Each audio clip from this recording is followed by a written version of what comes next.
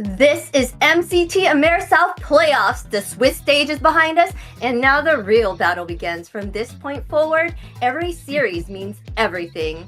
No more warm-ups, no more second chances. This is where champions rise, rivalries ignite, and the pressure hits its absolute peak.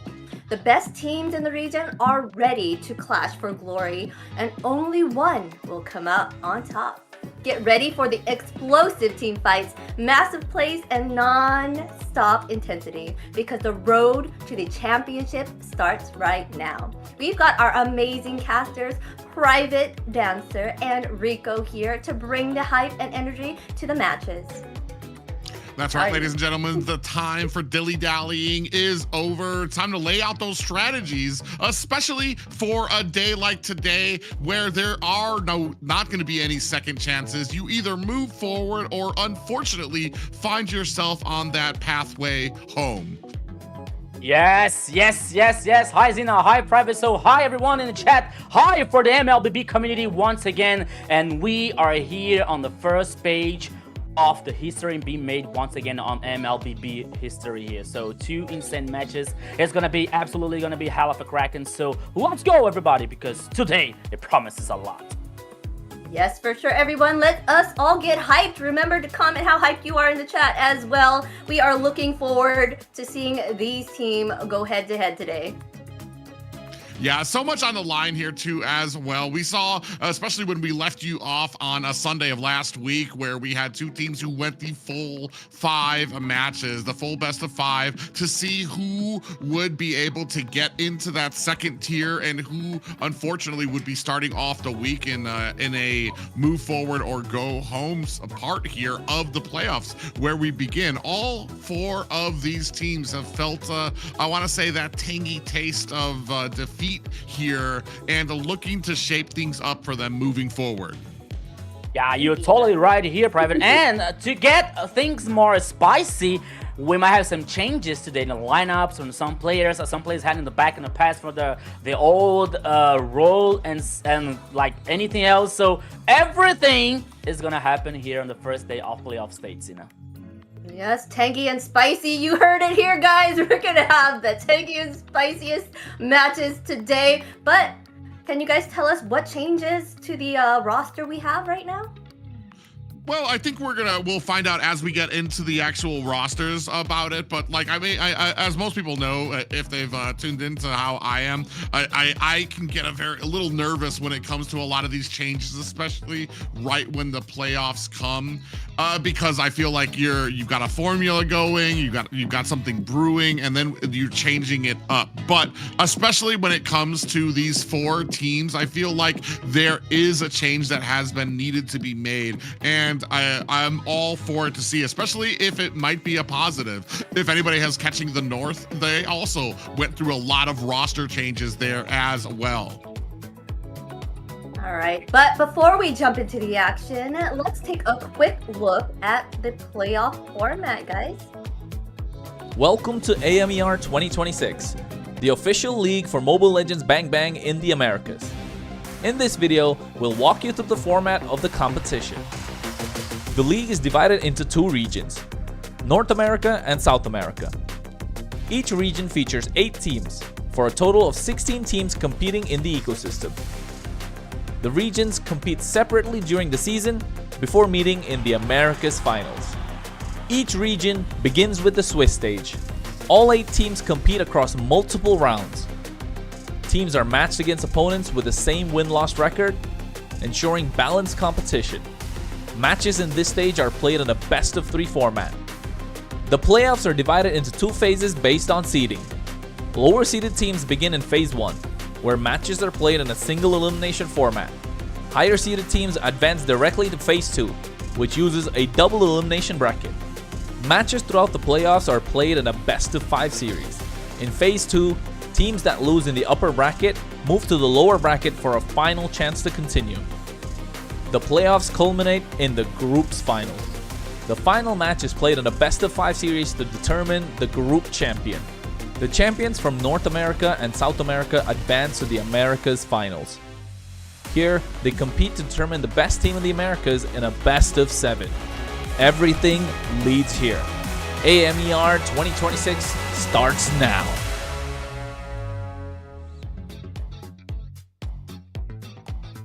The stakes are higher, the matches are tougher, and every series now carries that massive weight. From here on out, teams will need consistency, adaptation, and nerves of steel if they want to continue their journey to the championships. Yeah, we've watched week in and week out as the Swiss Tates continued selling us on those first seeds through the 8th seed. And the first seed they got themselves a little bit of a break until, I want to say, the tier 3 of these playoffs. Will that be a benefit or possibly a curse? Because they're not going to be sharpening their blade. They're not going to be playing any matches here in the playoffs and maybe have the chance to get upset here. Yes, we kind of want to see what the global bans are about, right? Private, Rico, let's check that out right now. We'll have the global ban in MCT Americas to bring more dynamism and special strategies. Under global ban rules, each hero can only be selected once by each team. After every match, the 5 heroes used are banned for the remainder of the series. The pick ban applies only to the team that used the hero. The opponent may pick it next game. In best of 7 matches, the global ban resets for both teams if it reaches the final game. Expect new strategies, fresh picks, and much more.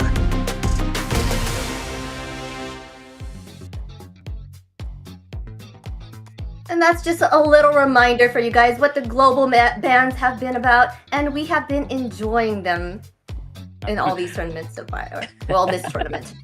It's just a little reminder, because this is a very special thing about global bans, things that we are not used to seeing like in other regions, but here like in MCT AMER South and North, things are gonna happen. We are seeing the global ban like working so hard for some teams. Some teams are thinking sometimes out of the box, bringing some new heroes, for example. So this is gonna be very interesting for the rest of the tournaments, especially like when the playoffs and the grand finals are heading for the best of 5 and best of 7 that can get the reset for every hero. So Private, I think that the things are going to be very more interesting that we are used to seeing so far right now.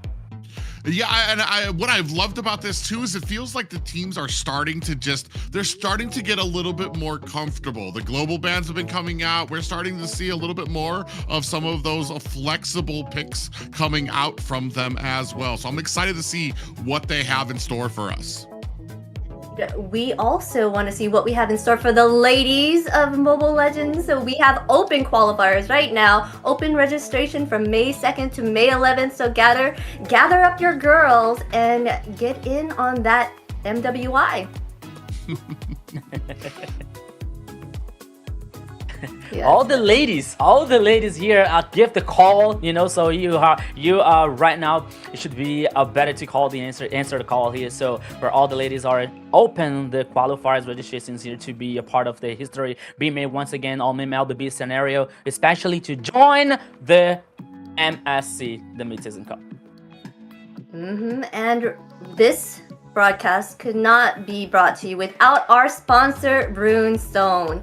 So Runestone, if you want to go there and improve your gameplay, they have all that data and analytics that can help you succeed.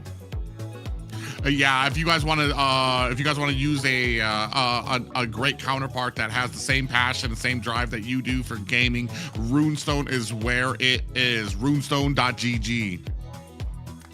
And remember, anybody, everyone, all of you guys, go to our socials on MLBB Esports. We are everywhere. Kick, Twitch, X, Insta, Facebook, YouTube, and TikTok, you name it. You can find us there for tips, also to keep up with what's going on right now in the tournament.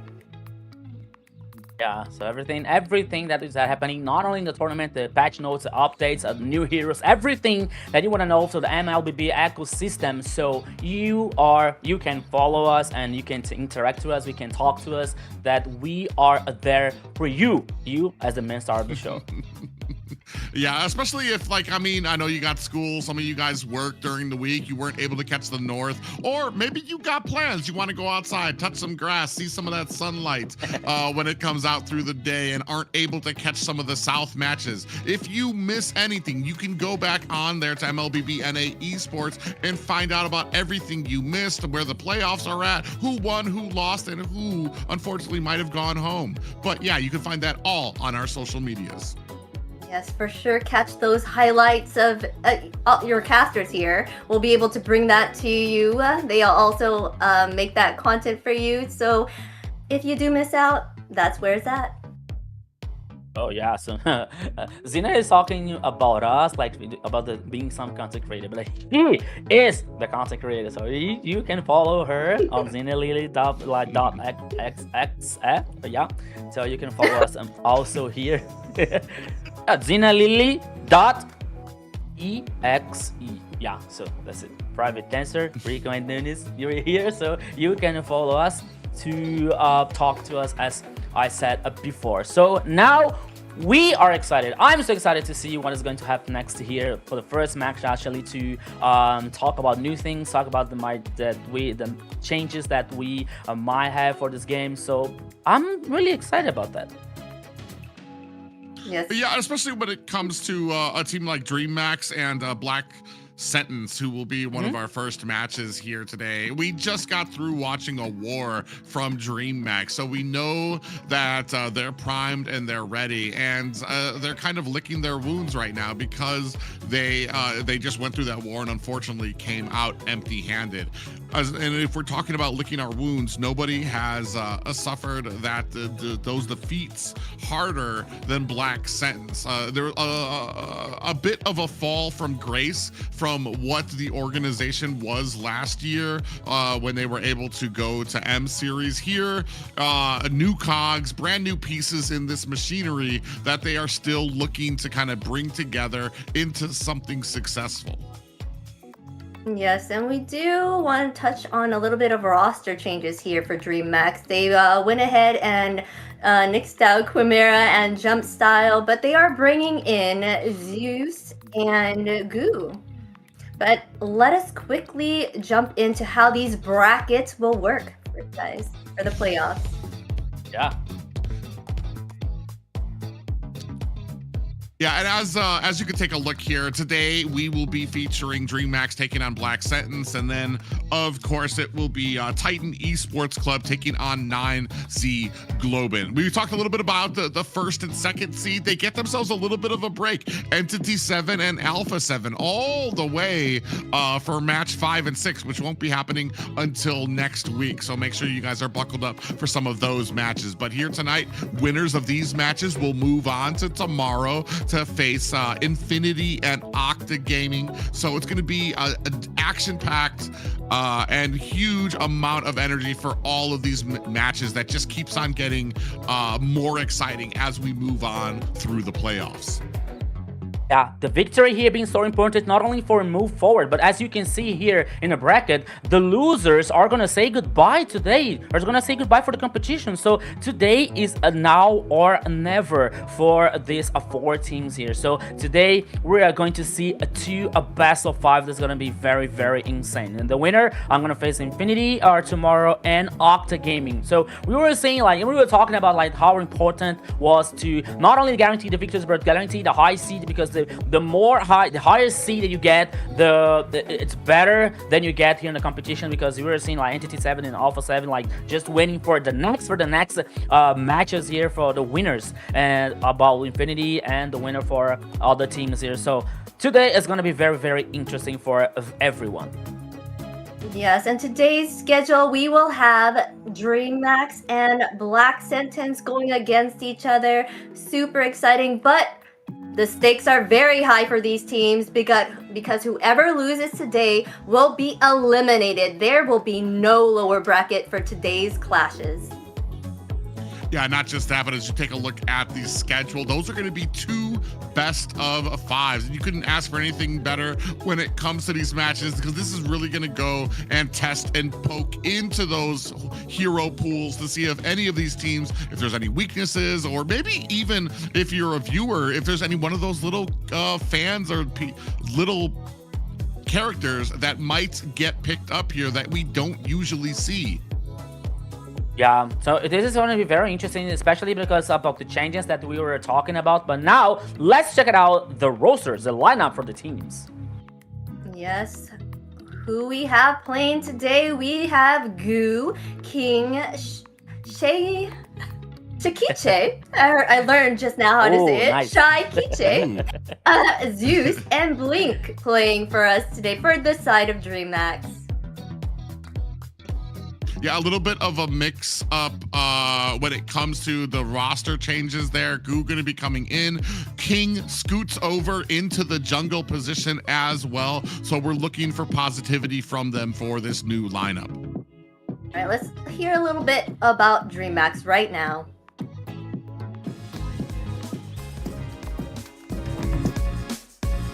Bom, e hoje eu vou estar ranqueando o top 5 junglers, na minha opinião, da MCT AMER. Top 1, Leak. Top 2, Raidon Bush. Top 3, Jotun. Top 4, Zizi. E top 5, Luizinho do Glau.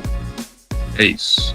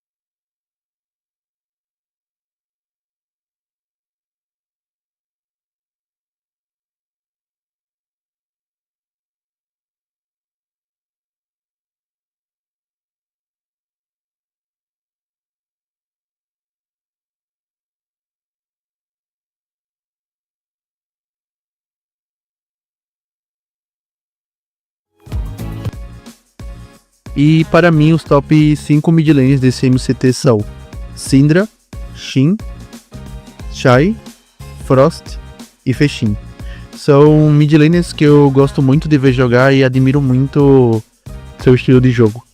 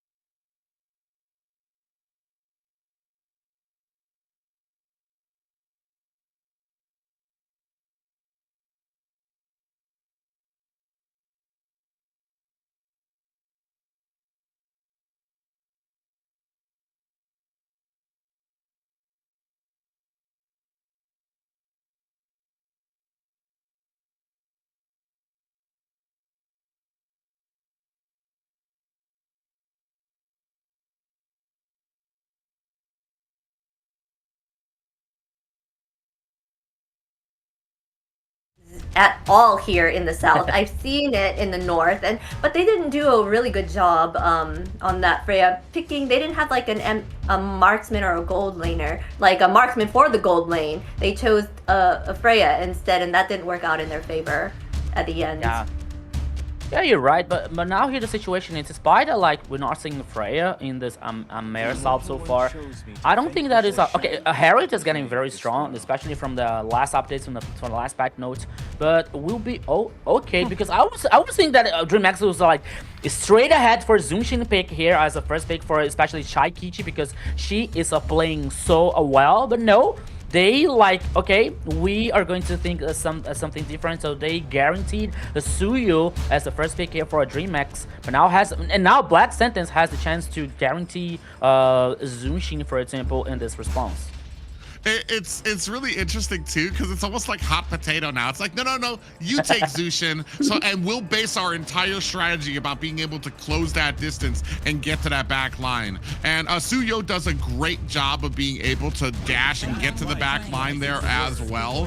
And they don't pick it either.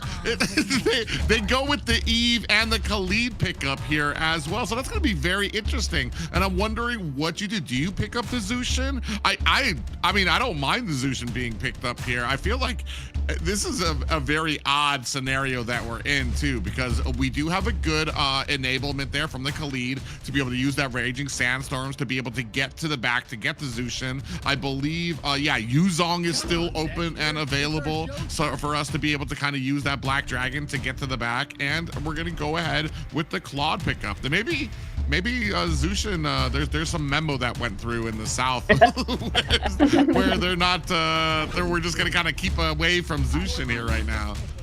Oh yeah, for sure. They're not picking her up. Right here we have Valentina being picked up on the side of Dreammax.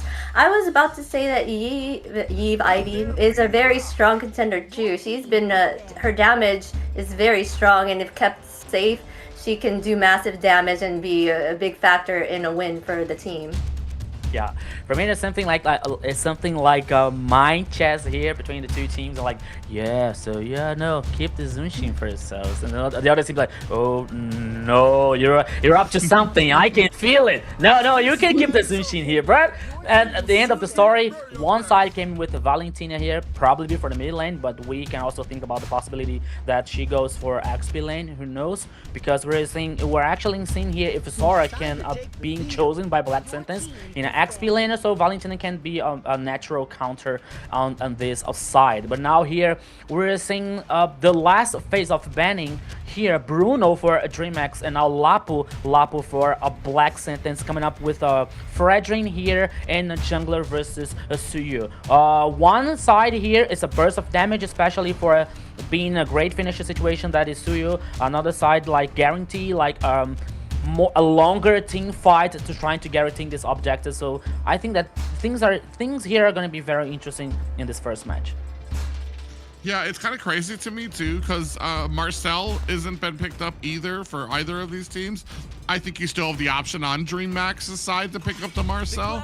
I'm not, I don't really know that their composition really favors it, but I think we saw in the north as well that the composition, you can use Marcel as a bit of an engagement tool, or to kind of, if the fight isn't going your way, to use it to disengage as well without much detriment to your team. You just, guys, everybody needs to be on that same page.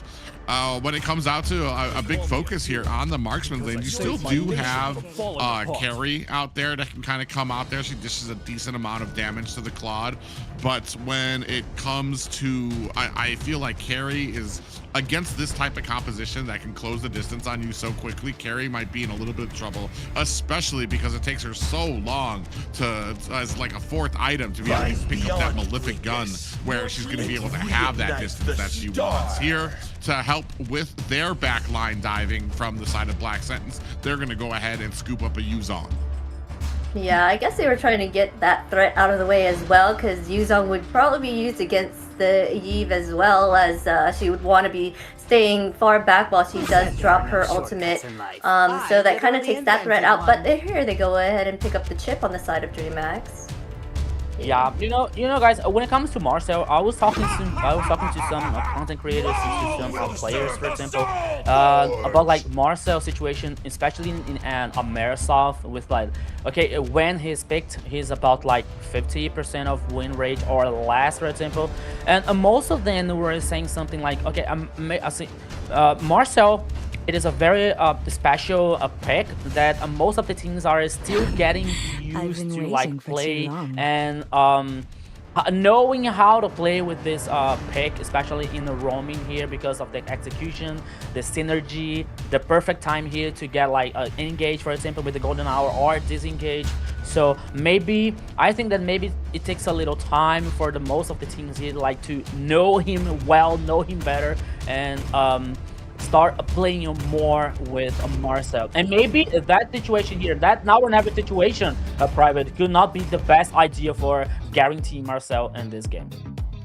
Yeah, I mean, he has. I feel like he's kind of slipped a little bit. There's a lot of boxes that need to go correctly for you to be checking to have a successful game with him. I do like Goo picking up this Tarizla as well. Tarizla has kind of come onto his own, especially in games against a Fredrin. He actually does very well with being able to chunk down a lot of that damage. They did end up going with the carry, so I'm very curious to see how well are we going to be able to protect them. If anybody can, we've got a decent amount of CC, a decent amount of peel on our team as well. So we're gonna see how well Black Sentence can keep Dreammax at bay. Yeah, and we can see here another situation that is a chip here with the global mobility. But now we're seeing how things are going to happen because, ladies and gentlemen, the friends, welcome to the Land of Dawn, to the first game here, Dreammax versus Black Sentence. Oh, it is started immediately. Yeah, already both teams going at each other, left at about 10% health, not leaving anything for the stands. We are in the playoffs, so they're just going to go pedal to the metal right from the beginning. You can already see a nice little grouping of 3 up there for the side of Black Sense to try to escort the Fredrin, make sure he's getting all the gold he needs, and rotate quickly. Yeah, so after the chaotic starting, oh, in the mid lane here, more action. Oh, we're not seeing that, Private. Yeah, you saw that Khalid actually, Erwin very, very low, a little bit of an engagement there already. Like I said, they're immediately wanting to go ahead, get some exchanges out there, kind of set the tone. Erwin goes into the rock bush, and Shikiche able to find the kill. First blood for Dreammax. Shikiche is on fire here, my friend Private. The first blood here guaranteed for the mid lane for Dreammax. Now we're about to see how a chip is going to work, especially with this first item here, with this first resource for a Dreammax. But now both teams are heading for the bottom lane here because the first total, 10 seconds remaining, are going to be very important for both teams. Oh, speaking of mid laners there, Sky able to steal that gold minion away from Dreammax, just laid down that path and able to snake that away. But yeah, now looking at the turtle, you do have both roams in a good position here. Engagement at the bottom. They want to maybe find an engagement on the Papa Dog before they go for it. They decide against it. 4 players for Dreammax. Papa Dog looking for an angle to get in here. They do find Blink, who's in a little bit of trouble. In comes the penalty zone, followed up by the real world manipulation coming out from Sky. 2 Black Dragons are out there as well now, trying to take care of the opportunities. 1 kill goes over to Black Sense. Erwin able to find a kill onto Blink, and that's going to open up this turtle for Black Sentence. Yeah, so here's the thing about like communication and synergy that we were talking about before this matches starts here. The guarantee here, the turtle goes for a Black Sentence because Private, we saw some like some situation like Blink getting ahead, like Blink starting some engage situation here, and now Goo like with the Black Dragons, but he came he came late and gave the Black Sentence here the opportunity to guarantee 2 kills and the turtle in the combo. But now King can be in trouble. Oh yeah, he might be in trouble. Came out of this bush into a huge 3-man from Black Sentence. We do have the Blazing Duet coming out there as well. Aurora in trouble, gets taken out there by Goo.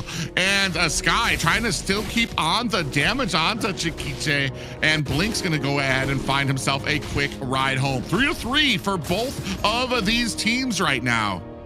Yeah, Dreammax's revenge comes right away here with the 2 more kills. The goal lead goes to Dreammax, but not so a big, well, only like, okay, 700 so far here, so it's not a big deal for both teams. So now here in a goal lane, oh, Joel Crew.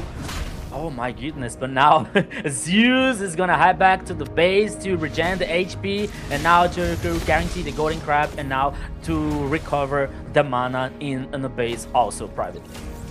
Yeah, one objective did go over to Black Sentence, but the gold just narrowly on the side of Dreammax. Oh, we had a great Raging Sandstorm comes on the blink there, and the whole of Black Sentence at the mid lane able to collapse onto him to get another kill. 27 seconds left for the next Lord. Yeah, Turtle. so the next turtle, yeah, okay. The next turtle here, like 19 seconds. And now here, the situation that I can sense here, Private, is like Dreammax has so good, like such a good players individually. But in the team play, I think that is there seems something missing, you know, especially like with the synergy. That's what we were talking about, like it's exhausting here talking about like that, you know, like the new players with the new rosters, King heading, oh, in the goal lane here, the top lane, Joe Crew. Oh, Evil Queller comes out there, smashes into his back, but he is going to get away. That's going to leave it open for his turtle. They don't have a jungler down there. Black Dragon is out there. King able to scoop up this turtle for his team. Now we're going to go a little bit of engagement here. Goo in trouble as King comes in from the backside. Blink gets caught by a real world manipulation, is able to find himself and escape. So they pick up the turtle, but they do lose one. Okay, in my point of view here, even though you have a chip that have like the global mobility, when you like place it, oh, in the top side, oh my goodness. Yeah, they were able to find a kill on to Zeus, and they're trying to set up for a nice push here at the top lane. But as you were saying, yeah.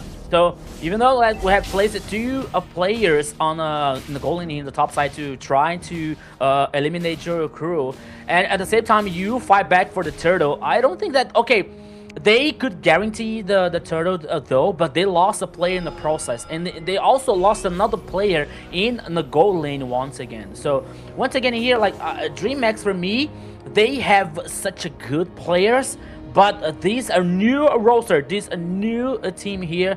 I don't know, dude. Maybe they can win the game, they can win the match, you know, but maybe for a possible tomorrow, they have to talk. Well, yeah, and that's the thing too, is when it comes to this, we're starting to see a little bit of that too, especially when it comes to kind of the lag that we're kind of seeing coming out from Blink on this chip. Chip is a hero that takes some good communication with your team, so that your entire team understands when they're going to go in, when they got these portals coming out as well. You see the damage coming out there. They're chasing down Papa Dog, find the kill underneath the tower even. Aurora from the backside. Real world manipulation to trap 2 of them. Blink looking for an escape as King comes in, putting down Aurora. Yeah, once again here, Dreammax taking the actions, guarantee 2 more kills, and open the opportunity to guarantee the turtle to, oops, the Sky using the flip to survive. We got the turtle. Dreammax got the turtle. They possibly got the tower here in the bottom lane. Oh, in a roll here. Erwin, what were you doing there? Yeah, he gets caught there immediately by King, and then just when it comes to Asuyo, there's just not the hero you want to be kind of lackadaisically trying to make your rotations around. He can close the distance so well, as we're seeing here. He's doing a great job of kind of being where he needs to be to get a lot of these kills.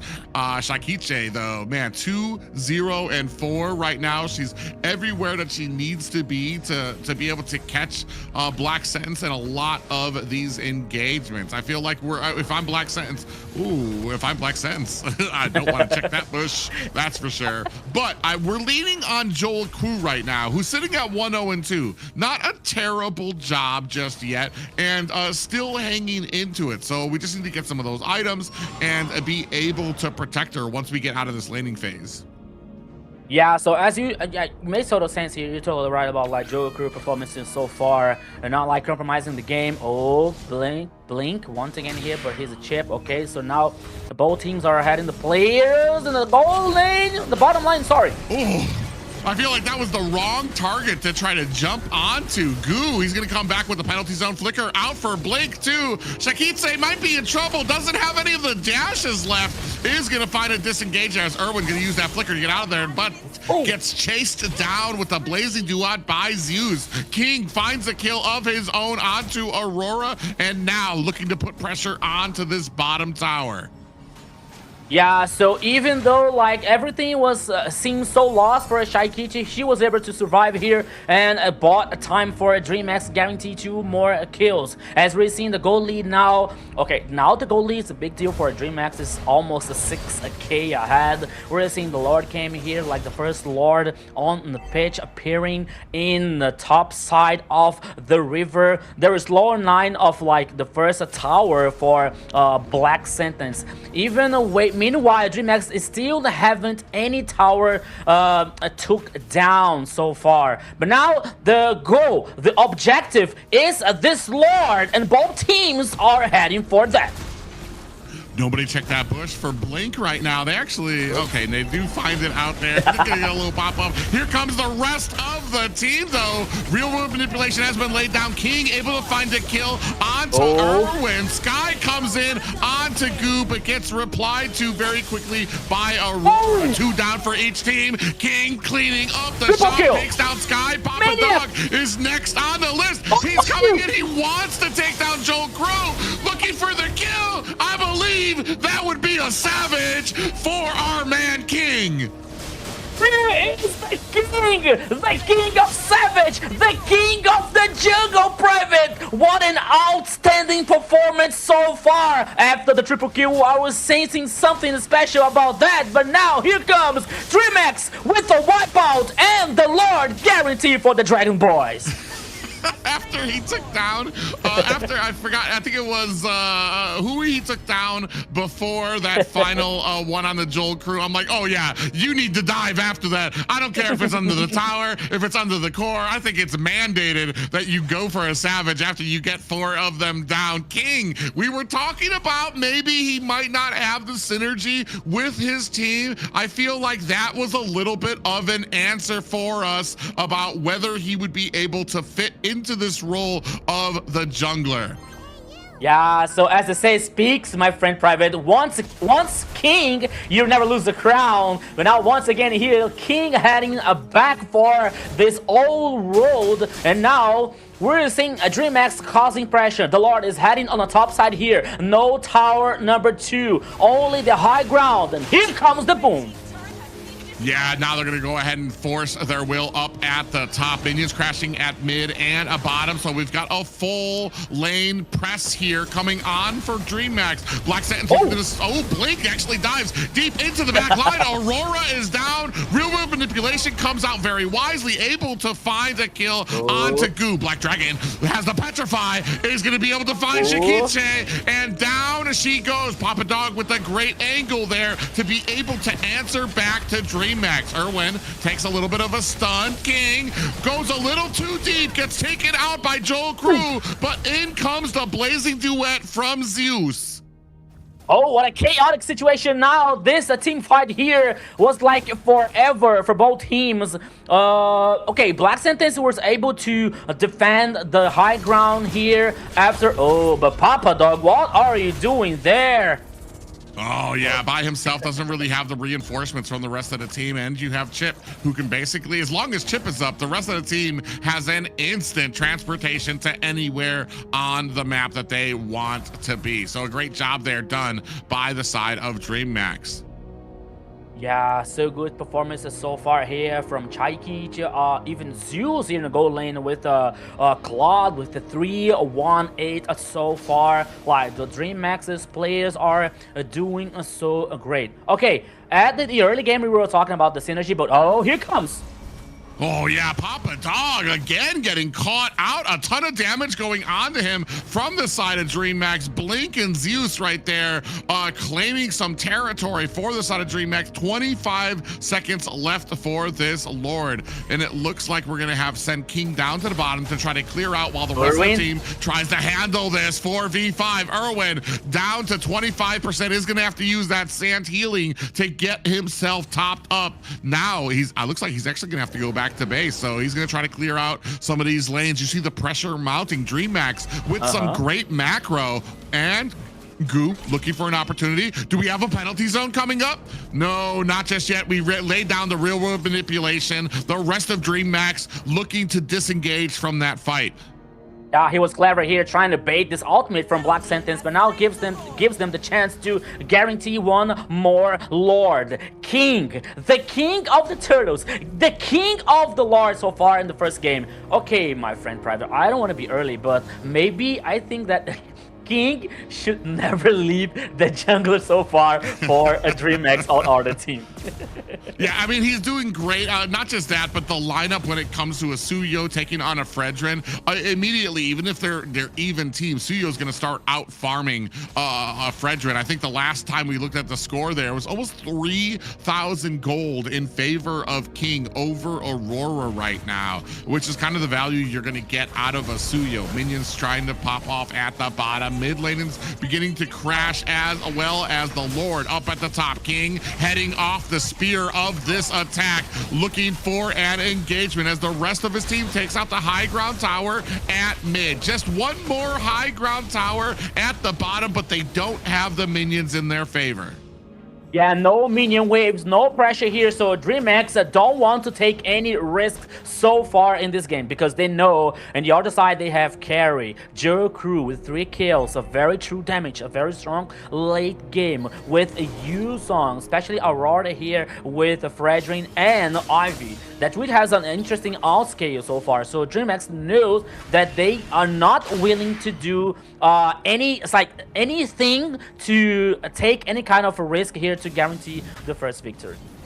You're basically waiting for Dreammax to make a mistake right now. You're a 10k gold deficit right now. Black Dragon is out now. Speaking of trying to make a mistake or force one out there, Goo uses the Winter Crown. That was very early, and he gets taken down by Joel Crew as they lose a one. Now Dreammax forced to disengage a bit and continue on with the clear of their minions.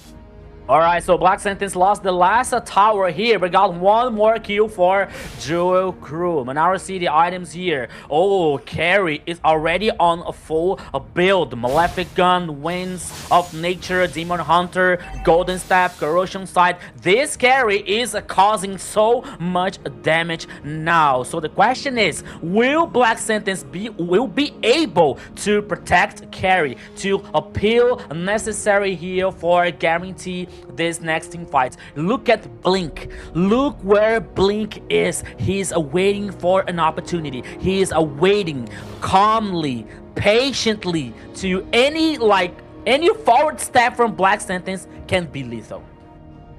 Yeah, both of these teams already have Wind of Nature too, when it comes to the marksmen. So still going to be waiting to see how that kind of turns out for both of these teams. But like, I want to say almost a 10. It's about an 8k gold deficit for Black Sentence right now. It's not exactly even fighting territory right now. A few more minutes though, I think we're gonna get to a point where everybody's basically at a match or at a max build, and you can continue to try to come in and find yourself an angle. Speaking of which, now Black Sentence are looking for it. Aurora's gonna go ahead, disengage onto the minion, and I'm looking to see, are they gonna try to come in for this? Blink is right there to try to offset this. They go ahead, pull out the Lord. Real world manipulation has been laid down on the backside. Zeus looking for an angle onto the flank of Black Sentence, but they all decide to disengage as Dreammax continue on this Lord. Once again here, another clever play for a Dreammax. forcing, especially the ultimates here from Ivy, for example, and the Black Dragon for Papa Dog, just for survive, just for like escaping, because the situation was about to be very bad for Black Sentence. But even though the situation is not so good for them, no high grounds, the Lord Hum coming for Dreammax, more advantage. The goal lead here, like, okay, at this point of the game, the goal lead here could not make any change. But check it out. Zeus sold the boots and bought a Wing Talker. So one more item, much more damage coming out for Cloud. Yeah, and with the Lord starting to come in, 8K down for the side of Black Sentence. You can see at the bottom, King trying to round up all of these lanes. Evil Queller connects onto Aurora from the backside, stun onto Papa Dog. He's going to go ahead and dash away. Black Dragon from the back line. Is that going to be enough? Real world manipulation laid it down on to the members of Dreammax. Down goes Glow. Shakiche might be down as well. They do answer back with a kill of their own. Immortality has been procced for Zeus. No and way. Now on their back foot, Dreammax overstayed their welcome at the Black Sentence core.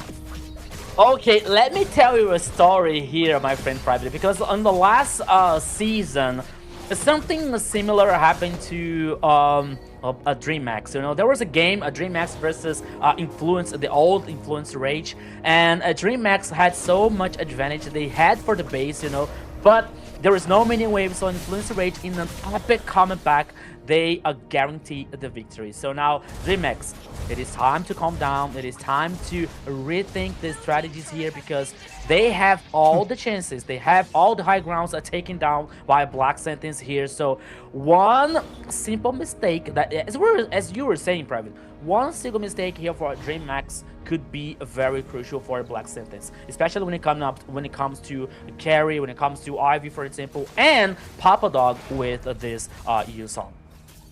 Yeah, we're at the 20-minute mark. I want to say most of our members should have all of the items that they need. Maybe not the immortalities, which is going to start proccing for them. Yeah, we're basically at full build for everybody, even an immortality for both of our roams as well. So we're looking to basically try to force out a mistake from either side. Maybe catch somebody trying to split push some of these lanes. 21 seconds for these Lord, as we see Black Set still have a little bit of life in them. However, the problems that they have is they are still a little bit behind, and the fact that they have a time limit for how long they can get these engagements for before you have these ultimate minions begin running through your base. So that's something that's going to have to constantly be on your mind when it comes to all the macro and trying to elongate some of these fights.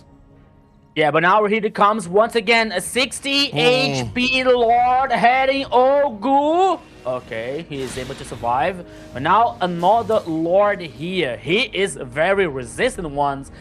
Both teams here are aware of that. We can see in the little map here, like, Zeus, it is up to something. Is he make a backdoor here?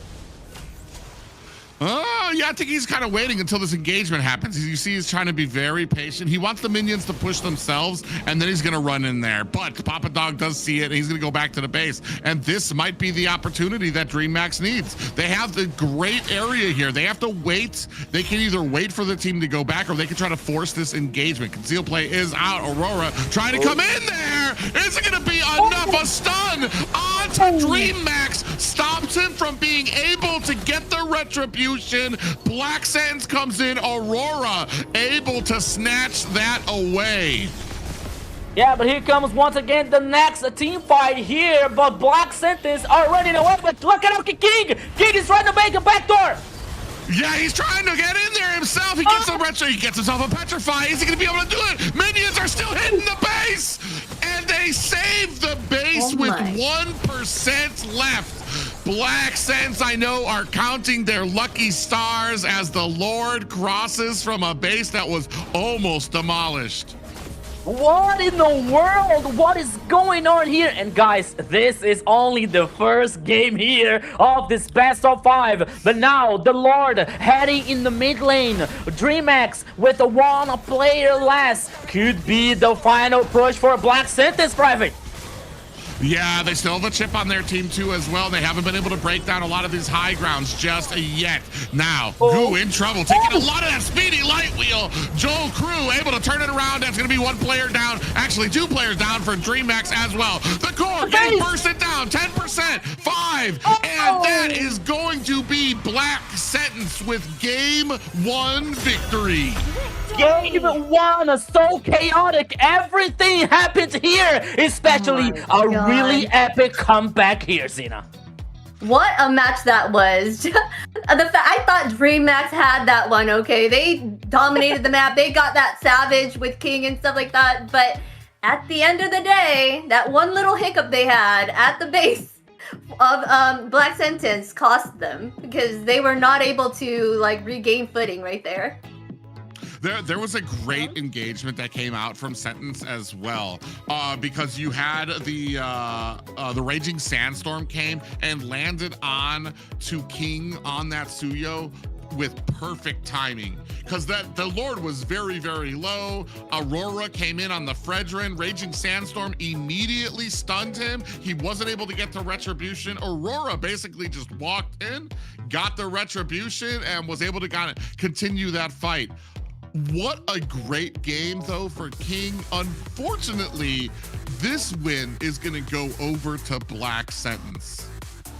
Yeah, so as we are checking out the stats so far, 23 minutes of the first game here. Both teams are about to see like the items and the emblems here so far, so no big surprises. But the surprise was like King heading back for the jungler, for example. Like so many people were saying like that it's a role that he should never leave. It was the jungler here heading for the XP lane. Another situation is Shy Kid playing so well, but Sky at this time with 88% of team participation, and gold lane here, Joel Crew with is scary. We're talking about like, and we are making a question if Black Center will be able to peel themselves and peel and protect the carry here to like make a carry shine, and they did it. You know, they were able to do that. They were patient, they were resilient from the early game, the middle and the mid game here, and after the Lord team fight that here they were able to neutralize King to use the Retribution. So after that, everything went well for Black Sentence. Okay, we can talk about that almost win for a Dreammax, especially King trying to make an amazing backdoor. But even though Dreammax, they were not able to finish the first game here, and Black Sentence comes with the victory. That's got to be heartbreaking for King, especially getting a great. Was that the first Savage of the South here? And in such grand fashion, and then here's that Savage there, Joel Crew. He dives in after him. He's like, yeah, you're not getting away. I don't care if this tower kills me. And then unfortunately, Black Sentence, though, let's talk about being able to juggle the fights, get the stun onto the enemy jungler to allow yourself to get yourself the retribution for it, juggling the fact that you have no towers, so you had super minions coming in, so you have to juggle that macro to be able to take down King, to be able to take down that split push there, and still be able to find victory here. That is impressive. Yeah, Black Sentence was doing an amazing job with the defense. Like the fact that they almost took that tower right here. They almost took it down and was gonna get that win, but it only lived by only a little bit. And they were able to save their tower before they turned it back around. Oh my god, you see that? So little. Oh man. So that must be heartbreaking here after guaranteeing a Savage in this first game here. We're not able to win for a Dreammax. But even though Dreammax did an amazing job here in the first game, but as we were saying, in the future, we are more to talk about later. Alright, they turned that pressure around, and here we go. Sky is the MVP here on that Eve with 4, 111 KDA, 88.7k total damage, and 656 gold per minute. Was doing an amazing job dishing out that damage and keeping the team alive, giving them that additional CC to help them. Yeah, and he was one of, I think for me, he was able to set up a great amount of real world manipulations out there for his team. Right from the beginning, he had already was stacking up on the major damage for his team. And I think on the leaderboards we were seeing there, no matter how far ahead it looked like it was for Dreammax, you still had a Sky there at the top when it came to the most damage that he was dishing out there for all of these fights. So hats off to him, because I feel like that also helped enable the carry to be able to do a lot of damage with the speedy light wheel, especially off in the distance. Joel Crew had a great game as well here. I mean, you could see the bursting damage kind of coming out from Sky as well. Yeah. But when it comes to actually for Sky's performance here with Ivy, guarantee like real world manipulation with a very like an interesting clean wave of minions is to protect the base, to protect like the probably win for Dreammax here. So as the first game here, we were asking like why not Zunshin? So they answered like, okay, it's a best of 5, it's a global ban, so we're not allowed to use the repeat the hero in this best of 5. So maybe in the future we can choose Zunshin, but we have to be able to win with another heroes. Yes, it was nice to see that Zushin, even though it was available, was not being chosen here. And Eve did the job. She was there. CC barely died, but I think that was a great job and draft on the side of Black Sentence there, where they took the Yuzong. They really didn't give Dreammax a way to reach her, right? So that really helped them. Yeah, just a great job done by them too. Black Sense is showing little signs of life, and this is something that was kind of worrying me when it came to juggling around your roster and facing some tried and tested. And boy, oh boy, have Black Sentence been tried and tested throughout these past weeks. And finally, putting together some semblance of a great match here to be able to move them forward. Like I said, there was a lot going on, and the end of that match, for them to be able to come out successful is a huge deal for them.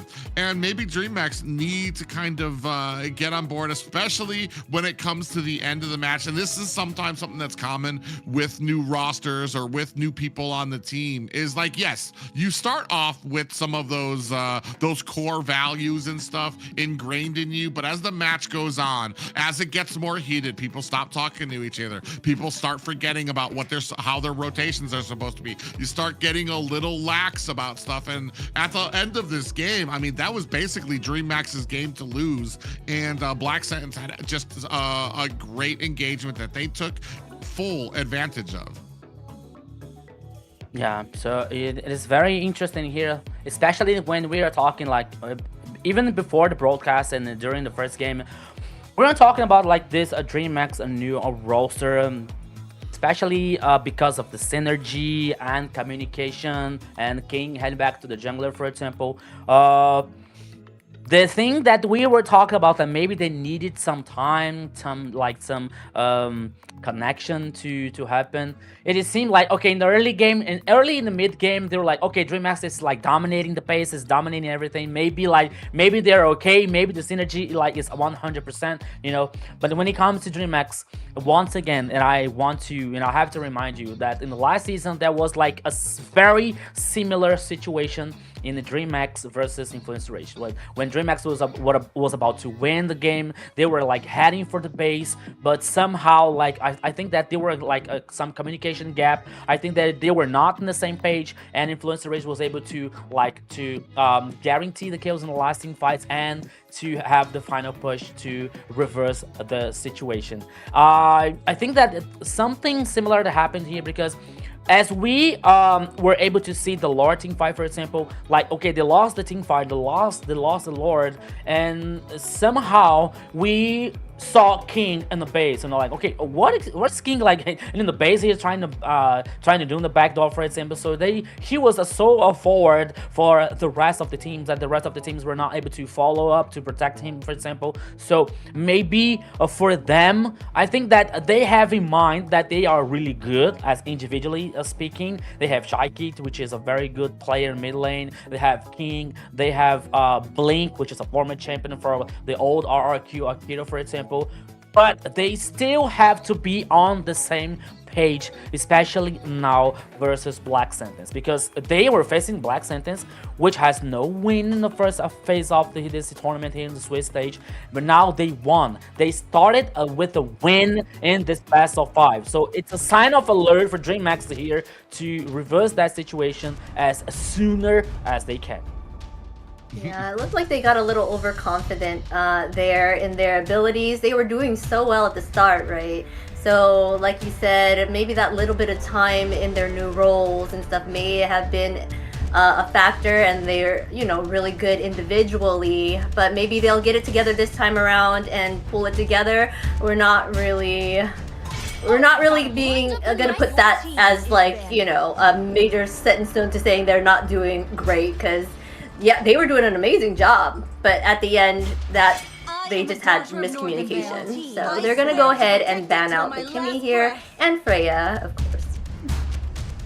Yeah, and I just feel like that last engagement too, it just took such coordination and synergy to be able to have Aurora come in on the Fredrin, and then Irwin come in with the Raging Sandstorm to get the stun, and basically they put King into a coma. He wasn't able to get that retribution off. That was just, it was so picturesque. I don't even want to fault Dreammax for that, because it's like, there's not much you're going to be able to do unless you guys do the exact same thing to them, which is it's a hard thing to answer, and it's such a great maneuver and skill for a team that it puts a team like up here at the level of being able to have the synergy and execution for something like that, which is a level we just have not seen from Black Sentence lately in this Swiss tournament, or in the Swiss rounds. Here in the playoffs, it feels like the gloves are off. These guys are ready to play. They're tired of any of the issues that they had. I feel like they were able to kind of hunker some of those down. We're gonna see though. This is going to be game 2. Do we still have that same coordinated team here that's going to be able to turn this around for them? Yeah, that's an interesting like point of view to say about that, because both teams here are like being honestly, like playing honestly with like putting the cards on the table. They are like this thing that happens with the Dreammax here, like trying to make a backdoor, for example, that can happen to any other team, that can happen to anyone here. So here's we can say like almost a natural situation for like any team here. So now we're seeing both teams doing an amazing job even in the first game here, but now it's a time for the second game. So we're seeing here the banning phase. Kimi, Zushin, and Glue coming up from Black Sentence, and now Dreammax guaranteeing the banning for Baxia, Tsuyu, and Freya. And the first pick here comes for Harley for Black Sentence. Harley, I love Harley. He's a jungle pick for me. He's like, you know, he's my favorite, of course, for jungle picks because he's my only jungle. But he's been doing an amazing job here in the tournaments, and him being the first pick here is could be a leg up for the Black Sentence side. But it also depends on what else the team chooses, because there are a lot of counters to Harley or ways that can stop him. I mean, you've got the Cho, you've got Kalea as well, that can be able to kind of grab him up as these fights kind of progress. There are some answers to the Harley out there. I do like this tanky front line immediately coming out from Dreammax as well. I think it's funny that Zushin, like the first game, we were playing hot potato with her. Nobody wanted to pick her up, and here we're right back to banning her. Like, kind of like global ban. So that's why. Yeah. It's, pardon.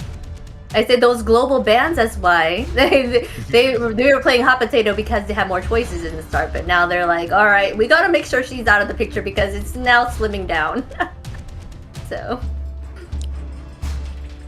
Yeah, that could be one very interesting point of view here. But now we're seeing Black Sentence picking Harriet, which was banned in the first game, but now he's heading for the Land of Dawn and Hylos.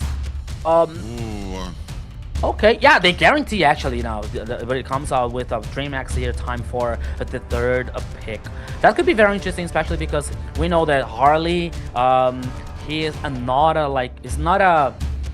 a team fight hero, you know, like he is able to coming up and like trying just to guarantee the objective, for example, or guaranteeing a kill, burst damage with in someone and a teleportation back, you know. So he's not able to do it in the front line. He's not able to guarantee like more time in the team fight. So he is like coming in and coming out, you know, like burst damage and coming out here to trying to pick some specific pickoffs here before an objective, before like any situation for a Black Sentence. And now bringing Hylos could be very interesting to guarantee like more sustain in this possible team fight. And now we're seeing Dreammax guaranteeing Lunox for, I think, and I can say here that probably there's a high possibility to go to the goal lane maybe. Oh, that would be very interesting to see if that's how that works out. Right now, you've got about 3 magic damage dealers coming out from Black Sentence. They don't have the option for that cheesy Hylos and Eve connection that we do see often out here. I think a great pickup here would also be Zetchian as well on the side of Black Sentence. The only problem is like you've kind of nailed yourself into a corner here. You've got 3 magic damage dealers and you still haven't picked your mid yet. So you're gonna have 4 magic damage dealers. Whoever's gonna be bringing up the rear with their physical damage needs to be able to kind of burst people down with it to make it a threat, while Dreammax will most likely go with the Radiant Armors or the Athena Shields to be able to shut down the damage immediately from Black Sentence. Yeah, that having that 4th magic damage is gonna put a damper in them because they're gonna probably pick up on the side that defense for that magic damage. But also to counter to Harley, Harley can't be able to get Linux with the way that she can escape. So that kind of is very helpful for the side of Dreammax. And they also had those tanky fronts as well. They're go ahead and ban Terizla to make sure they take away someone that could be tanky and do massive damage. And make sure that there's less of a choice for the side of Black Sentence for that EXP lane. Looking for trouble? Yeah, so after seeing like so many mages here, that we can say that this game is gonna be very magical. Okay, some people in the chat are saying like, no, there's no way for this Lunox to heading for the gold lane. That is absolutely go for a Chai Keep, for example. There's a possibility though here, but we have to wait. Black Sentence, the 4th ban here, or like buying this idea that could go for that this Lunox can go for the mid lane for Chai Keep now, but we're seeing Kalia being the 4th choice for Dreammax. So it's a very strong roaming here, waiting for this burst damage in the combo that comes with Lunox, for example, like Titan Slam and the combo, or it can be with the Phantom Steam with Leomar, for example, to cause more damage and guarantee more sustain in the team fight. So everything is possible with Kalia. I mean, we've seen a composition like this before where you use Kalea. I think it was against the Glue, where they used Kalea to go ahead and get that Tsunami Slam, even onto the Glue. And with a Linux out there, they were able to burst it down. And we're just all magic damage here. We're just saying, screw any type of physical defense. Dreammax, try and stop us here. That's going to be very interesting, especially if they can get off a lot of that. If they can get a lot of that defense early, that might negate a whole lot of the composition coming out from Black Sentence. Yeah, this draft is looking on the side of Dreammax, having that full lineup being all magic. For sure, Dreammax can totally counter that by getting all that defense to block them out. And Zenzi, I don't know what to say here. It's kind of rough. Yeah, so but this that can make sense here, especially when it coming up for Black Sentence composition, especially because if we talk about like the items for the magic resistance in Mobile Legends, we can say about like the radiant armor or the add things, for example. But besides these as two items, it's not very easy to find another one with a very magic resistance. Okay, because okay, the green Oracle can be hybrid, no magic defense for like the Ice Dominance or Brute Space or Anti-Cuirass, for example. So maybe for Black Sentence idea here is like, okay, for magic damage, you know, for like not so many items for defense or magic resistance here. Yeah, I think that's really what they're going to be looking for. But ladies and gentlemen, we're going to be moving on to game 2 of this best of 5 featuring Black Sentence taking on Dreammax. Surprising a lot of people. Black Sentence already up 1 game and Dreammax looking to reply in kind. Yeah, that makes sense here, my friend Private. So, Erwin here to gain this info, trying to buy something for Black Sentence. We're only to guarantee the grasshopper here on the river. But now here in the bottom lane, Goo versus Papa Dog. This is the top side battle here, top lane. That's gonna be very interesting. It's Uranus versus Alice. We're sitting here like, okay, Uranus head top versus a Papa Dog. Both heroes with a high sustain. It's gonna be 1,000 a daily warrior, but no, Goo. He's taking some trouble here, but now he's able to play under the tower so far. Yeah, I think just Goo's just trying to be able to get those stacks that he needs to keep him with a lot of that health regen that he gets with every single stack that he has. So it's going to be kind of it's going to be one of those kind of fights up here too, as we see Aurora finding a kill onto Blink, and they're immediately going to go ahead and turn to the bottom. Goo actually might be in a little bit of trouble, has a minion on its tower, but you can see the rest of Black Sentence decide against this engagement.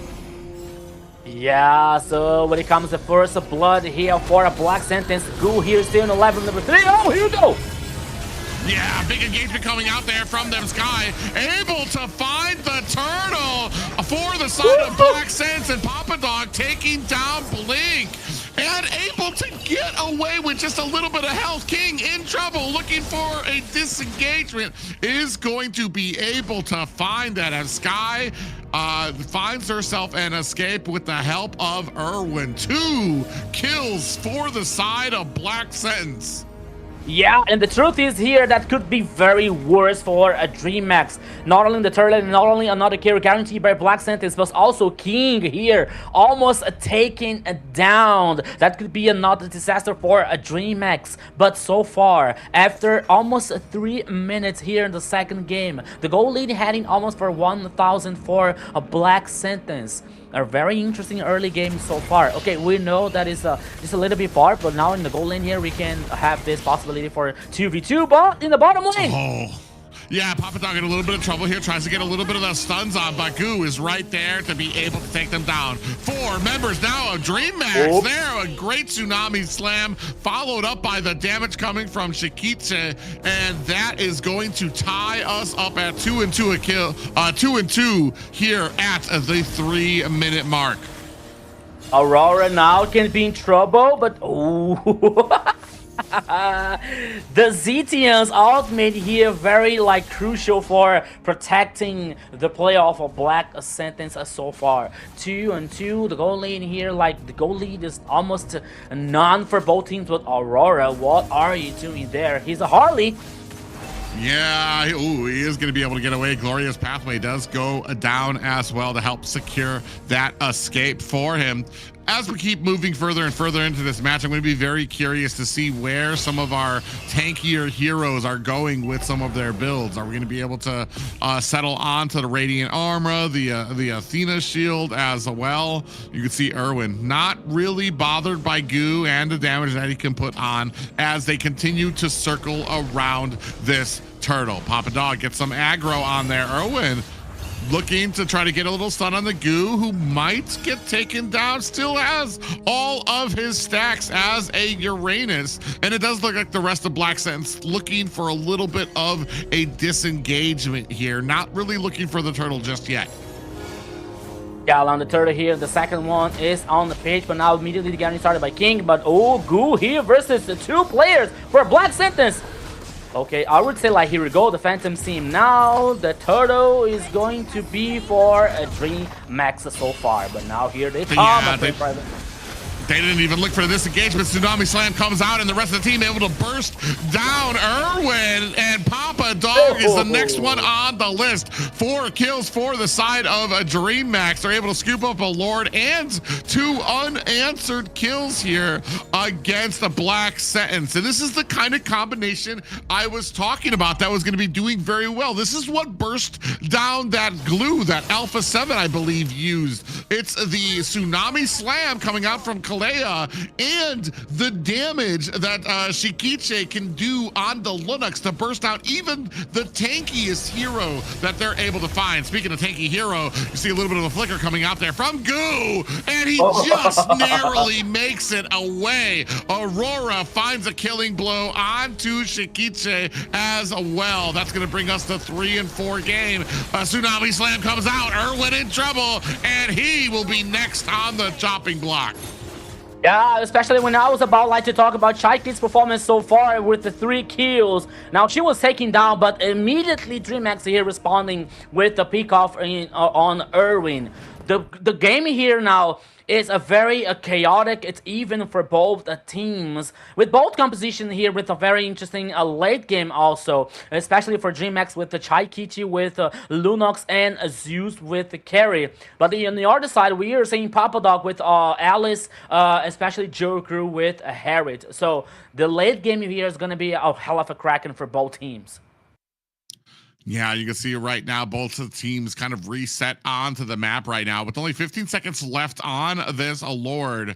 We're going to see. I'm actually very curious to see when we go to the items to see if we've built up that magic defense yet for both of these teams. I feel like it's your magic starts coming online the later and later you get, but I feel like the later and later you get, the more of an opportunity. Speaking of opportunities, Erwin gets caught in a bad place against 4 members and still able to get away. Dreammax get the jump on him, but he is so tanky, able to use that Revitalize and the Glorious Pathway to find himself, to scoot himself out of that fight and back to base. Yes, Erwin here is able to survive, but even though Black Sentence realize they're not able to fight back for the next turtle here, that is guaranteed by Dreammax. Plus, it's hard, but here they come. Yeah, they're going to go in. They're going to find a kill onto Erwin and Aurora. Now, Sky might be next onto the list as Blue is able to find the kill there with the help from Shikiche.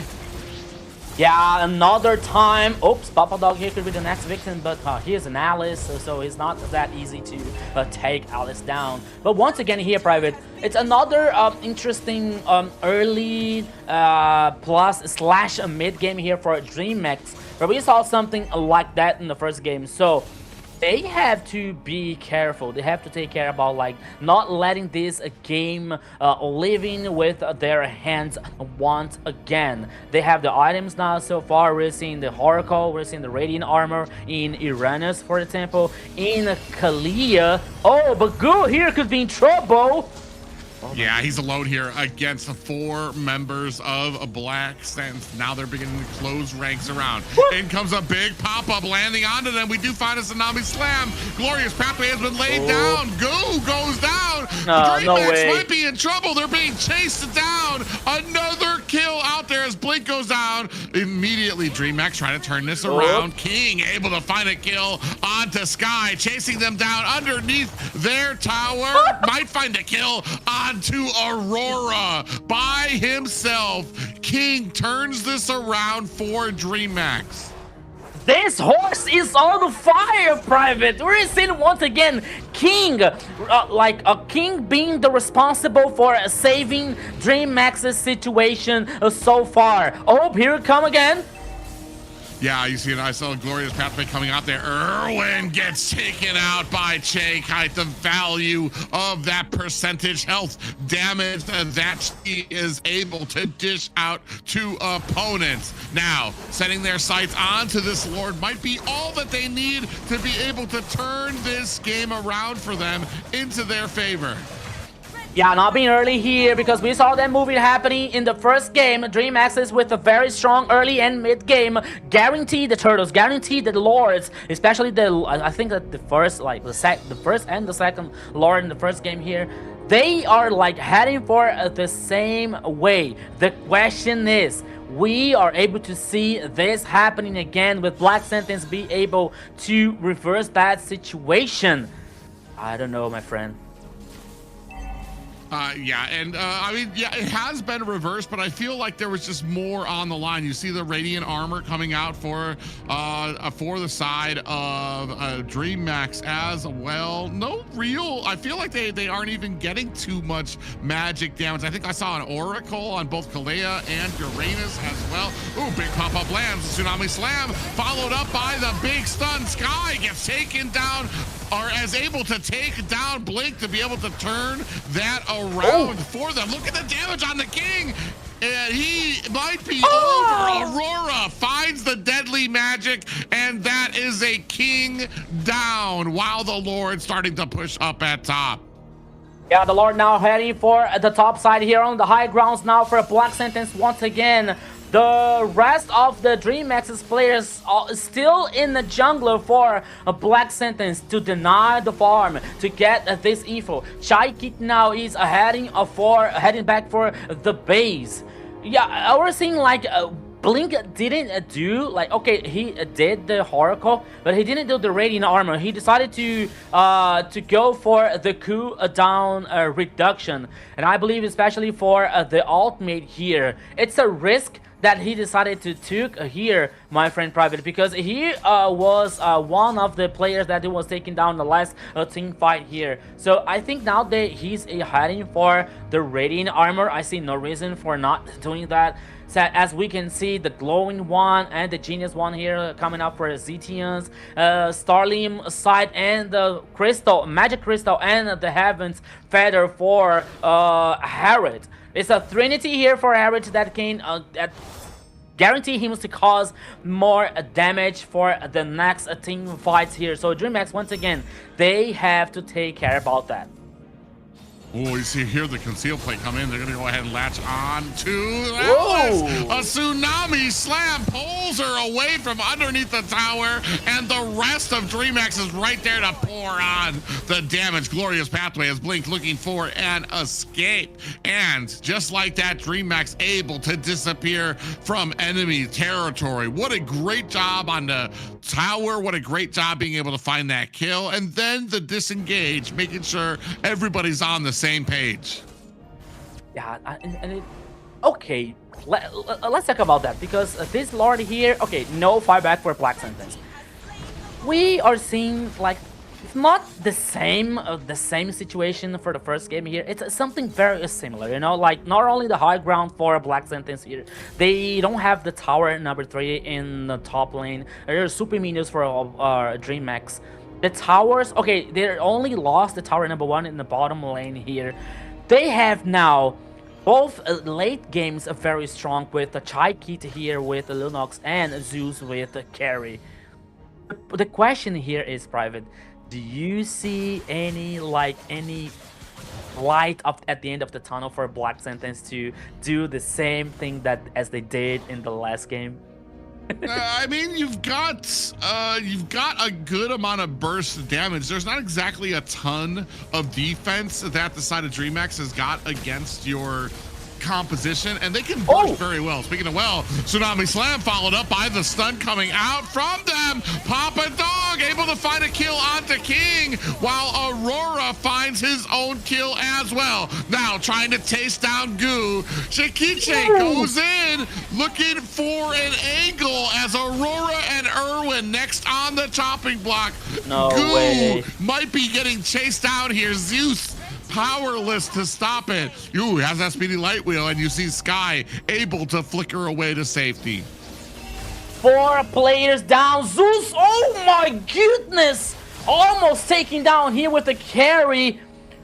So much damage coming out from Black Sentence once again here, my friend Private. Okay, they lost the tower number 2 in the mid lane, but I don't want to buy it. I don't want to believe that the Dreammax is gonna like fall in the same situation again as they did in the first game here, because okay, I think that I know they are really strong, you know, like Trinity a core here for a carry, plus with the Golden Meteor with to the gold lane, while we have an Infinity Glaive here for a Harriet here with like more magical penetration. So Dreammax has to, I think that for Dreammax, they have to be more patient here, especially in this engage situation. Because, okay, Blink are like finding some very good ultimates so far, and the execution for Dreammax is very good. But the follow-up, the sequence for the team fight, Black Sentence is like doing better. Yeah, and then that's a great point to bring up too. The Tsunami Slams go in, doesn't matter who they catch, they're going to be able to burst it down. But Black Sentence is immediately able to reply, find a kill of their own, which has really put a hankering on Dreammax and any type of forward momentum that they did have already. You can see there, Shikiche, the top of our damage for both of these teams, and now a Lord has spawned at the top lane. But we're going to go ahead and get into an engagement here. You see Joe Crew finds a kill onto Blink. Glorious pathway has been laid down. King takes a lot of damage, does have to find himself an escape. A great job by Goo to try to be that nuisance on the back line and force Black Sentence to save you. 1 down for the side of Dreammax. No roaming, no engage situation here for a Dreammax here with a 1 player down. Goo and Shaikichi. Look at that Shaikichi. She is in the bush here to wait someone lost, but now Goo doing the front line. Everything is possible, but Blink now is able to head back again, but Goo!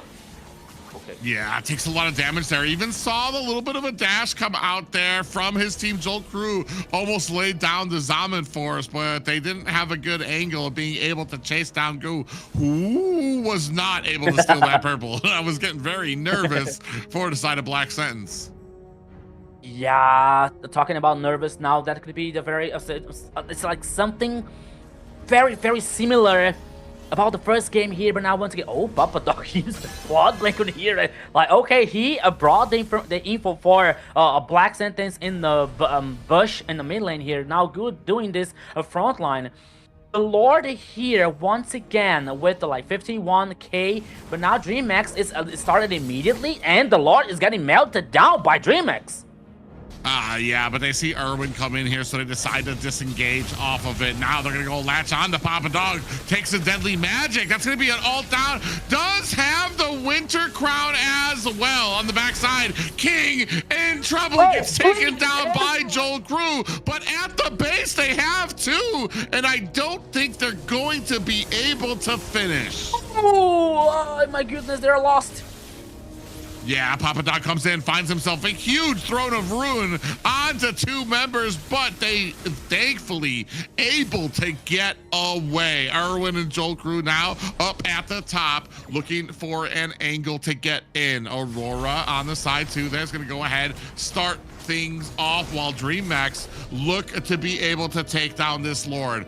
Black Sentence is not going to be able to have their mage as Sky is busy trying to defend this base against all of the minions. And this is shades of the last match as well, where you've got no high ground towers, super minions on your heels. Black Sentence needs to figure something out quick, because the longer they stay, the longer they're in these fights, the more they're gonna have to deal with these advanced minions coming from the side of Dreammax.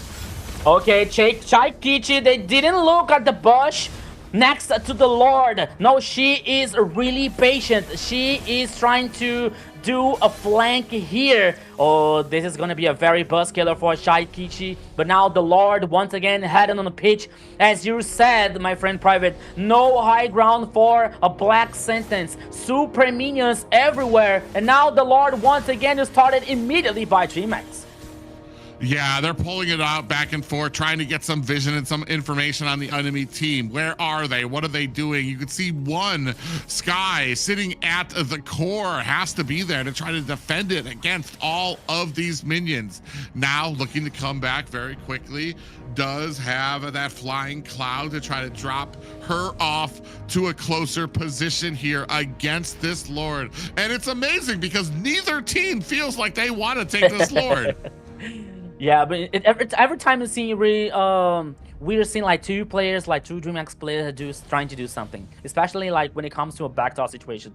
As the last time we saw Carrie and Kalia, like Blink and Zeus trying to do this backdoor, but now we're seeing like Blink with King playing together. But now Good could be in trouble, but he's in Uranus, he has a lot of sustain. You see that it's not even far, like it's not even fair, like Uranus playing in this situation with so much sustainability here. But now once again, look at Blink. Blink is always trying to like do something, like trying to wait for something, for some situation, especially trying to work in the backdoor. But Black Sentence is like feeling and is sensing something, and to get worse for Black Sentence, oops. A dog. Okay. Oh yeah, I don't know if they know that this is yet. Once they realize most of the team is down at the bottom, they're gonna go ahead and try to attack this Lord. I don't think they have a good positioning on them just yet. You can see already King looking for an angle to get into this fight. Not just that, oh, they might be looking for a gank on to the bottom lane. You see them kind of hiding out back and forth, wanting to get into this fight with the Sky. I think after she uses her ultimate, I think that's when they're actually going to rush in. Just kidding. They're going to go ahead and rush in right now. They do miss. Here comes a tsunami slam. Down she goes. Are they going to be able to answer it? They back off immediately. Okay, so that's crazy that they back off there. Papa Dog comes down, trying to put on the pressure. Blink here, 1v2 is going to have that immortality. Do they have the fight up at the top? As you can see, the engagement, Aurora does find a kill onto Blink. Big pop-up lands on to two members of Dreammax, and another kill for Shikiche. Somehow it worked for a Dreammax here to guarantee the Lord, but now with the two-player last, Black Sentence is in trouble. Aurora here could be the next victim.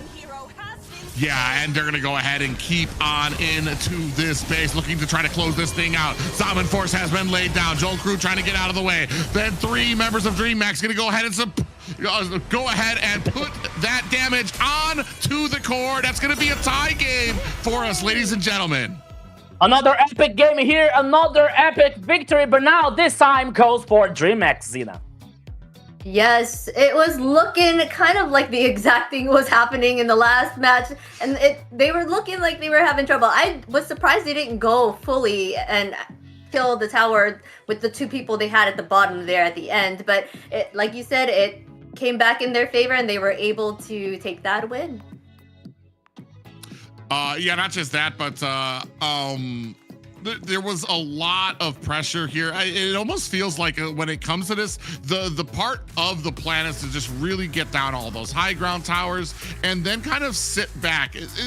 It's been amazing to me how well that both of these teams are kind of going with some of these strategies to be able to kind of create these this dual pressure for the opposing teams, especially onto Black Sentence, who up until now has been doing a decent job of being able to answer that, to send somebody back as well. But a great game here for the side of Dreammax are going to walk away with the victory.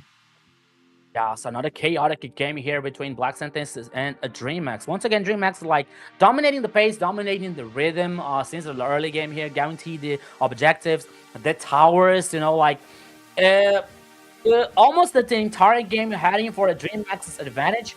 But in some point, like we have a combination like with a Black Sentence being resilient to know the exact time to peek off, the exact time to reverse the situation, to get back in the game. Plus, we have sometimes like Dreammax with not with all the players at the same page, you know, like in the communication, in the synergy. Once again, why we're talking so much about synergy? Because as we can see here, sometimes I can sense it, and I have the impression that some players on Dreammax like are calling the shots for, okay, let's have a backdoor, and the rest of the players say, no, I think that Lord is better. Or like, okay, no, it didn't work with you, I can try with you here with a backdoor or a pickoff, for example.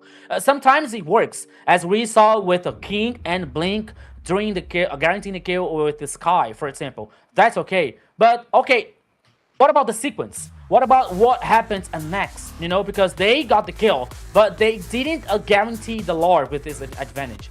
Only after we like the next team fight that we got like 2 more kills and they guaranteed the Lord, you know, it was like easier to finish the game. But I don't believe that if Black Sentence had all the 5 players, at all like the whole composition fighting for this Lord, and I don't think that this result could be the same, for example, you know. So sometimes I can feel that some players on Dreammax, some Dreammax players are trying to do something and others are trying to do other things, you know.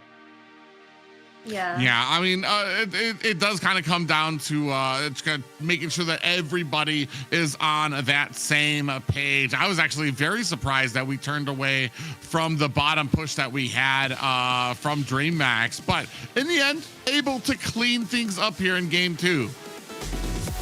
Yes, and right here, no fear, no slowdown. We have King, the deserved MVP. Even from last round being, even though they lost, he deserved that MVP as well. He's going ahead to take it here with 538 in KDA, 68.4k total damage, and 722 golds per minute. Yeah, as they say here, once King, you never lose the crown. Once again, King heading from the XP lane, heading back for the jungler with another astonishing performance with now Leo Mord here, guaranteed this victory for Dreammax. After the first game here with the Savage, but was not enough for Dreammax to get the win, but now he was able to secure this advantage and playing so well with the rest of the teams and guarantee 1-1 so far in this best of 5 private.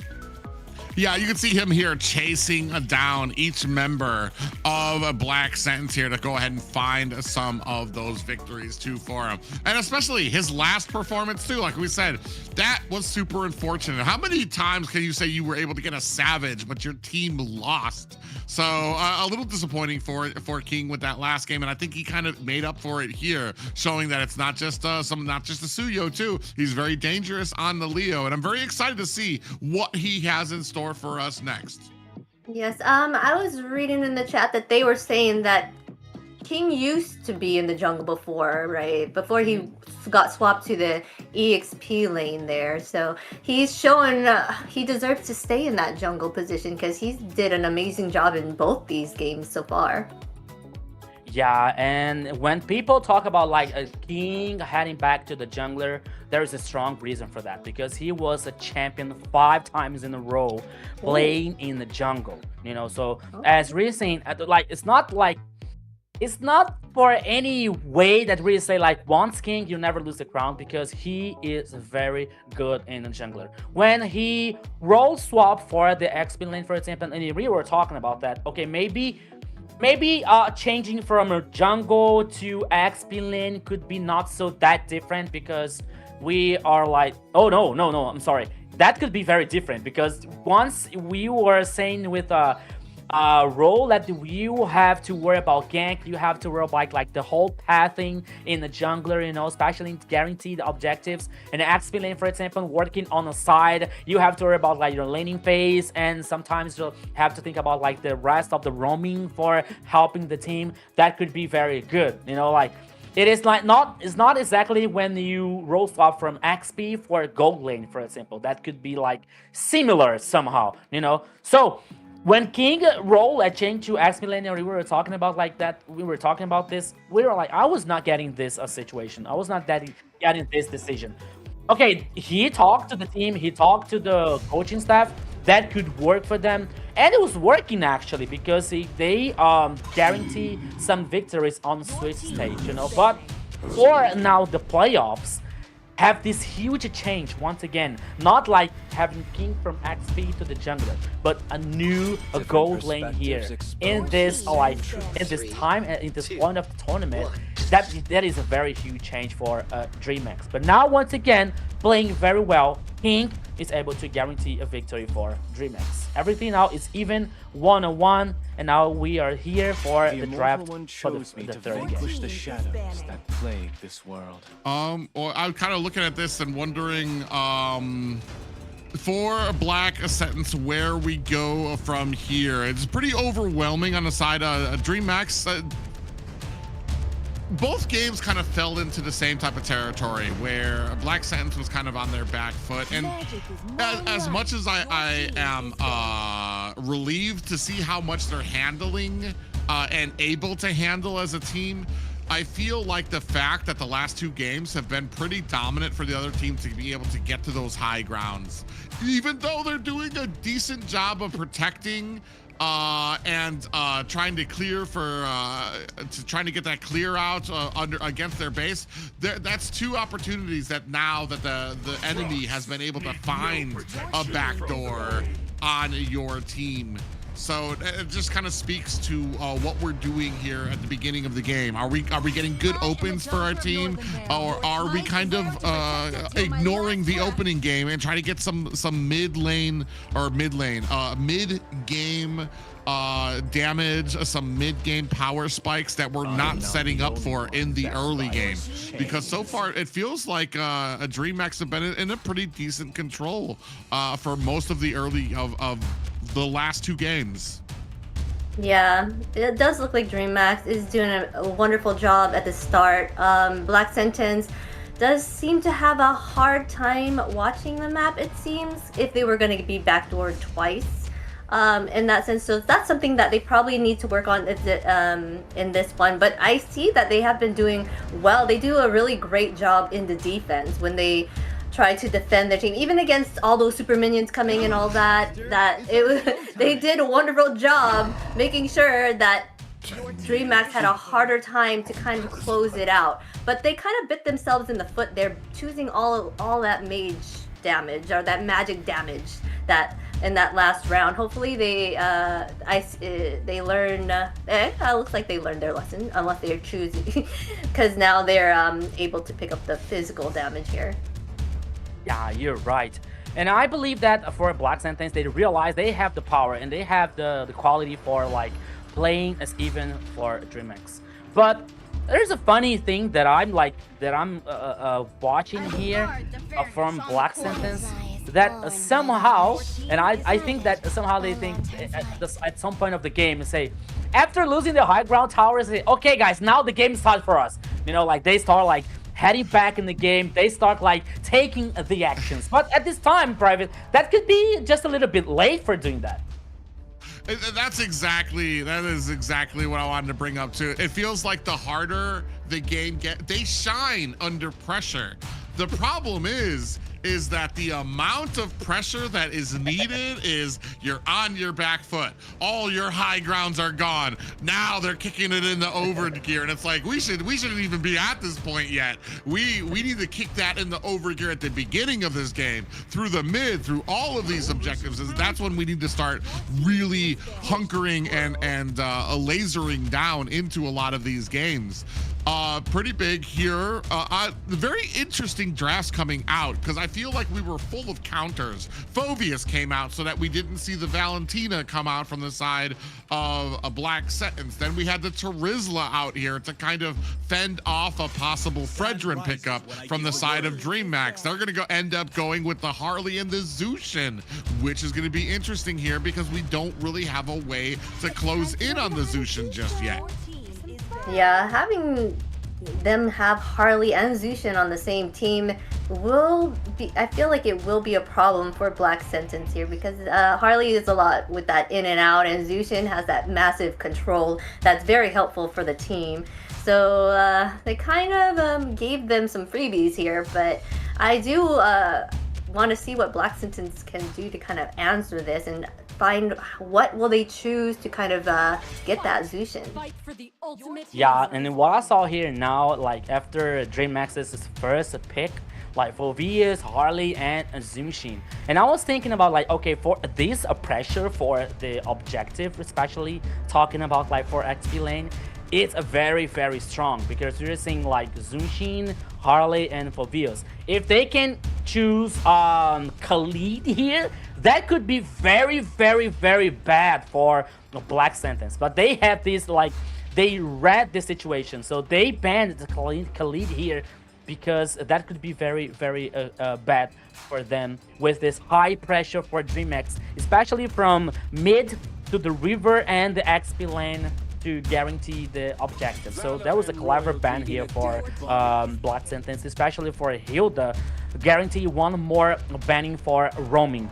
When it comes to Dreammax here, Lilia and Leo Mord, okay, one mid and one jungler here coming out like not playing at this time. So let's see what is Black Sentence about to pick, assuming, ooh, Selena. So he's going to be very interesting here. And this does give them a decent amount of map pressure. You can use a lot of Selena's bombs to kind of get vision around certain areas, so the ganking is going to be so easy.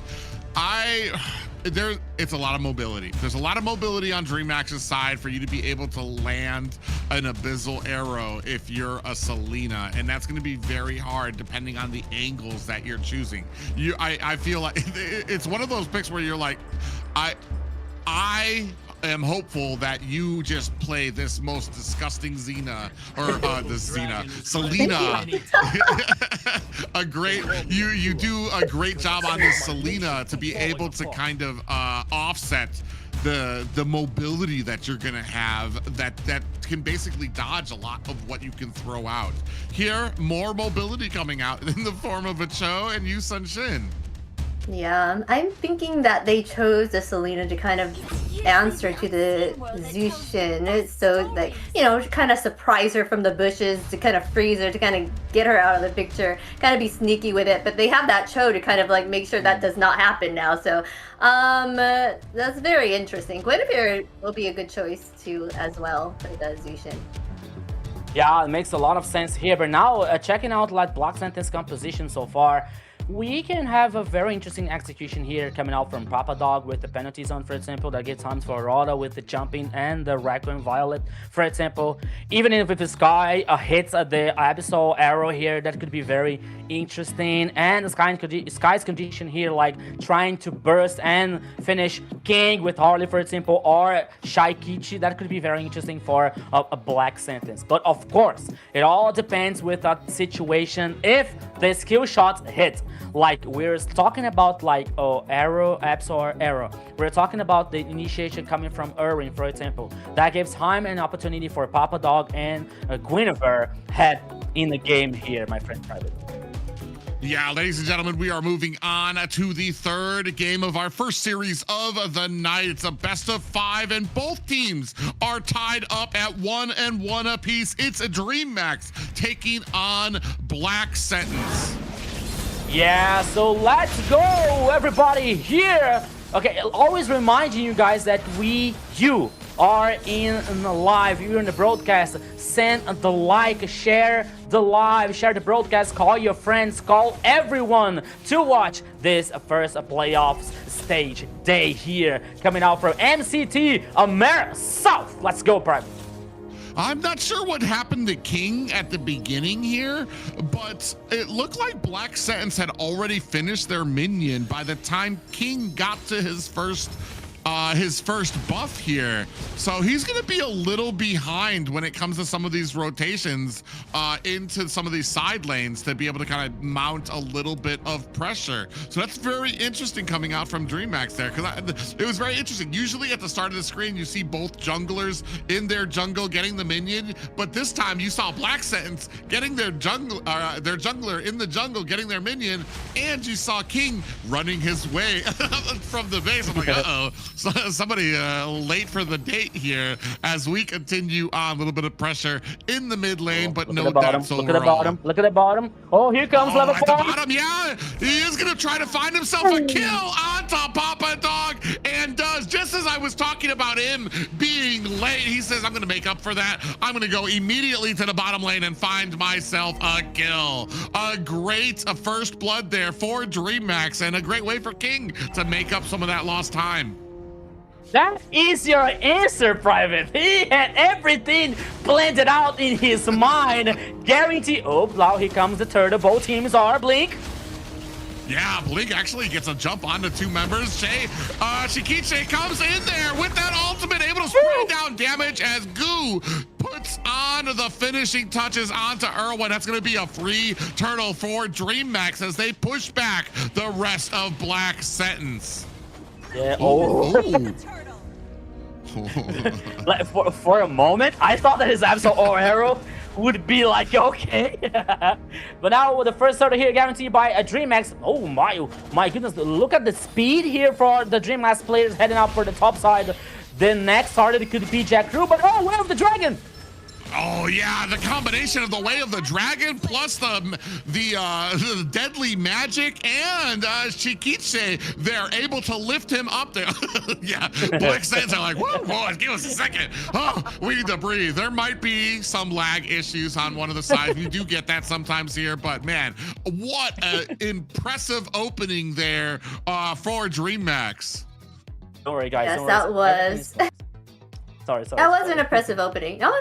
It was an impressive opening. Like you were saying, King had a slow start there, but he made up for it, getting that first kill and the, 1 kill and an assist, right? So he was able to kind of regain the momentum and kind of get going with that. Yeah, but yeah, it was well noticed by Private when we saw like, okay, King still in the downside of the jungle, like making a clear path of the jungle. But as I was seeing like the upper side, the only like point, the green point that I was about to see was the lizard, you know? And I was like thinking myself, I was wondering, okay, why only the lizard is still open in the upper side of the jungle for King? And now, by the time that King was like clearing the path for in the downside here, like reaching the level 3, and I was like tracking him, like, okay, maybe now level 4, trying to surprise Terizla. So I did sense this this idea for coming up from King here. So he neutralizing so far Terizla, Papa Dog here, an experienced player for a Black Sentence. That works really well. He guaranteed the kill, guaranteed the first turtle, 2 more kills for Dreammax now heading for the top side. The more and more I see from King, the more the question pops into my head. I'm like, what were you doing in the XP lane? Like, why did we have you in the XP lane here? Because it just takes, for me personally, when I look at a situation like this, I'm behind. I need to get this. I need to get this buff. I need to go ahead and get to my other buff so I can try to catch up. But King just has the notion. He's looking at the map. He understands I can get this buff. I've got an advantage down here at the bottom. I can get a clear cut down the bottom so I can get to the enemy Terizla, be able to get the damage onto him and find a kill as well. That's just the knowledge and the IQ it takes to be able to interrupt your rotation to get that early start into the side lane and find a kill and the advantage for your team. I wonder if it was strategic on the side of Dreammax. You know what I mean? Like Swiss stage is not like, it wasn't like a big factor in it. The playoffs is what matters, right? Maybe they were hiding their gem, you know, for the playoffs and be like, all right, we're gonna bring out the big guns now, and you guys are not gonna expect it. Yeah, That can make sense here, like what is happening so far. But oops. Okay, both are dancing. Okay, I think I like the respect from both of the teams there. Nobody was he's just signaling. He's like, all right, refs, we got a little bit of a recall here. Let's let him know that there's a problem here. He's not moving. He's he's not able to do anything here at the mid lane. So at least a good sportsmanship from both of the teams here as we get this figured out. They do want to make sure that this is fair for both of these teams, though, so we are going to go ahead and make sure, and that's why these pauses come out, though. So thank you guys so much for bearing with us. Yes, we maybe run into a little snag, but you can snag yourself some diamonds right now. Make sure you're in the chat right there, and make sure that you're active and engaging, because you'll get a chance at getting some of these diamond drops that we have. And I know some people that have already claimed these, and they're very excited about it. Yeah, all right, guys. So thank you so much for giving me diamonds to change my name from Sneakers Fisher for Rico Nunes. The next step is the star member for this month. Please, guys, the diamonds. Yeah, the more that you guys are able to go ahead and talk and chat, the more you guys are able to participate, the more you up your chances for being able to get a lot of these diamond drops, which is actually really important. All right, or you guys have like a really big advantage because we're still growing here. So we've got a modest community that does view us, but that does mean that there's a bigger chance for you guys to be able to win those diamonds as well when you guys stick with us. Yes, get in on those diamonds for sure. They are the perfect way for you to get those skins that you want without having to pay a cent of your own money at first. So make sure you just be in that chat and chat with us here. Yeah, when it comes. I'm sorry. Okay. I was just gonna say I feel like a cat sometimes. I'm just looking at this the beautiful things that we have in our hair, the little tangle that keeps on going back and forth here. Let the viewers see these I don't even know what you call them in your hair. They're my little hair trinkets. I don't know. I call them hair trinkets, but I got these from Japan. So. Okay. Domo arigatou gozaimasu. Okay. Oh, But when it comes up to like diamonds, that remind me for a skin, for example. So I'm in love with Minato's and Itachi's skin, you know, and I don't have the diamonds enough to like play the roulette to get the skins. But they are really beautiful. Only in Mobile Legends can you go into a match where you're gonna have a Minato or a Sasuke on there fighting potentially a SpongeBob and a Patrick on the other team as well, which and I feel like maybe we have a little bit of an attachment, because I feel like there's sometimes we see these fights and we see the camera just kind of linger on just Patrick laying on the ground. I know, the cameraman really loves to, you know, see dead Patrick on the ground. Patrick is a fun character to see, though. Like, I love the way that he's designed right there, and the way he has like mini Patricks running around with him. It's super cute. The whole fight is coming up and suddenly. Yeah, Right, but that's all a part of the game. It's all part of everything funny here, my friends. Yeah, it's just all the action that you get here and the funness that you get with a Mobile Legends game. It's not always about the seriousness of the esports, but we do have to get back to that as both of these teams are fighting for their survival in the playoffs. Speaking of which, Papa Dog in a little bit of trouble, has to use his penalty zone defensively, but puts him into enemy territory. He's getting blasted down, and that is going to be another kill for Shikiche. Yeah, Shikiche here with 2 kills now with the Zun Shin. This is the third game we were talking about global bans. Right now they're waiting. I believe that they were waiting for the right time here to pick this hero. Okay, they have to think about the composition, but now here comes the genius one for Harley. But now both teams are headed for the top side. Oh yeah, you saw there Aurora's gonna have to try to get away. Blink looking for try to get in there, does not go with it. I thought you saw him chasing in there. I'm like, oh, is he gonna be able to kind of get out there? And another abyssal arrow comes out. And unfortunately, right now, I mean, it's pretty early, the 4-minute mark here. We just have not been able to make a great use of Sky on this Selena. Not enough stuns. And I feel like I love this combo that could come out from Black Sense. So much CC, so much initiation and opportunities for a potential wombo combo, but we're just not able to find the angles just yet. You see that Goo does get that abyssal arrow struck onto him, but not exactly the target that you want, and that's going to be an easy cleanup of this turtle for Dreammax. Oh, speaking of which, Papa Dog, another defensive penalty zone, and he gets taken down again. Yeah, another penalty zone here to try to escape, but with no success. Another kill for Dreammax. And as you well said here, Private, Black Sentence has a very high win! Yeesh. And King finds himself another kill. 6-1 right now. Dreammax seem to have found their groove back here, backed by some great plays by King and Shaikitse.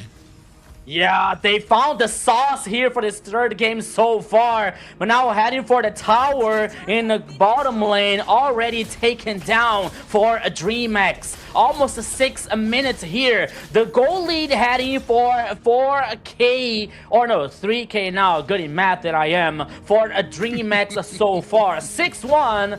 I think that the target could be now the tower number 1 here in the mid lane, but both teams are now focusing on the minion waves.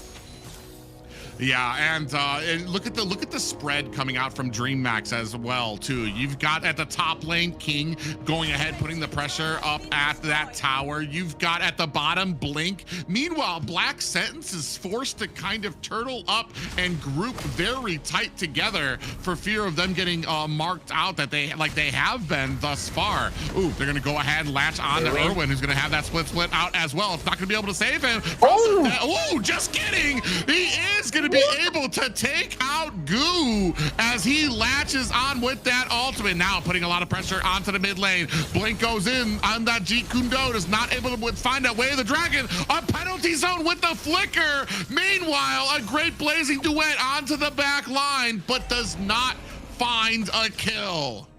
Now that is a penalty zone that we were talking about. A penalty zone for forward, aggressive one, guaranteed this advantage for a Black Sentence, but not so far, not so good, because now another turtle is on the river, and now Dreammax is heading for them.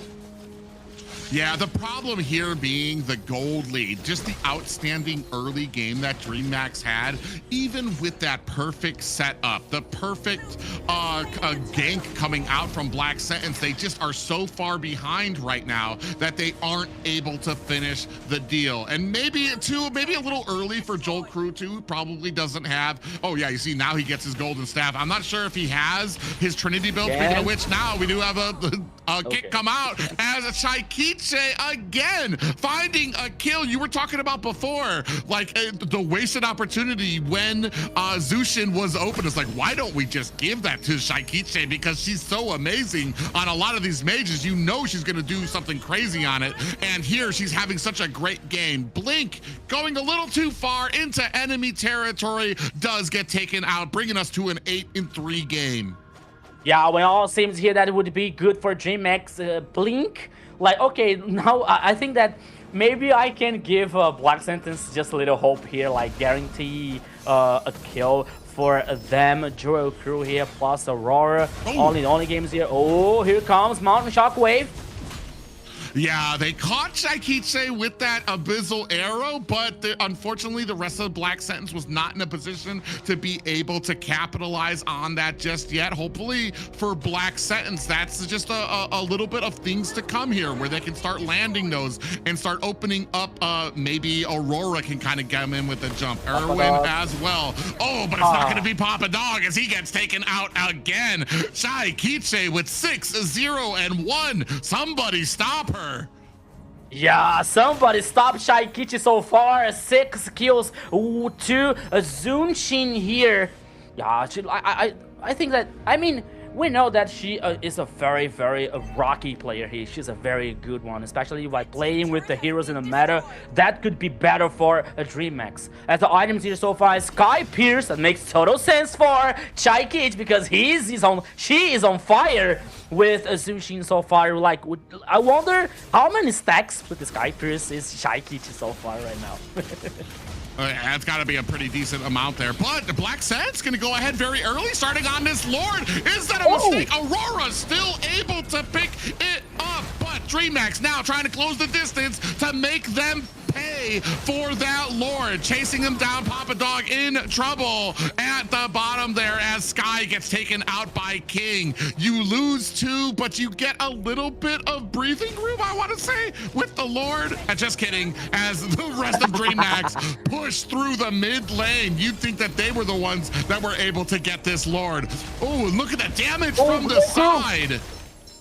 Jokru almost taking down here, but I could not say that it was that would be a worthy sacrifice for Black Sentence because they lost 2 players to get the Lord. But I think that it could be, yeah, that is worthy actually, because I think that they only lost the first tower here in the mid lane. For me, that could be worse for Black Sentence. But now the Lord here, like, are gonna be useless unless the Black Sentence is heading for them. That is what happening here, my friend Private. Yeah, you saw that the Holy Crystal has been picked up for King, so he's going to have a lot of that burst damage. Irwin in trouble now, getting latched onto a Shaikichi again, finding a kill. I think that brings them to 7 as well. Aurora in trouble, gets taken out by Zeus, and now the Blazing Duet not enough to save them from a complete team wipe. Team wipeout here for Dreammax with a very beautiful flank from King. The Lord is still alive in the top side here, but now he was melted. But another fight for Dreammax. 16 kills so far. 11 minutes and 27 seconds in this third game. What a huge dominance. What a huge advantage coming from the Dragon Boy so far. Oh man, and Irwin goes down to Zeus as well. 17-3 game, 10-0-4 for Shaikichi here as well. Papa Dog on the front line. He's just had they've been locking onto him very clinically here as well. He is sitting at 0-6-1, Irwin 1-7-0. And that's usually the story too when it comes to these type of offensive, just obliterating games. It's always going to be those melee heroes that suffer the worst on all of these teams. And oh man, comes in, I think he got 2 attacks out there, and Aurora all the way down to half health as well. Right now, Black Sentence trying to turtle up, but I'm wondering what can they do to try to come back from this. They have to wait for a mistake, have to try to find some type of crack in the armor of Dreammax that they are just not showing yet. Yeah, so here I think that, okay, once again, Black Sentence has to be resilient, has to be patient here to wait some like fast step. Oops, goo. Yeah, oh man, this is gonna be it. They do have the Winter Crown comes out, but Shaikichi again from the back line, able to find the damage. A double for Shaikichi. She's on a roll, continuing to chase them down. But triple for Shaikichi again, her second of the game. Looking for a quadruple there for a Maniac for Shaikichi. And I don't know if we're gonna be able to get that. No, definitely not gonna be able to get that Savage for her. But Dreammax on a roll. Now starting to push in. It is just Joel Crew alone against the whole of a Dreammax who are looking to take down this core. Unfortunately, no minions. After this last team fight, Shaikichi, what are you doing there? Oh my goodness. Okay, that is worthy here because still King guarantee the kill. Papa Dog, the penalty's on. Okay. Goo in a little bit of trouble here. Does get a little bit of a split there. He's going to be taken down and eaten up by the rest of Black Sentence here. Joel Crew finding the kill there. And Dreammax, take 2 Come L's on. here, 2 deaths now, and is this going to be enough of an opportunity for Black Sentence to get onto this Lord? You can still see up at the top, King looking for an angle. He's going to try to split push, I think, or no, he's going to come in from the side now and taking out this Lord. Black Sentence looking for a little bit of a fight here. You can see on the side a big split up here from Blink, the Shaikiche, and Zeus as well. Lord taken down to about 20% health left. You can see looking for an angle. King comes in, is gonna find some damage there. Is that gonna be enough? Papa Dog finds a kill onto Blink. Shaikiche finds a kill onto Erwin. Aurora able to find the kill before he goes down, but I don't think that's gonna be able to save Black Sentence from this push. 2 players down here for Black Sentence, and now here comes the Dreammax trying to finish this game. Yeah, now we're gonna go ahead and put the pressure onto these high ground towers. No more high ground towers. It's just the core, naked and alone, afraid as the rest of Dreammax putting on the pressure. Lord is out. Is it gonna be enough? Can they defend and hold the line? No, not again. The Dreammax? And they do, chasing down the rest of them. Black Sentence live to fight another day. What happens to Dreammax here? Such a struggling thing to try to finish the game so far. Okay, once again, they have the high ground for Black Sentence. No high ground, actually. All super minion waves coming from everywhere. But now the Lord heading on the top side. Once again, the Black Sentence trying to defend the Lord. Ooh, they tried to latch on to Shaikiche, and she's going to be able to use that ultimate to get away. You see, Immortality has been picked up for Blink, and oh, he's actually able to get away. This is going to put Erwin in a little bit of a bad situation. Here's the rest of the team immediately collapses onto him. Deadly Magic, but Shaikiche says Deadly Magic is not going to get this kill. It's going to add on to mine, sitting at 17, 1, and 6 for Dreammax's Mage. She shout out like, kill for the carry, for me, please. 17 kills for Shaikiche so far. Once again, the Dreammax, they are heading and they are pushing the mini waves coming from every side, everywhere. I don't think that they are pushing the final in. Oops. Yeah, big engagement comes out here. Way of the Dragon kick. Down goes Papa Dog. The rest of Dreammax looking for the minions. Blazing Duet onto the backside. It's not able to do enough damage just yet. 50%, 25, and that is going to be a victory for Dreammax. Yes, yes, yes. And for this match, I only have one song in my head that it comes. She's a maniac, maniac. That goes for Shaiki to get in the maniac in this game, Zena. I know, Shaiki, Savage, Maniac, my God, they're doing an amazing job here with their new roster. But even with the slow start, King guaranteed a kill and then assist in the start. And then after that, Shaikiche was taking it all by the 9-minute mark, basically taking 6 kills, no deaths, and unstoppable. And then by the end, wow, she only died once. And that, well, yeah, from what I saw, but did she die more? But once, but then she was out of position at the tower and kind of took that home. She couldn't get out, but other than that, they did a wonderful job there. I saw her. Yeah, I don't know what happened there. The entire team disengaged on one lane. Shaikiche went down and found the wall and was just like, oh, this is awkward, guys. Let's talk this over. Eventually took that one death though, but still, it doesn't take away from an amazing game, and especially for how well she was doing to get this early Sky Piercer onto her. Just absolutely laid waste to the rest of Black Sentence. Yeah, that's what I call confidence here. Like leading the Sky Pierce as the first item here for Shaikiche with the 17 kills. I think there's gonna be 1,000 stacks here for this Sky Pierce for her so far in this game. 81% for King with Harley, 6-0 and 16 assists. I don't think, I don't know about you guys, but here I think that we have a doubt about like who's gonna be the MVP for this game. Because we have Shaikiche with the 17 kills, but we also have King with the 16 assists, you know? They all did amazing. You look at all their scores here, they basically have so much assists, so much kills. They were on it. They were like, their synergy this match was on point. Yeah, Zena, I agree want to with say you. it's kind of been laid to rest my questions, at least when it comes to the synergy of this team and the questions of whether this new roster and the shakeup would pay off for them.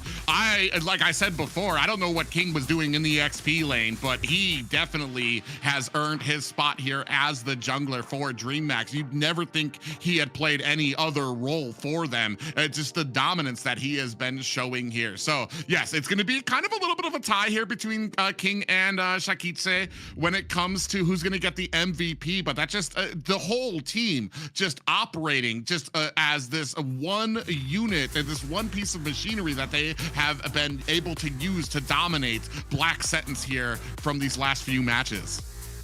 Zena, I agree with you. You are sure about like most of the times, like always, for example, you know. But there is only one place for the MVP, and we have to think about it. We have to talk about it. We have to discuss about that. You know, after a maniac coming from Shaikichi, okay, she was on fire. She like was one of the pillars to guarantee the kill for a Dreammax. But not only for that, guys, we have to talk about like we have two rookies on this Dreammax roster. I think that it is time for the old ones, the veterans here, call the shots. You know, like King calling the shots, Shy Kitty calling the shots, for example, here for like getting everyone on the same page here for Dreammax. Yes, and the much awaited MVP, of course, it is the Queen. Shy Kiche here with 17-1-7 KDA, 69.3k total damage, and 696 golds per minute. She was a beast and a force to be reckoned with on that field. I was about to be a little upset because I was gonna be like, man, a base wall stole her MVP. If it was gonna be Harley, that one death where she just went, oh God, I'm in the wrong area here. But yes, a great game played, and this has been, like I said, one of the players that has really stuck out to me for this team. Even when they're behind, I feel like Shaikiche has always been like kind of playing her own game when it comes to being able to keep her distance. Even when the team like gets absolutely overwhelmed, she's always in the right position, doing her best to get kills and not contributing, I want to say, to a lot of their losses. Yes, I agree with you 100% on that. Shaikichi has been amazing, and she does a wonderful job on her own, barely feeding the other team. She's always there to support them when they're needed, always there for the fights, and she just, I don't know, I'm at a loss for words that she's doing an amazing job in the leagues with the boys, you know, even though there's a whole nother league out there for the women's side. Yeah, so when it comes to Shy Kid here and this Dreammax a new roster, it becomes more necessary and more important, like Shy Kid's performance and leadership in this team. Okay, we have King, we have other players here that is also like veterans and champions also. But Shy Kitty here, it's very important, not only like to sustain the game, not only to save some situations that could be very worse for Dreammax, for example, but now she is able to be one of the pillars. She is able to be one of the shot callers in this team to say, guys, this is the way, now like this is that what we can do to guarantee the victory. Yeah, impressive game thus far. Not out of the woods yet is Dreammax 1. This is game point for them. If they can get past here, they will be moving on to the second tier of the playoffs, where they do have a little bit of that cushion. On the other side here, Black Sentence, unfortunately, even with the synergy that they've built with this team, still rough around the edges. A lot of hurdles when it comes to a lot of the aspects of the matches that we've been seeing, including, I want to say, the draft and some of the rotations there. I feel like we're still at a point where when the overwhelming force of a opponent comes onto them, they start to fracture. It's never it's the same mistakes start happening. I was talking about this earlier. Once you once you start getting into a point where you're starting to fall super behind, it's going to be those melee heroes that really suffer. I think we saw 10 deaths on Irwin as well, and it's just, there has to be a point where at a certain point we're like, all right guys, we need to kind of settle back, we need to regroup, we need to come up with a plan for the rest of this game to be able to try to be successful, or at least not allow those same type of deaths over and over and over again. I know that's kind of hard to say when you're going up against the Zushin and like you have no pushing power whatsoever. It's like every single time a Dreammax was pushing forward, Black Sentence could not run away fast enough at certain points. So it's very hard, but it's all part of the game, and it's part of things that you need to learn to kind of get adjusted to if you want to be successful here. Yeah, it's looking like Black Sentence at the start of the game, they do well react. They don't do so well, and they just start to react most of the time, right? And towards the end, they start to do well on the defense. That's when they like get it together, and then they know that things are on the line, so they're gonna try their hardest to keep it, you know, and try to defend as best they can. But again, that is a little too late at that point. And then there's Dreammax here. They do a wonderful job at the beginning, but then towards the end, they kind of have a hard time closing it out. So that's something they probably need to work on. But other than that, they've been doing an amazing job with their synergy, and that's just one little hiccup that they just need to figure out. And I think they can be unstoppable. Yeah, makes total sense here when it comes to Dreammax, like only fixing this situation to finish the game, because we were talking about like, okay, they have this struggling, they're struggling with Black Sentence, okay, versus Black Sentence, but in the future they're facing Alpha 7, they're facing Entity 7, they're facing Octa Gaming, so they are not that like, they cannot have this kind of an issue with these teams if they want to win, if they want to be the champion. So they have to fix it as sooner as they can.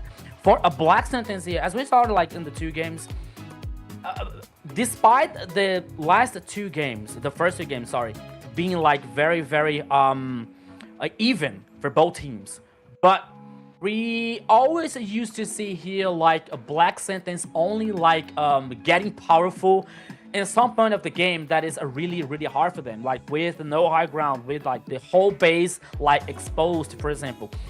Almost suffering a backdoor in the first game by King. They're like for like, I think that there was like a 10 HP% on the base, yeah, like coming out from the first game, you know. So these things, I think that Private was right when they say, okay, they have to regroup, they have to like talk as a team. He'll say, okay guys, we have to think about it, and we have to like think together and start playing together versus this aggression and like playing style from coming up from a Dreammax here to respond at that situation. Okay, maybe in theory it could be very easier. Maybe like on the paper, okay, we are facing Dreammax, we have to play together and we have to be reactive. But hey, we're all talking about Dreammax. They like to play aggressive, they like to play forward.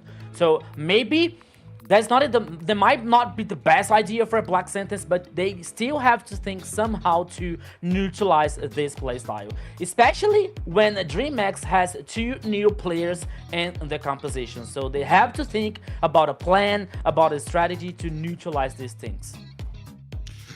Typically when teams have these type of issues where they start to fall apart until the super duper late game, I want to say that typically that can be communication issues. And I've seen it even on the live stage in North America with teams who start off with such great communication. Everybody's calling out shots, Lord, where they're at, when they want to gank. As the game progresses, as they start losing, as the confidence, it's almost ingrained in you to just kind of be quieter and try to lock in.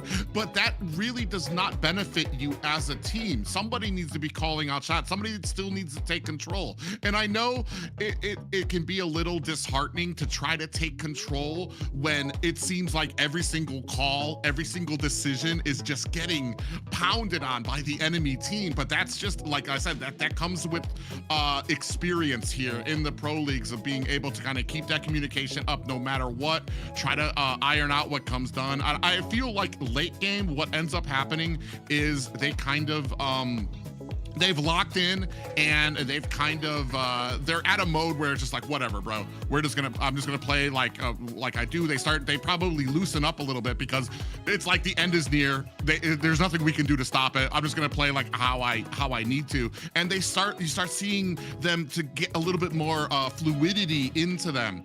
Unfortunately, when they get that advantage, and it's like, all right, we have the advantage now. We're up at the Lord. Now we need somebody to start making the decision. Do we go for the Lord? Do we start trying to push some of these lanes? Do we try to get some of these towers? And that I want to say that communication is still at that point where everybody's still trying to lock in and everybody's doing different things as well. So it's just it comes and goes. It will come. It just takes time, and it's unfortunate that you have to do it with a brand new roster. Like I said, a lot of history behind Black Sentence as an organization, so we know that they know what it takes to kind of put people together and be successful. It's just we're at a point where it's going to take some time for them to kind of arrange things the way that they need to kind of find that glory that they've had with these with past players, with these new players. But on the other side, excuse me, Dreammax really doing a great job here, showing out. All of their players here seem to have kind of found their way. Man, I cannot say enough about, I mean, we've been talking about Shaikiche as well, but the jungler, King, the transition, this was going to be my biggest talking point and my biggest kind of where I thought was going to be the weakness for this team. To have an XP laner move over to jungler because we have to rearrange the entire roster. I thought this was going to be a sore point for them, and it seems to be one of the strongest pillars of their success thus far. Yes. Speaking of success, you can be successful in gaining these diamond drops, guys. We have diamond drops. Engage, be present, and you can get in on getting these diamond drops. There are a lot of people that I know that got these diamond drops, and right now there's not as much people in the chat, so you have a higher chance of getting it, right? The more you stay tuned, the more like interact with us, the more you talk, the more like call your friends, share the live, the more chances you get to get these diamonds for free, guys. Come on, it's for free. It's for you as a main star of the show. So don't miss out. Don't miss the chance to get diamonds for free watching us. Stay tuned here on MCT AMER South. Yeah, thank you guys for bearing with us. I think we had a couple pauses in the last game, so I know that we're kind of working through things to make sure that things are staying as fair as possible for each other. But we do value you guys and your comments and stuff in there, and your viewers out there as well. So keep active in there, and maybe one of those diamond drops will be yours as well. Yes, and don't forget, like, subscribe, and share this stream so we can get out there and get more eyes on it, so we can have a bigger community here, get more people to join in, have newer faces around, you know. Yeah, we already have the best game in the world, so you gotta go the best community ever here in Mobile Legends. Bang, so all you have to do is follow their social networks here, like as Zina said, like Kick, X, Twitch, Insta, Face, TikTok, and YouTube. Everywhere you can talk to us, you can interact with us. Even if you want, you can screenshot this broadcast, you can screenshot this transmission here, me making the magic for you guys, so you can tag us on your social network, so we have a pleasure to retag you as well and talk to you guys. All right, Well, but ladies and gentlemen, yes. yeah, go. It is Yeah, time for us to let get us back in. into it, Zena. Yeah, we're gonna get back into it, and I know you guys are waiting for it. Look at all these global bans, super fun stuff right here. Let's see what these teams can pull out. Yeah, that's going to be the amazing thing for me. This is where I love to see it, when we've got those 2 rows of heroes that are absolutely unavailable for picking here. So now we're going to have to reach real deep into our pockets to see and come up with a composition that will be successful here. It looks like Dreammax will be starting on the red side, and some familiar bands up there. in the south there, just Freya just will not see the light of day. Yeah, and plus with Freya here, I believe that Dreammax is gonna ban Zunshin and Fulvius as well to avoid these problems for a Black Sentence. Since we have the first pick for a Black Sentence here, for example, as they already picked a Harley or another Fredrin, for example, maybe Suyo could be the very first pick here for a Black Sentence. But of course, it depends how the band's coming up from Dreammax. I feel like they are target banning now Shy Kai, because a lot of her characters have been taken out. There's a Lunix Bear, Zushin, Valentina. I think she also had a Sicilian in her belt as well, but Kimmy was another one. They just took that out away from her. So this is, I feel like they're trying to make sure that she doesn't have that amazing game like she had last time. The only problem for me is that it's not just the Shakiche show. It is the King show. I want to say Blink and Zeus have been doing a great job out there as well. We've seen, yeah, we keep on, I want to say some of those focuses are kind of coming down on her, especially when it comes to the Kimmy. She's been playing out very, very well. Ooh. Yeah, so we're gonna have a Marcel pickup by Black Sentence, and I'm very eager to see what kind of, do we go with like a good composition that's, or not a good composition, but like a composition that really enables Marcel, or are we just going to kind of use him as kind of passively as kind of like that escape or kind of like a little bit of an initiation tool? We've seen some great compositions come out with him where he really shines and a lot of that damage can really kind of be enabled. But I mean, like we said, I think you talked about it before, he's at 50% here, so he's kind of a wild card right now out there on the meta. Yeah, and there are a few situations that we saw that Marcel was like doing great. For example, when that was when he was with like with the Terizla with the penalties on, which is not allowed to appear here, with the Requiem Vale from coming out from Guinevere, for example. So there are some situations here that Black Sense is not allowed to beat or play with Marcel. So let's see what they have defined, what they have they have in strategies here. They have planned to do with Marcel. Once again, talking about like wondering if Marcel here can work very well with a disengaged situation. But at this point of the game, I don't think that the Black Sentence is thinking about like only getting for disengage. I think that they're playing like they're thinking of like playing forward. They're playing aggressive. No, over here they're picking up that Zushin. And speaking of Marcel, I know they banned out basically the Guinevere and the Terizla that usually goes with the Marcel that works out very well. It's exciting they're picking that Beatrix here, something different for us to see. I wonder how well that'll work against a Harith. And they're very tanky here with the Fredrin, but being that front line, Zushin's able to kind of control any melee heroes that come her way. I'm kind of wondering too, because you have the Harith on the other side.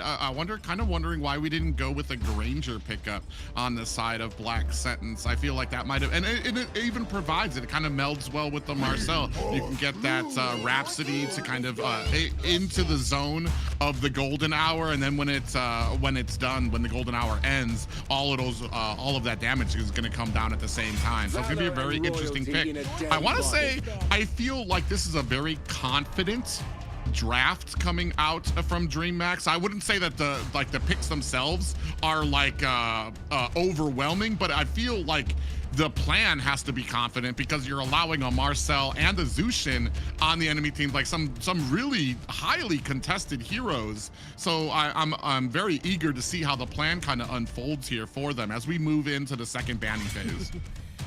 Yeah, all about here now, looking what Black Sentence is up to you.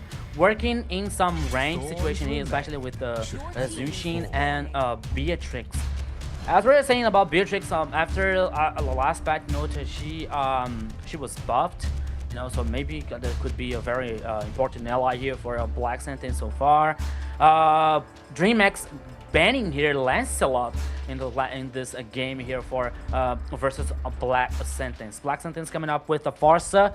It's a target here on Shaikich once again with Ivy, Kimi, Farsa. Maybe maybe once another one versus Shaikich here. Who? Selena, for example, or Zetian? Lilia. Oh, they're just making sure she's not able to get in right there. I told you they're gonna target ban her because they're trying to see what else she has under her belt. But I feel like I said before that she did play a Sicilian before, but was it her? I can't even remember. Cyclops. Come on, Oh, you Cyclops. No. Here. Your favorite. Here, Private. Let's go. Yes. That's my main, Cyclops. He's the most. Cyclops is the most underestimated hero in Mobile Legends. There's kind of a reason for it because they have nerfed his damage down for such a long time. It can be heartbreaking to see where he's at right now. I think there are definitely better picks than the Cyclops. Oh, so we're gonna go ahead and say this is a statement. This is the confident draft. This is what I was talking about. They're saying, all right, we're gonna show you how to do the Selena boogie. I feel yeah. Go ahead, Rico. Go ahead. I was about to joke. Go ahead. I want to hear your joke. I want to hear it. All I can say, never seen someone handsome with one eye. Oh yes. We all love that one. It's cute. Yeah. He's a handsome one, that Cyclops. Yeah. But Zena, when it comes to Shaikich here, she comes with a Selena. In the mid lane here. But now I believe that situation is not that easy because for bursting someone like Lapu and Xborg now coming out for Black Sentence composition is not so good for Selena here so far. Yeah, Selena, they're pretty mobile on the side of Black Sentence. Yeah. Like Private was saying before, it's kind of hard for Selena to catch anyone, but it's in the hands of Shaikichi, so who knows what she can pull out of her belt here. But I'm thinking the Zushin against the Glue, I think Zushin's has the upper hand because of her little lantern thing is able to kind of control him well because his little splits, right? Yeah, and it's going to be interesting to see. Ooh, and we have an R lot. Like I said, I feel, I'm not going to lie. If I'm looking at the draft itself, I'm kind of leaning. If it weren't, the Beatrix kind of is an outlier for me.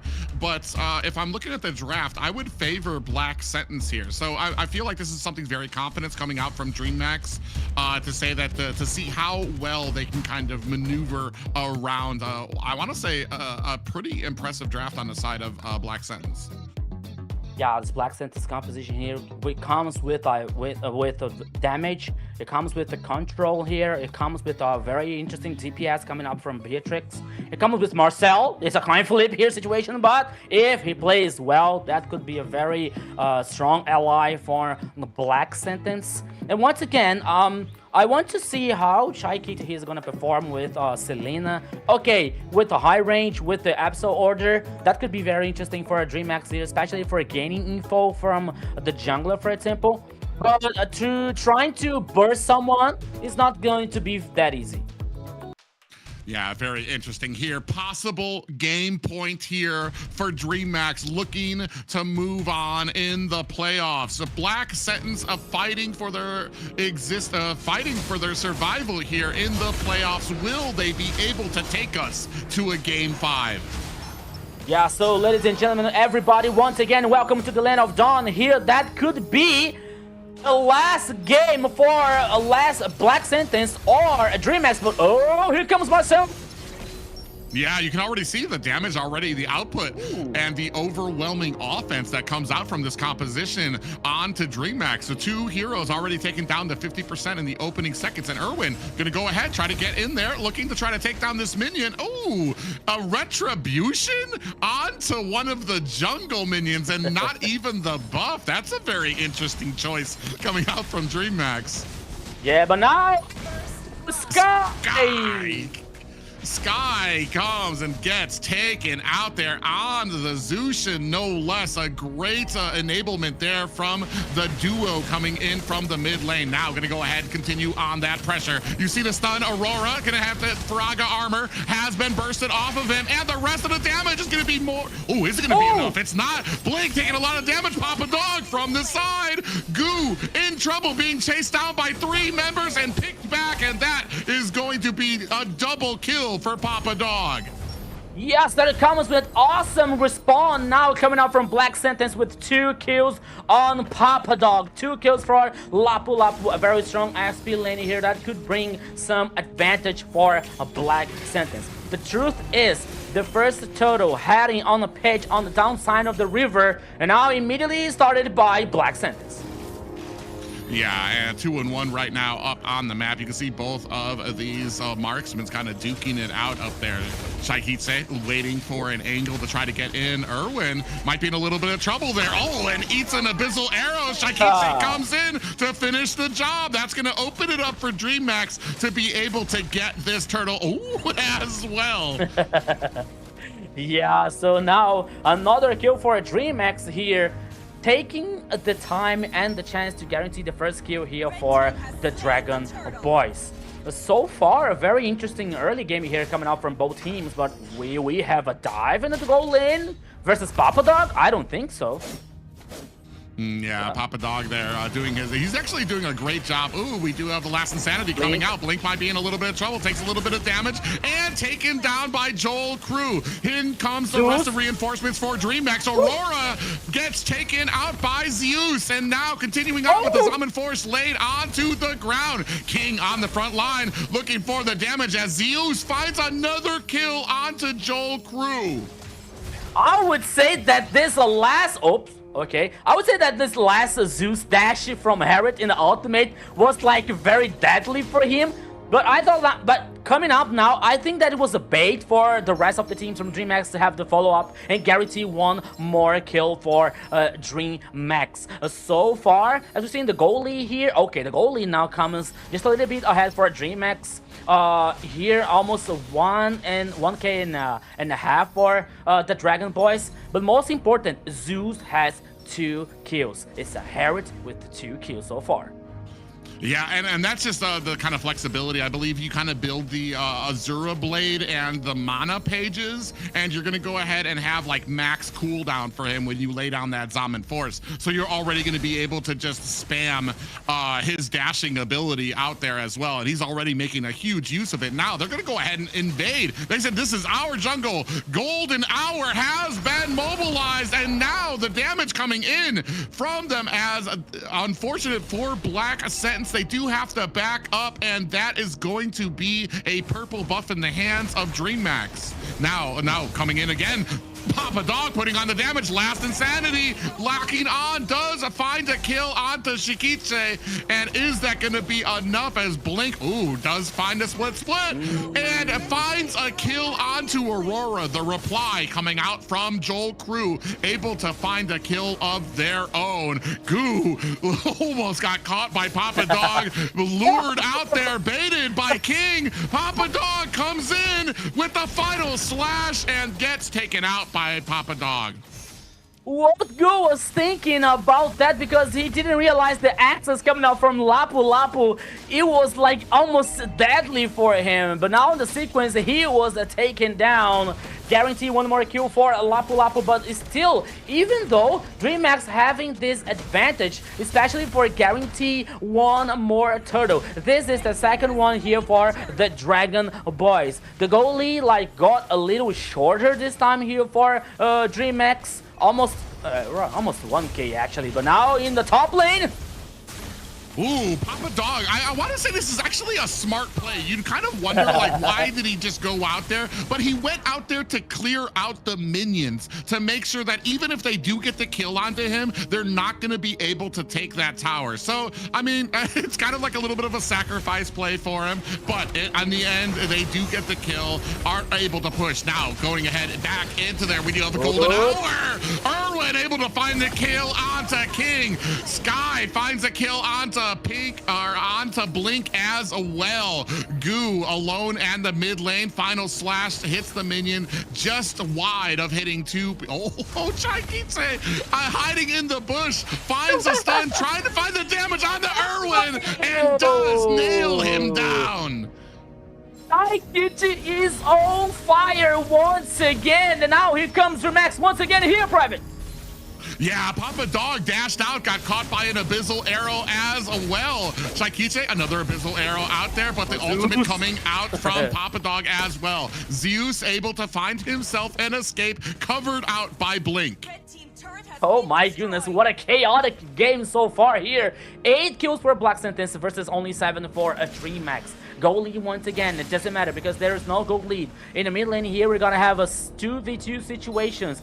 But so far here, Zeus with the 2 kills is going to be very interesting for a Dreammax, especially in the late game. But now, okay, Irwin. Look at Irwin. He's up to something, but he can be... Okay. Oh, he's by himself, though. I think he might be caught. They do find an escape. Big pop-up does land. Golden Hour does trap King. Oh, an Abyssal Arrow from the backside. Is that going to be enough? Goo with the kill onto Joel Crew, enabled by Chaikitse. What a fast and clean dive here, but here comes the Dragon Boys once again, Private. Yeah, they're trying to keep up this pace as well. Aurora trying their best, but I feel like they're kind of getting, there's just little things that are just kind of going wrong that continue to add up. Turtle down to about 25% health. Papa Dog just not, he's kind of coming in here. Is he going to be able to get that King? Wisely saving that retribution there as well. Irwin gets caught here as well. The entirety of Dreammax latching onto him. Oh, and the split, is that going to be enough? That might be all she wrote for Irwin, as Blink finds the kill there as well, but Black Sentence are able to return in kind. 2 down for the side of Dreammax. Yeah, once again here, I think the Dreammax here, their players, especially Blink and Goo, for example, they are being very impatient here when it comes to some engaged situations. So they have to be more patient. They have to wait for the rest of the teams. They have to communicate, especially this follow-up and execution from the combo coming up from Dreammax. Okay, Black Sentence has nothing to do with that, so they still play forward. They still play chaotic. Golden Hour. Yeah, and that's going to be able to catch Zeus, but he's going to have the flicker to be able to get away as well. So he's going to have that spell down for the next bit here. Also, Chaikitse, did I see a Sky Piercer on? Is there a hero she doesn't build a Sky Piercer on and successful? A little bit of a problem here. Aurora getting caught by King. Is that going to be enough to be able to get away? The Appraiser's Wrath slams down Aurora, looking with the last insanity to do some damage, and might get caught here on the backside. Is able to find an escape. Invincible here, almost, my friend. Aurora, he bought some time for Black Sentence. He didn't die. Now he's guaranteed the orange buff. Meanwhile, Dreammax is heading for the top side here to destroy the tower #1. But once again, Papa Dog is heading to trying to defend.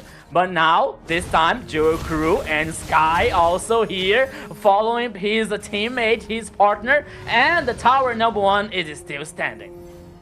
Yeah, I tried to come in with that bravest fighter form, but I felt like Zeus wasn't going to get baited out. Immediately laid down the Zaman Force to try to find himself an escape. Now, we are coming on to our first Lord of the game, as Black Sentence looking for an angle to try to get in here. This is a much closer game than it has been in the past for Black Sentence. They're able to kind of duke it out back and forth with Dreammax, able to answer back a lot of these ganks with kills of their own, and able to get a lot of macro out on there. You can see tier 2 tower at the bottom lane is gone. Black Sentence actually macroing up very well. Yeah, and the Lord here now with the half HP. Here it comes, Private. Yeah, we do see the golden hour there. It's going to go ahead and trap the Fredrin away. It's going to allow Aurora to be able to get the retribution now, looking for the fight. King able to turn it around onto Irwin, who goes down first. The rest of Dreammax chasing down Black Sentence. Ooh, Sky able to use that flicker to get away from the whole of a Dreammax that were chasing them down. The idea of using the golden hour on King to neutralize him and not getting the retribution on the Lord was really awesome. But the following up the sequence was not so good for Black Sentence. 3 players down plus the tower number 1 while the Lord is heading on the bottom lane. Probably getting useless, going to nowhere because he's already with a half HP, and now the rest of the players of Dreammax coming from Melted. So now here comes once again the Dragon Boys. Yeah, you see Erwin at the bottom trying to clear out the bush there. Abyssal Arrow just wide of Black Sentence members here. And just like that, I feel like Dreammax able to take down the entire first lane of towers here for the side of Black Sentence as we take a look at the items. Sky Peters for Shiki. It was not the first item, though, but still, she has a Sky Pierce. Yeah, and it's no one better who's able to utilize that. And that, I feel like as much as I hate seeing that, like I know a lot of people hate seeing that in ranked games. Like, why is this mage building Sky Piercer so early? Or why are all these people? Shaikiche absolutely gets the value out of that. 3, 1, and 6 right now. So you know she's got an incredible amount of stacks. Another final slash comes out as well. Zombie Force has been laid down. We do have a Winter Crown on the side of them as well. Sky goes down. 2 down for the side of a Black Sense. The rest of Dreammax trying to chase down the rest of the members. Papa Dog looking to try to find somebody to take with him, but is not able to finish the job. Only 2 left to defend against the whole of a Dreammax. 5 members out there. Erwin tries to get the freeze onto them. Zaman Force laid down, but it is not going to be enough to protect this top high ground tower for the side of Black Sentence. Yeah, Dreammax now give it a satisfy here. Playing safe, heading back, guaranteed super minions in the top side. Only the the high ground on. Oh no, there's still a tower number 2 in the mid and the bottom lane for a Black Sentence. But once again here, after 13 minutes of the game, the goal lead here heading for the Dragon Boys, almost 4K. As we were talking about, like how value is the Sky Pierce, as even though we talk about like everyone getting Sky Pierce in the gold lane, in the mid lane, for example, for a mage and physical damage, but for Shaikichi, it's worth it because she knows what to do. She is a very strong player, a very qualified one. But the fact is, another Lord once again on the pitch in the downside of the river. Both teams are aware of that, but Dreammax has a better position.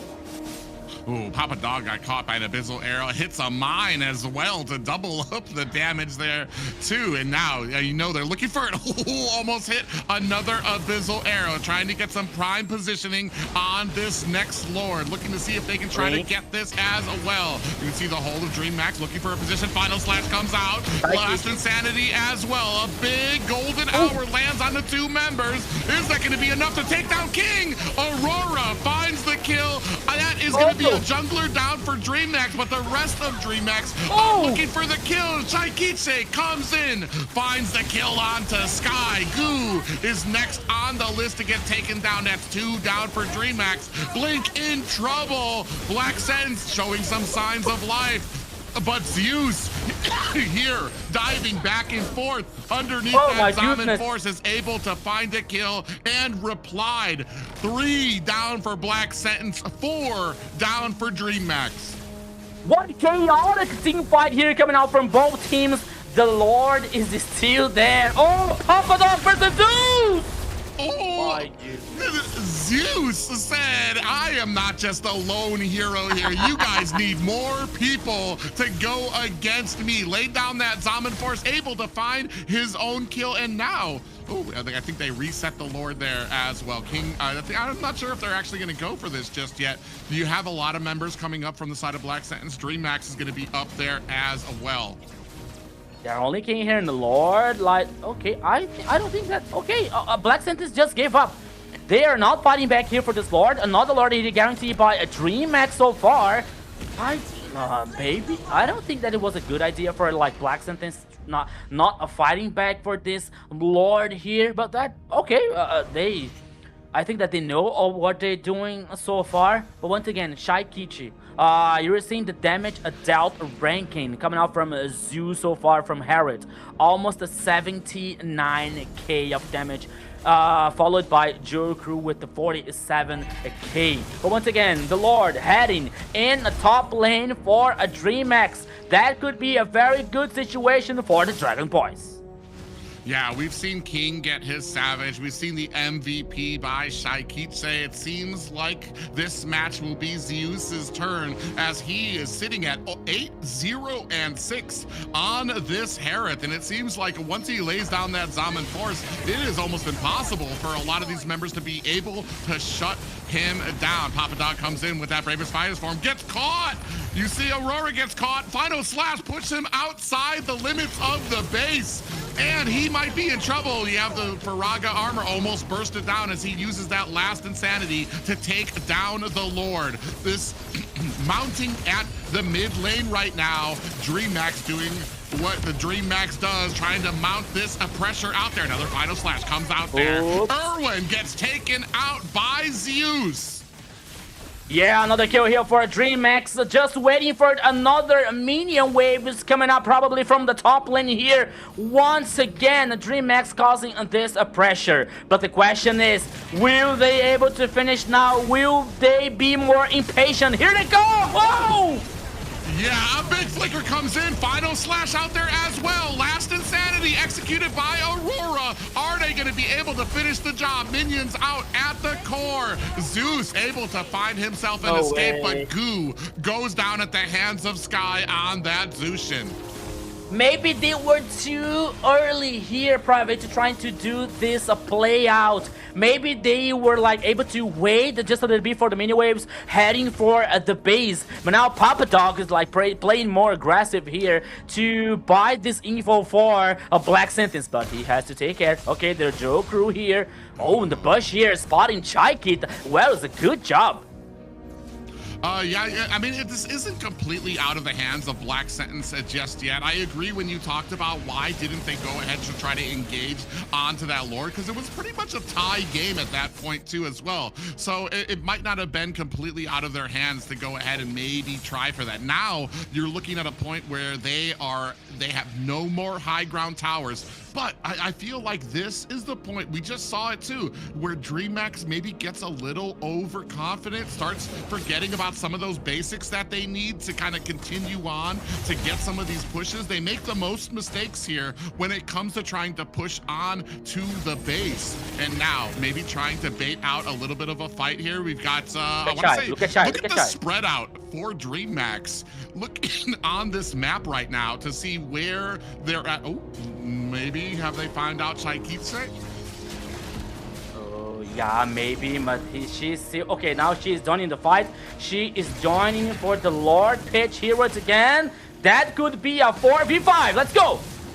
Oh, we have the golden hour that is out there. Traps out Blink. Shaikitse gets discovered underneath the bush that she is at as well. I feel like Shaikitse was looking for a split push there, but it was very wisely discovered by Papa Dog. He saw those minions going over to his base, so he's like, all right, we're going to go ahead and try to stop that. Meanwhile, look at Shaikitse again on the back side here of a Black Sentence, looking for an angle to get in. Zaman Force has been laid down. Zeus laying down the damage, dashing back and forth, has an immortality proc onto Erwin, gonna find himself a kill in there, hopefully looking for it. Another immortality procced. Sky gets taken out by King up at the top. Another kill down here for Dreammax. 3 down for Black Sense as Papa Dog looking for an escape. Shaikitse not letting him go. Here comes the Winter Crown, but Goo right there to take down Aurora and the last members of Black Sentence. This,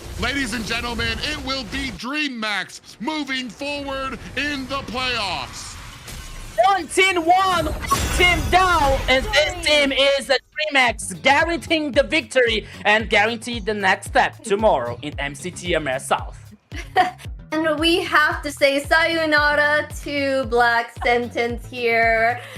They tried their hardest, but Dreammax have proved that they are here to play for that win. The playoffs is calling their name, the championship is calling their name, and there you go. They went ahead and took that. Yeah, a great game played there. I feel like that one was a little bit more loose for Dreammax. I feel like they didn't hold that one as close to the chest. They weren't as disciplined, but I feel like still just as successful with a lot of those engagements. Yeah, but when it comes to this last game here, Dreammax once again, I think that as we were talking about Marcel's situation, because in the last team fight, just before the Lord, the Golden Hours was hitting only a blink. And I believe that if the Golden Hour hits another player from Dreammax, that I believe that we would see a follow-up coming up from Aurora, for example, with the last Insanity to burst damage. But with the blink, it is not a best idea because he's a roaming, he's a glue, he's very tanky. So it was not the loophole, it's not the chance, the breach that Black Sentence was looking for to surprise Dreammax in the team fight, for example. So Marcel has this kind of situation, has a coin flip situation that his Golden Hour and his stacks for the buff, for example, could work very well in some kind of situation. That could be for your initiation, that could be for engage or disengage. But in this case, for Black Sentence, they really needed engage situation to guarantee pickoffs, to guarantee lords, and head back in the game. That it didn't happen because Dreammax, they were really aware all the time here, especially working in the flank, working for the back lines here with the Shy Kitty, for example, or even King with a Fredrin, trying to surprise every time here a Black Sentence lineup. Yeah, I mean, right from the beginning, there was a lot of back and forth coming out from Black Sentence and Dreammax. It felt like Black Sentence had a little bit more in the tank to be able to deal with it. You see here, here Zeus, it just was kind of right at the beginning, had I think he got a double kill here as well. So, and that was right as soon as he got those cooldown for the Harith there. So immediately able to kind of really show the worth of that pickup. But I feel like Black Sentence, it wasn't a terrible game for them. They were able to get a decent amount of kills. Papa Dog was doing pretty great as well. And we saw some of the usefulness of a lot of those golden hours too. Right here, it traps up the Fredrin, so it allows Aurora to pick up and take advantage of the fact that King was rotating to get his purple buff before the objective. So it was great thinking, a great synergy coming out from that team, but Dreammax's new roster right now just so overwhelming for Black Sentence, especially this game. Zeus just had the game of his life on this Herod. You see him laying down the Zaman Force, able to just pick apart Black Sentence at the seams. Yeah, so okay, go ahead, Zena. Yeah, Zeus as one of the newer pickups here for the side of Dreammax has showed his stuff this time around, and I would not be surprised if he did get that MVP here. Shakiche did an amazing job, even on the Selena. She was able to not die as much, but was able to try to find, positionings to position herself to help the team in some way, to kind of get them their stuns or run after some people that are running away that are low life, and getting those and securing those kills, right? So once again, their synergy, it's still being worked on, but they did an amazing job and are showing how well they are doing. Mm-hmm. Yeah, you could just see just from that last highlight there, Shaikiche, she gets an abyssal arrow and then runs all the way around the fight to get behind Black Sentence to start throwing out some more abyssal arrows at them. And that's just telling you, like I said, the great positioning coming out from them.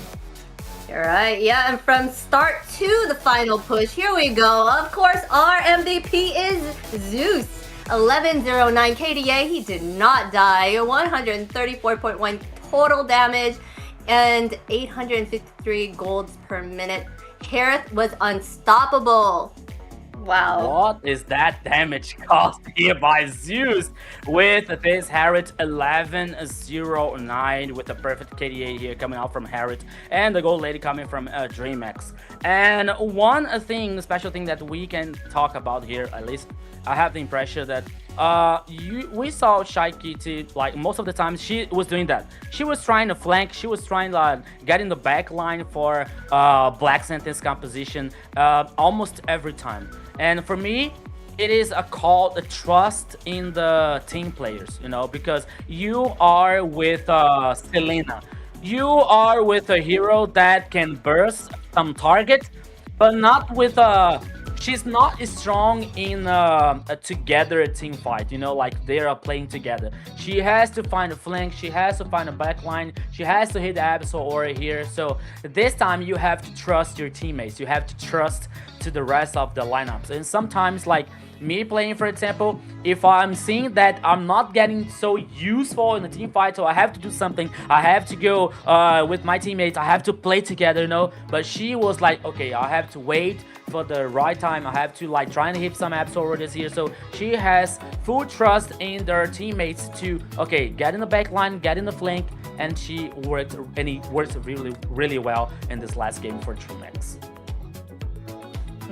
A lot of those replays you saw, she made full use of that flicker to kind of get into those back lines too. She'd get the flank on them, and then she would dive over a few of the enemy team members to find that one team member that was low, get the reset. Once you get the kill, you got the reset on your abilities, so you're going to be able to dash away as well. So it's just a great combo coming out from her on that as well. But I mean, the whole of the team here speaks very well for Dreammax. We were very concerned about, I know I absolutely hate the juggling of rosters that happens for a lot of teams, a lot of organizations. I personally feel like it's better to kind of just trust the process, wait, get learn with them, grow with them, get that synergy that you need. But sometimes we've seen it in the North too. We just saw it this week in the North where we were able to see some of the juggles maybe not paying off for them, but some teams able to really come ahead. I think Leviathan was one of them too, who was able to kind of come back with a new roster, a new jungler, a brand new jungler, I think it was too. Here we see that the juggling around of King, bringing in Zeus as well, it really has helped out with the roster, and they're basically a new, basically like a brand new team here. Yeah, and King has stepped up for sure. Whether he was doing, like, in the first match, he was doing an amazing job. He got his Savage, and he was a force in this. And the second game, he did, was it the second game? Or the third? I don't remember. But whenever time he got MVP, he did a wonderful job there. But this time around, he showed himself as, like, yeah, he was a jungle, but he wasn't the star of the show this time. He was stepping up as a tanky front for the team so that the Harith and the Selena can be there to kind of help, you know, and be that damage. So, like, he's versatile in the fact that he's able to kind of like switch swap between being that the aggressive force or to being what the team needs. Yeah, he was about to get the MVP in the first game after the Savage that he got, you know. There is just a little rock in the middle of the way that they lost the first game, so he was not able to get the MVP though, but he played so well. When we saw, and I'm talking to myself, when I saw King in Axe lane, I was wondering, I was thinking, okay, maybe it's a decision from himself and the team to adapt in a new role, to think a new strategy for coming out from Dreammax. You know, I didn't get it, to be honest, because when it comes to the jungle, King is one of the best at on the scenario on the South region so far, and after a long time, for the past few years, he's one of the best. And I was seeing like him changing a role for the XP lane. I said, okay, maybe just a little time to him to adapt for the new role, you know. But now coming up in the do or die situation in a playoff, when if you lose, you going home. And now you have King getting back to the jungler, and was like, what the heck is going on? But after like this strategic play, yeah, but after these games, we saw that he should never leave the jungler, not even for like a game or two. King was born for the jungler. King was born for the jungle, and now you have the proof for that one. Guarantee this victory for Dreammax.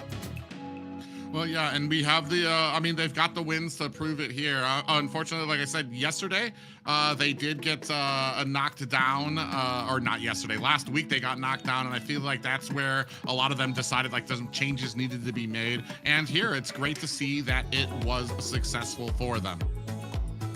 and more success for you guys as well. Here we got diamond drops, and make sure you stay active in the chats, share it, like, and all that, and you get more chances at getting these diamonds.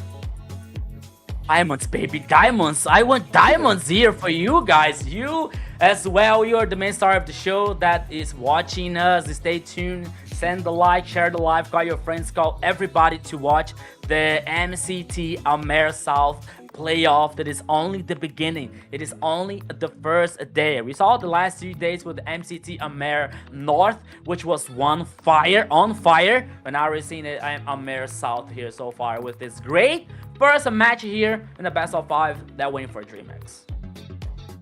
Yeah, great game for Dreammax, especially to push them forward here. I know they kind of were licking their wounds after last week, but here showing a brand new team, or not a brand new team, but like new players on there and showing the synergy that was needed. A lot of people stepping up too. Maybe it just kind of comes down to that this is what I feel like every team who makes the roster changes hopes that those roster changes will be.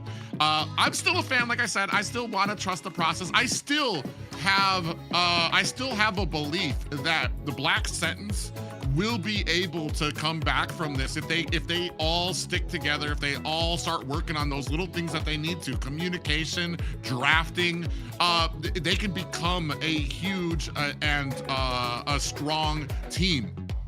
You need to build that, and you need to build it slowly. And unfortunately, the road is littered with disappointments before you get to that standard, before you get to that glory. You're going to have a lot of these stepping stone moments where you're going to have to come back for it as well. Yes. Remember, ladies, you also have a chance at getting better and getting into it and getting in on those open qualifiers. Open registration is now open May 2nd to May 11th. You ladies have that chance for that spotlight, for those championships, to get in that MWI. Yeah, ladies, so you have inspirations to do that. You have Chaikichi, you have Angelis, you have Ashley's on the MCT AMER North shining so bright. Okay, so you have the chance to shine as well here on the open registrations to qualify to MLBB Esports here.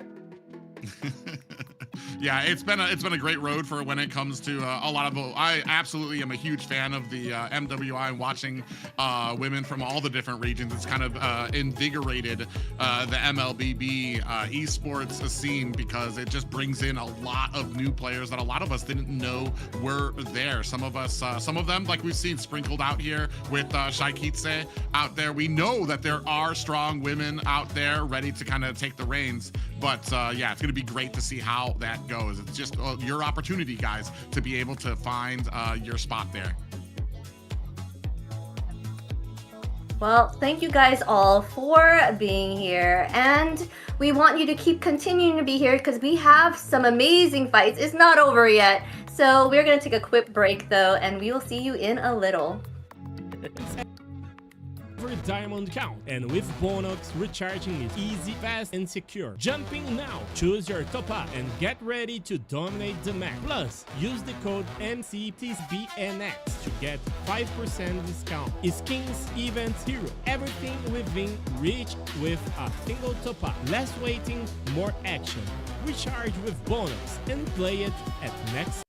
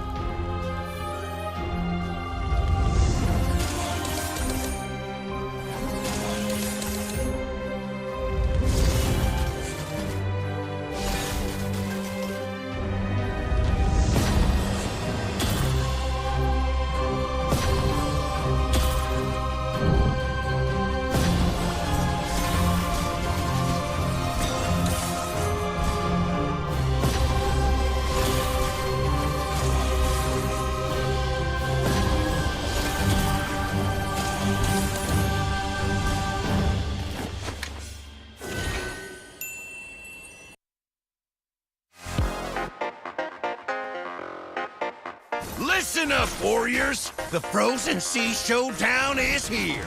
8 Brancos, 2 sides. Ready your hooks. Well, the rules? Real simple. Hook 'em over, then bash 'em. Or hook 'em back and stash 'em.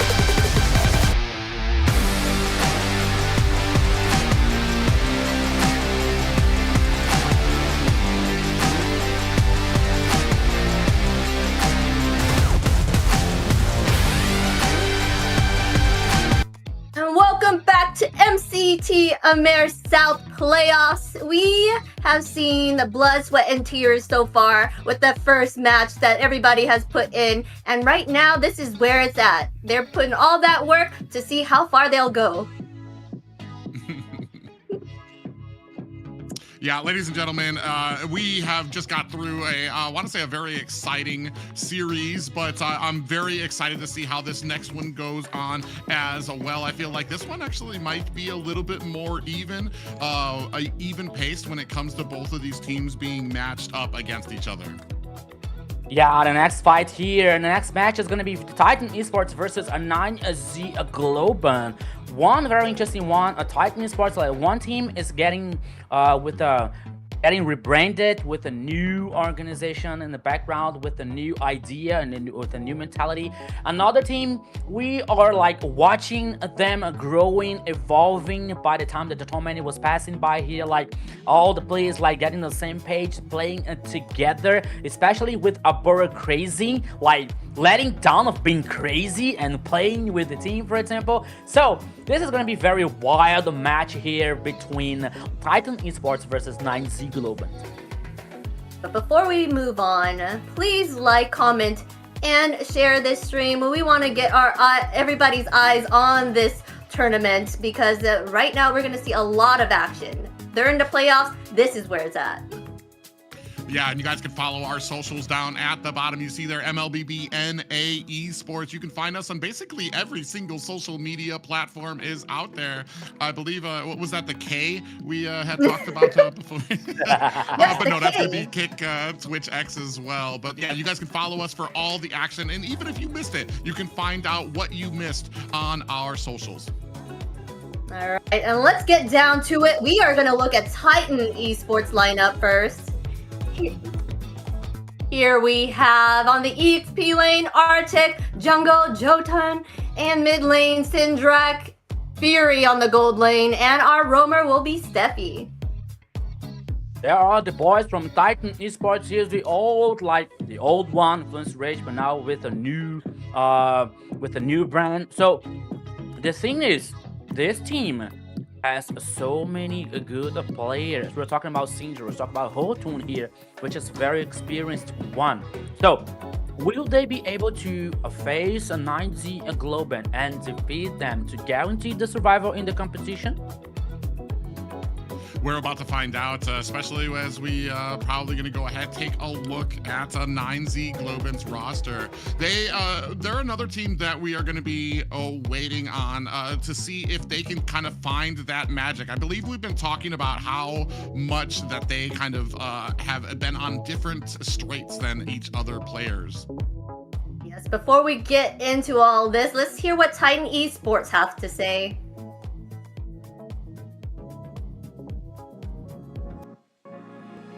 Bueno, ahora voy a decir mi draft ideal para equipo. De Romer elijo a Paquito de Alpha 7. De Mid también elijo a Frost de Alpha 7. De experiencia elijo a Chino de 9Z. Después de oro también elijo a Gusta de 9Z, los dos jugadores de 9Z, las dos hay de 9Z. Y de jungla pongo a Haydon Bush de Entity. Y ahí es un equipo bastante agresivo, bastante completo. No hace falta un show caller ni nada. Tenés todo lo que un equipo necesita: agresividad y más que nada macro game.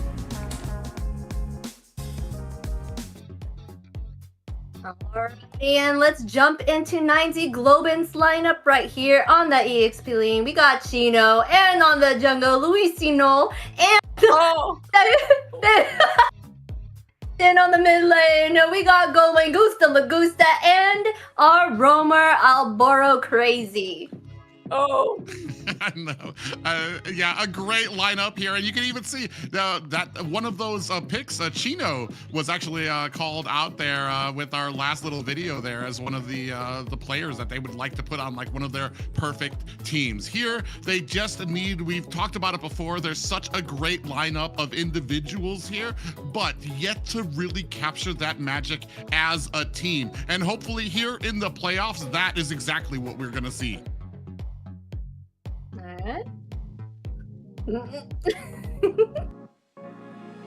O meu Dream Team eu também colocaria o Paquito como rota, por constância mesmo e por criatividade. No mid eu colocaria o Shan, que tá na Rage. Acho o Shan muito gênio também e jogou muito bem internacionalmente. XP acho que o Resul também pelo mesmo motivo de constância.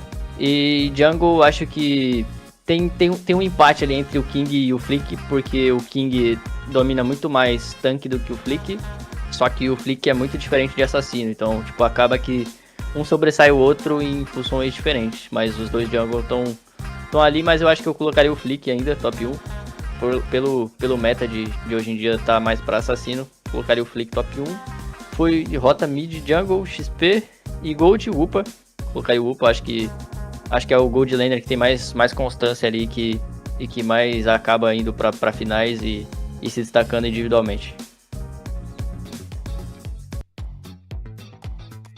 Alright, now that we heard from both teams, remember guys, this is the final one for one of these teams. So a lot of stakes are on the line right now for them. It's the final countdown. Sorry. No, go ahead. Sorry. Yeah, just keep on going on. But yeah, for one of these teams, it will be a unfortunate road back home, and one of them will be moving forward. That cushion of the lower bracket does not exist until tier 2, which we will have starting tomorrow. And we know both of these teams are going to be fighting tooth and nail to try to fit themselves into that tier, to try to find themselves a victory here today. Yeah, no second chances here, no surprises in lineups, no new players at this time for Titan Esports versus 90 Globant. So this is a do or a die match once again. This is now or never for both one of these teams. One of the teams here are going to still survive in the competition. One of them are going to say goodbye at this first split here of MCT AMER South. So everything can happen. Yes, no more warm-ups. This is it, guys. They have to get it together. This is it. No more chances, guys. You guys have to bring it this time around, okay? 9Z and Titan Esports, show us what you got. Yeah, and for both of these teams too, there's so much history for both of these teams kind of coming into this as well. Their shared amount of successes throughout the history of LATAM, and it's just so interesting to see a lot of the changes that they've kind of gone through that have kind of, dare I say, hindered them a bit moving forward. Here, they're starting. We saw at the end of the Swiss stage when it came to a lot of these, they're starting to kind of find those pieces, find that synergy, but possibly not fast enough. Here, this is where you're going to have to all lay it all on the line. If you've got those changes, those strategies that you've been trying to test out, this is where you kind of present that finished product of your organization, of your team, of the players out there. This is not the time when you are kind of silent or quiet when it comes to your comms and stuff. This is where we kind of take everything that has been taught to you and bring it forward to hopefully get yourselves a victory here. This is going to be another our next best of 5 out here for both of these teams. Yeah, and this is a very interesting, especially when it comes to Titan Esports, because as the same situation coming from Entity 7, for example, that they brought the Trinity, that was the champion from the All Black Sentence in the last season, for example. They got Steffi and Orochi as well from that Black Sentence. But totally different than that is happening with Entity 7, which are winning, which are like guaranteeing the first seed for MCT AMER South. A Titan Esports is struggling some issues, is facing some like problems they are able to fix because they are really good, the coaching staff are really good, the team are really good, but so far we are not seeing this happening in the MCT AMER South. They're struggling with some issues, they're facing some problems that we are about to see if they solved these problems now facing 9Z Global. Yes, and who is Freya? I've never seen her at all in the field.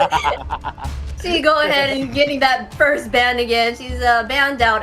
The South has never seen her see the light of day on the Land of Dawn. But also, they're also going to ban the Yve over here on the side because she can be a menace to deal with.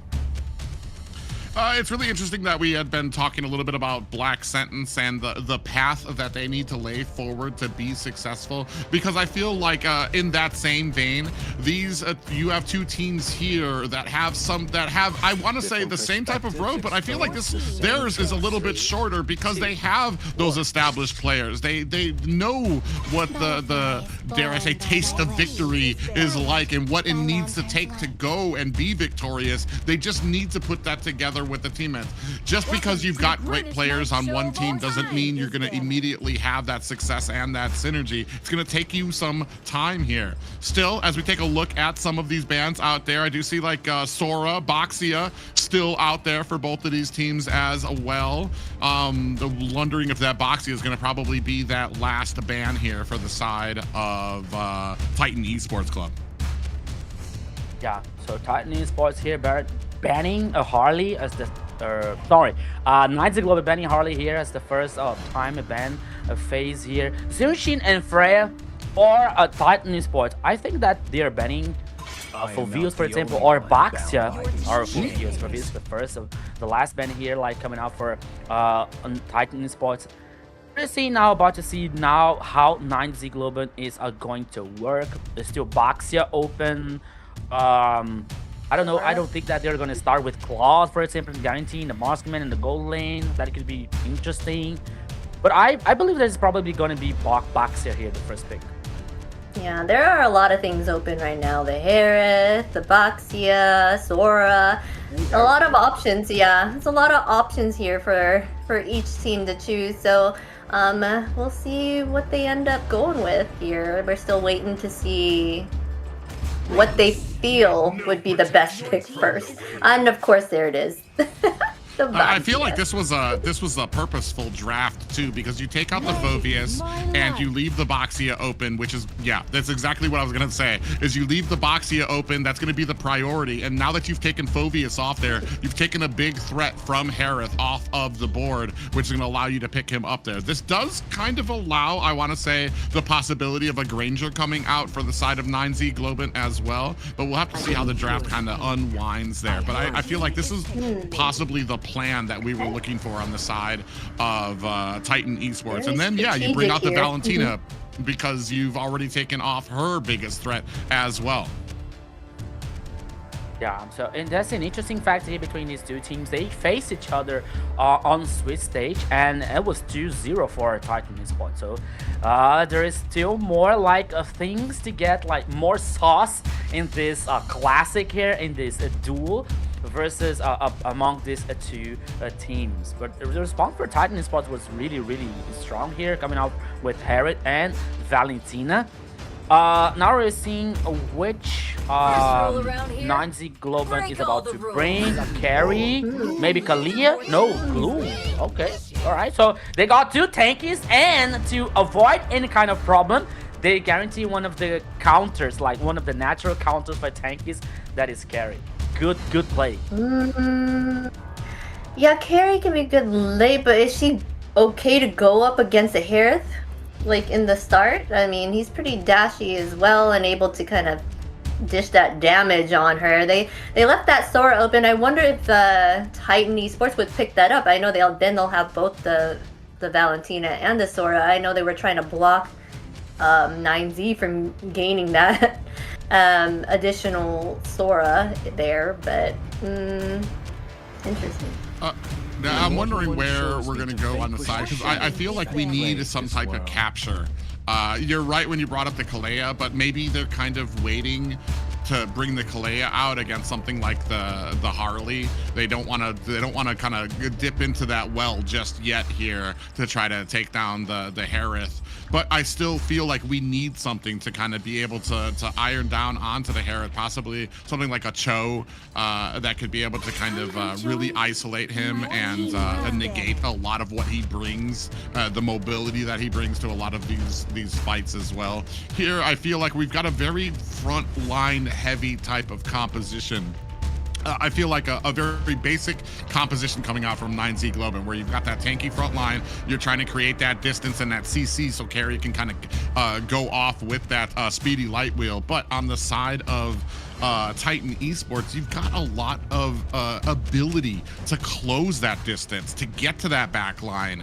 I mean, Valentina and Harith already, we already know how well that they can dash through here. Suyo, though, can just burst through the entire front line if he wants to kind of get to that back line to get in and close the distance on the carry. So it's going to be very interesting with these compositions as we move into the second banning phase.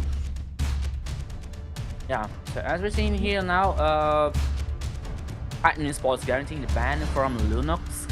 And Lunox are now we're seeing Yuzong coming out from a 9Z Globant. It's a very interesting focus here, probably in the mid lane and the XP lane here with 9Z. For the XP lane here, I believe that could be the last one, could be the Lapu here for Arctic, for example, or yeah, maybe. But now let's see, let's wait for the last choice of a ban here coming up for both teams. But still assuming here there's a lack of especially in the mid lane for a 9Z Globant. There is still some heroes open, like okay, Farsa is one of them, but no Zunshin. I changed my mind. No Zunshin, no Ivy, no Farsa, no Lunox. Maybe Lilia. Zetian. Or Zetian for the early game. Yeah, with the CC will be helpful for him, I think. Yeah, so if they did pick that up, I think that would be a great choice for them in some way to kind of like stop them in their tracks and kind of give the upper hand to the team to kind of go in on that. The only issue is Zacian, you pick up the Zacian, you're giving the Rage of the Phoenix, Fury of the Phoenix to Valentina as well. If you pick up the Lilia, you negate the Valentina if you pick up the Lilia. However, this is not a prime Lilia type of game. You've got too much mobility on the side of Titan Esports for Lilia and those Gloom Bombs to really be able to do the damage and have the impact that you want on them. The only other thing I was going to say is in the north, we've been seeing Gord out there, which has been kind of funny because he has a decent, he can pretty much spam out his stun a lot of the times there. And if you combine that with that stun with Glue's engagement as well, you would be able to, especially with the Mystic Gush, you'd be able to burst down this fairly squishy lineup from Titan Esports, but not with a Khalid and a Valentina, because they will burst down a Gord in seconds. Yes. Yeah, I don't know. For me, I feel like they could pick up a Kimmy. I don't know. Yeah, Kimmy's mobile. I don't know. Here we are trying to guess. We're like, what is it? Come on, guys. No, but it makes sense. No, she has the range, she has like this mobility thing versus Khalid and Valentina. That could be very interesting to 9Z Globant. But now whoa, okay. Louis. They want that teleporting, so that's gonna be really great. for them to get around the map. When it comes to the duality here, for example, and versus some mobile heroes with some ability as like Harriet and Valentina, I don't know. Maybe Nightzy could work really well with the macro, especially with the teleport ultimate from Louis. That could be very interesting. But with the composition which is not a very melee one coming out from Titan Esports, maybe it could work, but I'm not so sure. Yeah, I kind of agree. I love Louis. It's one of my favorite mages to play.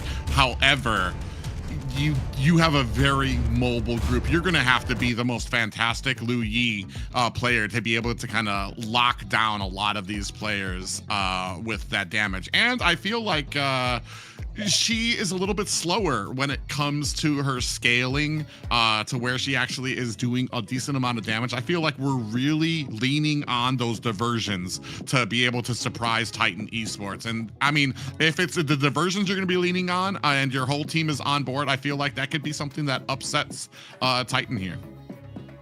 Yeah, and especially when it comes to a Titan Esports composition with a very high mobility here, but we are about to see what is going to happen here because, ladies and gentlemen and folks, welcome once again to the Land of Dawn. This is the first game of the second match. Here, 9Z Globant versus Titan Esports. It's a now or never situation. Let's go, my friend. Yeah, both of these teams fighting for their position in the playoffs. One of these teams will be moving forward. One of these teams will be going home. Neither one see that prospect as generous for them, so they're going to be fighting for all their worth. Yeah, so now we're seeing here the first minute. Oh, here they come! Yeah, and this is what we were already. Oh man, and down goes Steffi. I believe that was the magic worship that came out from Fashion to be able to tick down. Even he had left the fight like 3 seconds ago and still got taken down, ticking damage coming out from that Liu Yi pick. I saw a ghost with the spiritual hammer or something to guarantee the kill on Steffi. Now it comes the first blood here for 9Z Globant. 40 seconds for the first turtle. That could be interesting for a 9Z Globant composition so far, but oh, Steffi, what are you doing? Okay. Yeah, Steffi, I mean, I know you want to be aggressive on this Khalid pick, but man, and it's so funny too, because we were talking about how worth and how the scaling of Fashion on this Liu Yi, and then immediately he's able to pick up a kill, the first blood for 9Z Globant. Taking a look at some of the items, yeah, it does seem like we have that worship on the Liu Yi as well, so that was going to be what killed Steffi as well. So they're going to need to reset, kind of think about some of these engagements, especially when you're kind of losing the early game advantage that you want to have with the Valentina and the Khalid pick, who dish out a decent amount of damage. Chino going into the back line against 3 members, immediately tries to latch on, but this might be a poor choice as Chino able to take down Hotun. Yeah, another kill for 9Z Globant and the first total guarantee by the team. And it was a really clever here because we were talking about like Louis' situation versus some mobility heroes, but now something is happening in the jungler of Titan Esports. We're not seeing that, but in the little map we can see that Suyo was taking so much damage, Private, that he was forced to head back to the base. If I could have a dream, it would be to see the top part of this map to see what happened in that fight over there. Unfortunately, you're not going to be able to. We do stick on the Chino and Arctic. Arctic, who will have to go back to base, and that's going to go ahead and lose him a few minions here if he decides. Oh, actually, yeah, he decides no. The minions are not worth trying to lose. He wants to go back into it to try to clean that up underneath his lane there. 2-0 right now for 9Z Globant. Yeah, 2-1-0, 2-0 here for 9Z Global. Oh, Arctic! Oh, Arctic, what a play! He almost gets taken out as Alburo Crazy dives underneath the tower, immediately goes into Bravest Fighter form, puts out a stun, and then able to find his way and escape. A great play by Arctic. 9Z Globant here activating the turbo mode, playing so aggressive. And I was trying to talk about like Louis' situation here, like versus some with mobility heroes from Titan Esports. They compensate this playing together. Louis, Burquist with Hilda, which has like the speedy movement, and Luizinho with the Boxer and the Beyblade mode, for example. So they compensate somehow this lack of mobility coming out from fishing, you know. But Crazy, my goodness. Yeah, he's gonna get caught here by Steffi, but Luizinho is right there to be able to cut them off. Now in a great position is 9Z Globant for this next Lord. Steffi looking for an angle to get in here. From the back, in comes Arctic, but now taken in between all the members of 9Z Globant. Oh, Chino still able to find the kill onto Arctic. Yeah, so another kill here for Chino. This glue is on fire. 3-0 so far for 9Z Globant. Another turtle. What a very interesting and very good early game coming out from a 9Z Globant. As we see Chino with the Patrick skin once again. But now the purple buffs could be in trouble. Oh no, Hotun was able to defend. Hotun was able to guarantee, while a Border Crazy is always like causing trouble, causing pressure. Oh my goodness, what in the world is this Hilda?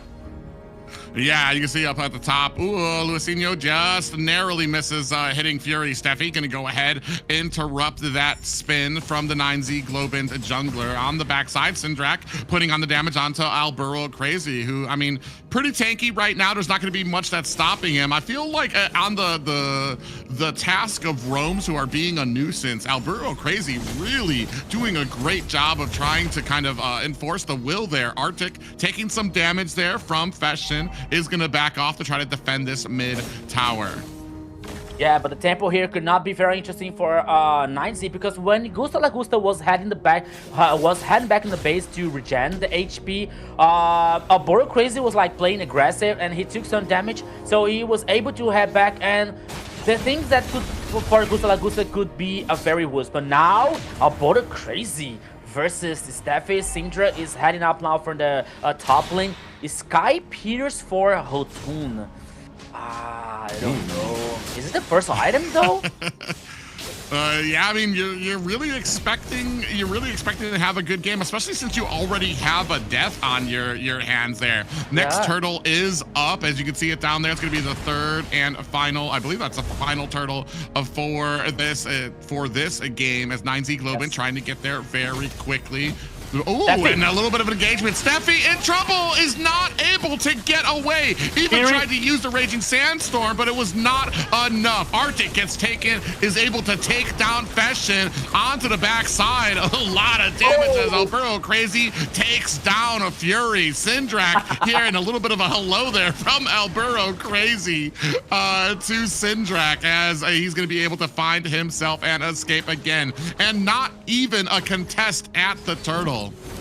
Yeah, the recall dances for the Celebrate, but now once again, Alburo Crazy being crazy versus the 3 players.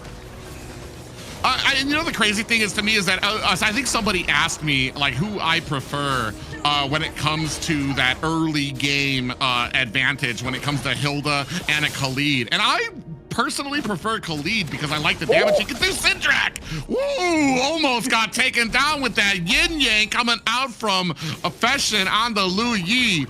But yeah, here I feel like we are just not taking advantage of the connection that we have with the Valentina, the damage, the early game. Steph has just been kept at a bay.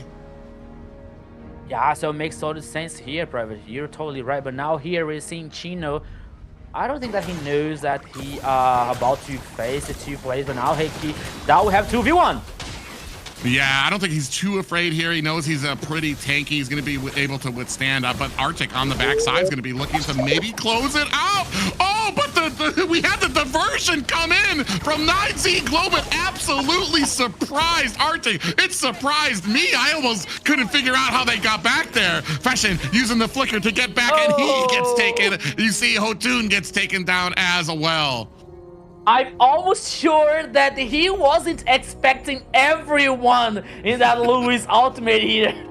in the top side, and once again, and it worked so well for 9Z Globant. 7 kills versus only 1. Luizinho, oh, you might be strong, but you're not immortal, dude, so you better take care. You better be careful. But now he didn't give up. He is there. The party is going on.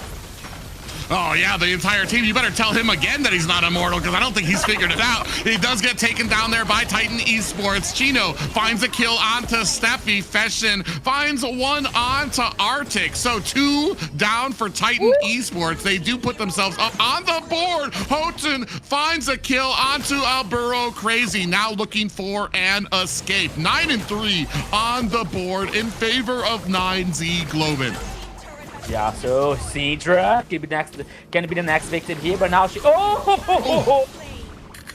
Gusta La Gusta, absolutely blown apart by Fury, laid down that Zaman Force and dashed in to put so much damage on him. That's going to go ahead and open up a pathway for this first Lord of the game. Steffi trying to be damage control, trying to get the zoning out as Chino sitting here right up in the front. Zaman Force has been laid down onto the ground. Lord down to 25%. The Raging Sandstorm comes out as Chino takes down Fury, looking for the retribution. Luizinho able to find and steal that Lord. Meanwhile, we continue to fight as Arctic is getting pounded on by the Roam. Chino looking for another kill, is not going to be able to find it.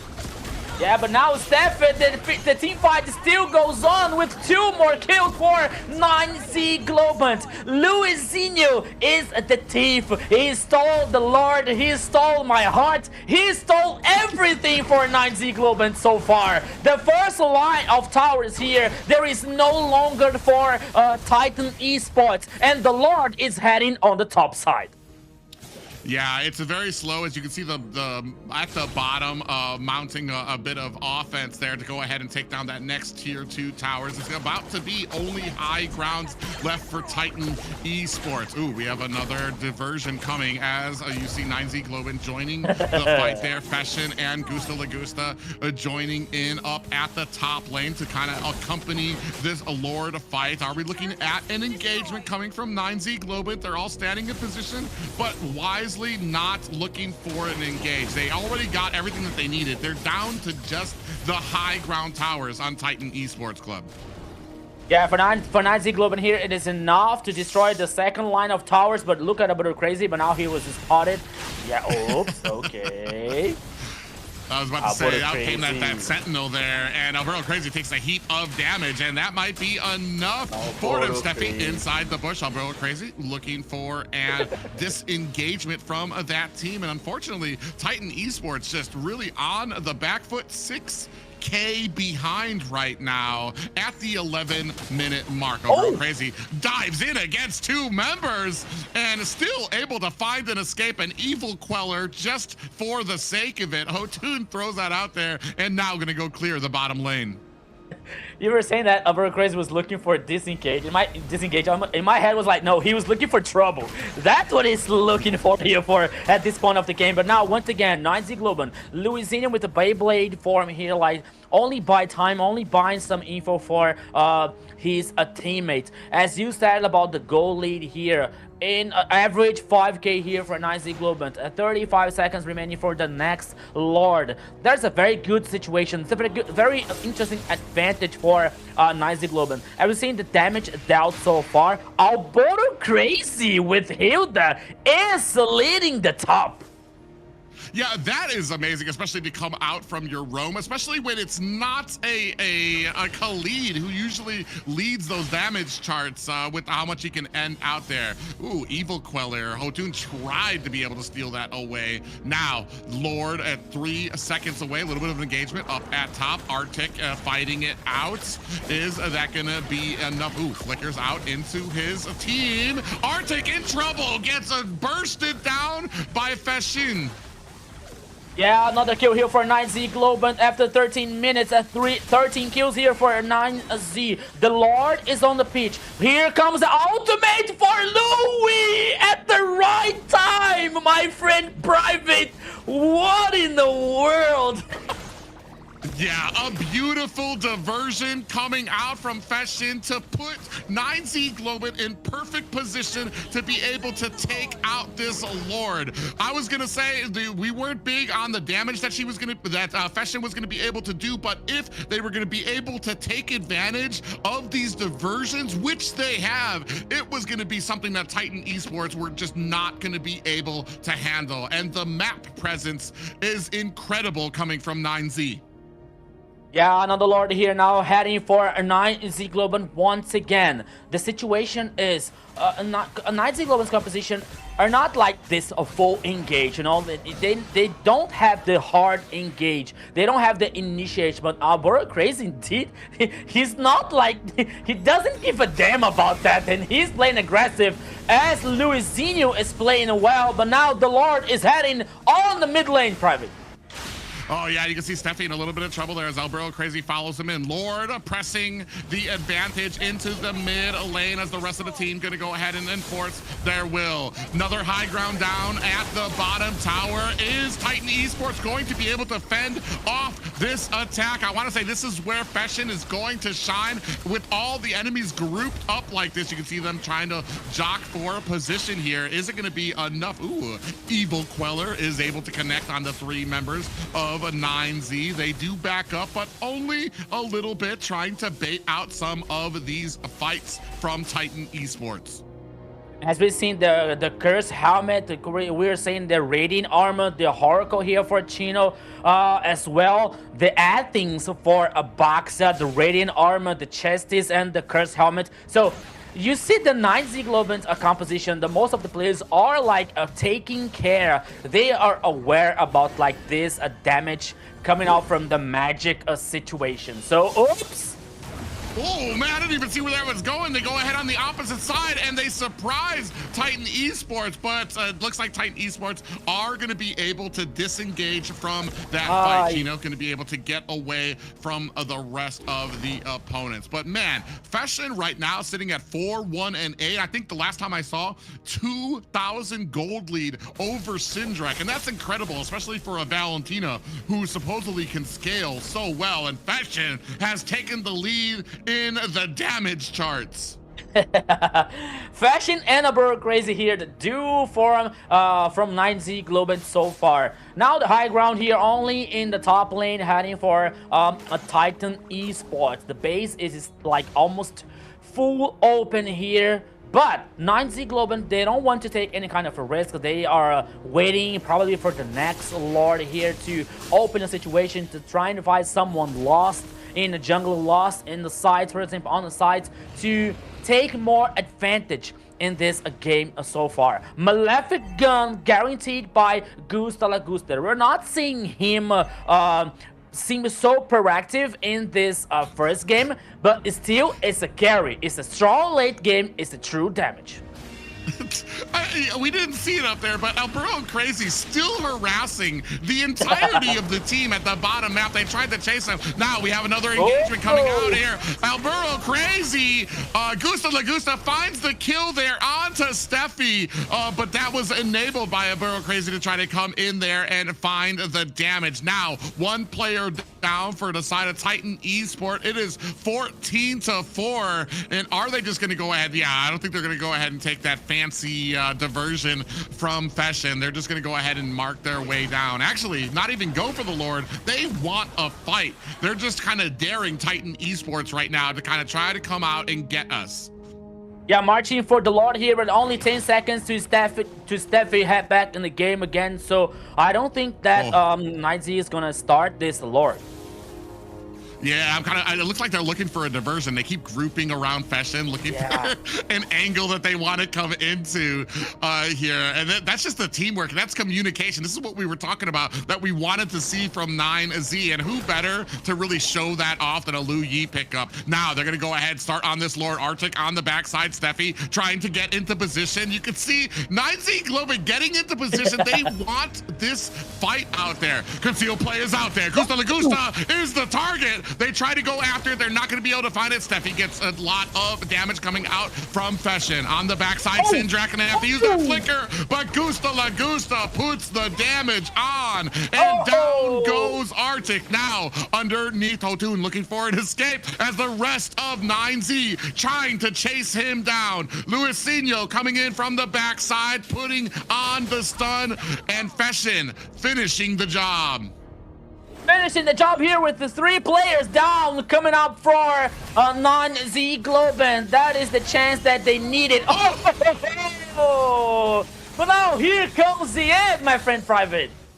Oh, and that is a wrap. Unfortunate for Fury there on the Harith. Got surprised by the diversion, and that, ladies and gentlemen, is going to be a 9Z Globant victory. First win goes for 9Z Globant, Xena. We are seeing another side of 9Z today.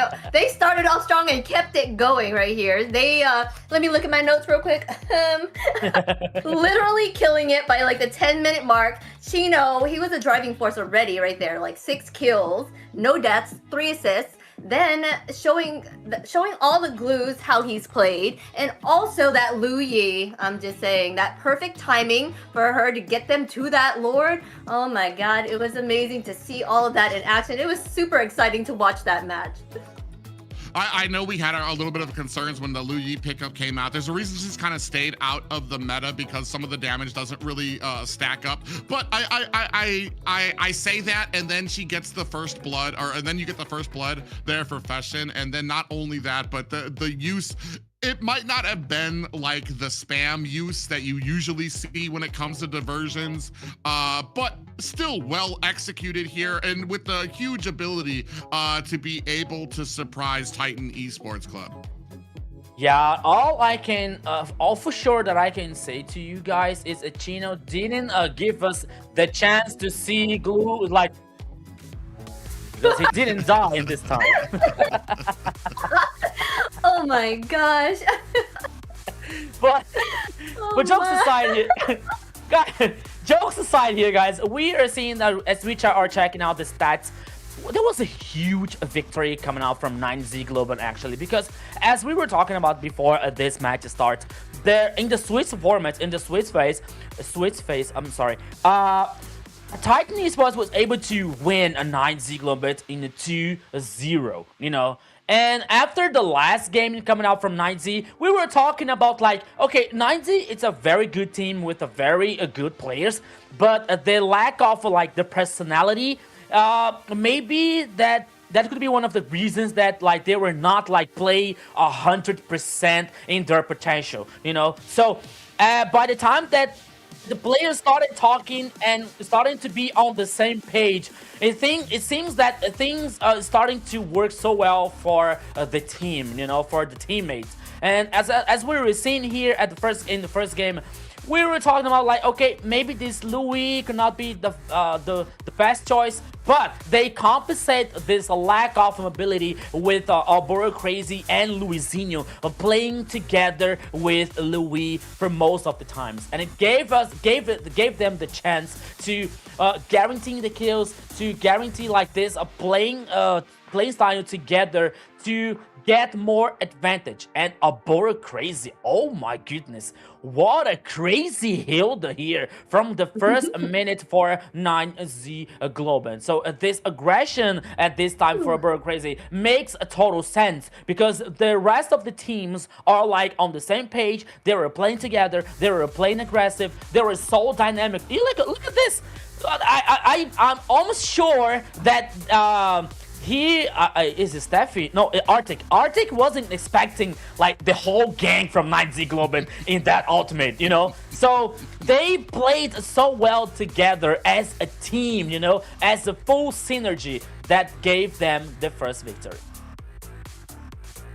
Yeah, and when it comes to that, it's sometimes I feel like sometimes it kind of comes down to when was the last time that Lu Yi was actually used? And here's that very slippery little ultimate that got them down to the Lord pit so quickly. But I feel like because you haven't seen the Lu Yi in so long, I feel like maybe there was a momentary where Arctic was like, that circle looks familiar. I can't quite place what it does. And then boom, you've got the entire team coming for you, and it's like, oh yeah, that's right. And man, I feel like this is so crazy to see, especially to see a Lu Yi out here. All right, and here we have it. They dictated the pace and they controlled the outcome. Let's break down our MVP, Chino. I was talking about our little glue here. He was showing all the glues what it was made of, how to play a glue, right? So 608 KDA, 38.8 total damage, and 588 golds per minute. He did an amazing job there, being a front line, being that annoying force. But Alboro Crazy was also an annoying force. They did wonderfully as a team, and this is a side of 9Z, like I said before, that we have not seen in the Swiss stage. Yeah, so that's a perfect Patrick here. That's a perfect glue coming out from Chino here for 9Z Globant. And as you well said, Zina, that he was a huge front line, not only getting to the resistance situation, but also to isolate some players with the ultimate, with the ability. You see that he was like trying to isolate the players from Titan Esports here to let the rest of the teammates guaranteeing the kills from 9Z Globant. And it worked really well for 9Z to get the first win here. Man, he was diving in even when it was 3 players. I feel like I remember him diving in underneath the purple buff on to Titan Esports, and I think he jumped on to Hotun, but the rest of the team, they were still trying to burst him down, and you basically have Hotun yelling like, stop, and until finally he got taken down by Chino. And after that, he was just all over the place, and you guys were exactly right. When it came to trying to take out for the immobility of a Lu Yi, despite the diversion you have out there, when you have the Hilda, the Boxia, basically making up for that because they're covering around the entirety of the map so quickly. Just a great game and a great execution coming out from 9Z Globant. Yes, it was wonderful to see for sure. I loved how they put that all together. So they brought out, they came to play this time around. The playoffs is no joke for them, and they're making sure they stick around for the rest of it. Yeah, so as we used to say, they used to say, like, playoff, it's a whole different level, it's a whole different story, you know. So they have to like play differently that they were used to playing in the Swiss stage. And it's working so far for 9Z Globant as they got the first win here.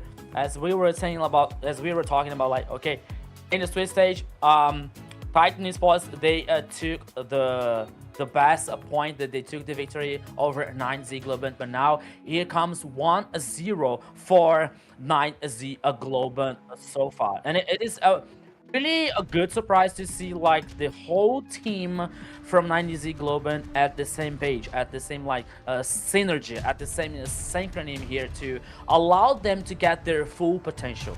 Because I was wondering, is it for the first time at the first match, was what is happening to 9Z Globant, because they are so good. They have Gusalagusa, which is a former champion. They have Bodo Crazy, which is a very good roaming. Fishing, a very good mid lane. If you used to play in some of the highest teams here in the South region, why are not they a fit? Why are they not matching? You know, why are they not like making the perfect composition here, the perfect lineup? But now they are getting to know each other, they are talking, they are like living, you know, they're practicing, they're training, and this is working, and this is like starting to show some results for 9Z.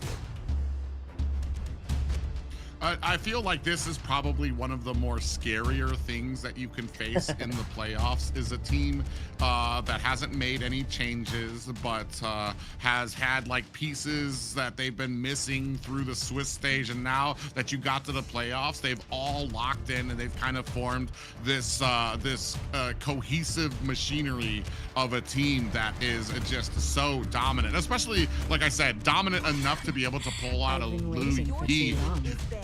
It's kind of funny to me that like we were sitting here trying to guess, like, because they had basically taken off all of these mages on the side of Titan Esports Club, and we were sitting here trying to guess what would they go for. And Lu Yi is just one of those, like, it's very hard to predict, especially against that composition. That was not really a Lu Yi composition that you wanted to go against, because she favors a lot going against melee heroes, slower front line that is slow and immobile, but still able to shine there, and that really kind of shows the dominance. Here, a big prioritization coming out for the Claude on 9Z's side. Yeah, it seems like they're target banning these gold laners, right? The hair is taking out the carry as well. But speaking on that Lu Yi, like you were saying, I think that they picked the Lu Yi because of and it worked so well because, like you said, they weren't expecting a Lu Yi to be chosen in the tournaments, and it just was a surprise to them. But let's see if 9Z is able to kind of like do a back-to-back thing here, right? Like you said, they have a lot of winners, past winners on the side of 9Z, and they may have found that synergy and the way to work that all right. So right here we see they're picking up Fredrin and Yves on that side. That was banned last time. So Yves' damage is gonna be hard to deal with, and that control, right? Yeah. So you know what, guys? When you were talking about like Louis' situation, and I was like thinking with myself here, with my strong imagination, it was like it's something like a Scooby-Doo's plot twist here. Like, you know, like, okay, you're seeing Louis, okay, with the ultimate that is the global presence in the whole map. Actually, basically, you know, like, the enemy like is seeing Louis, say, oh, it's Louis, but now she takes off the mask and say, surprise, it's Chip here.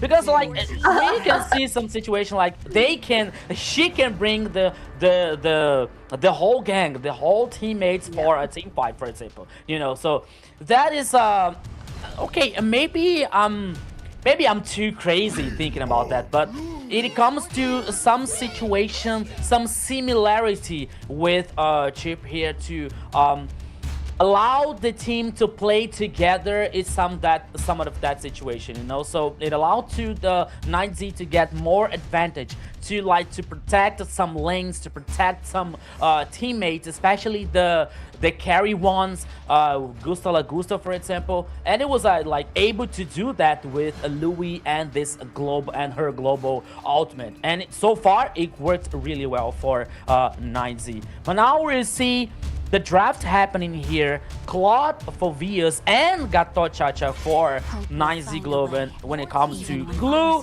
Fredrin, and Evie for Titan Esports here. Oh my gosh, Phobius and Gatoch here for the mid lane of plus mid of Roamer and XP lane here. That is a very strong controlling map so far from 9Z Global.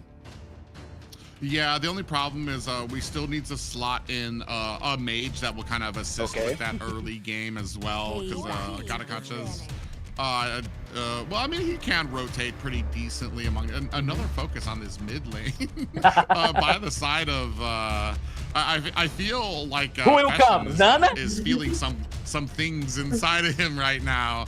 But I mean, this is actually really exciting to me to be able to see. You got all these bans out there, so I mean, we're gonna start seeing some different picks up in the mid lane as well.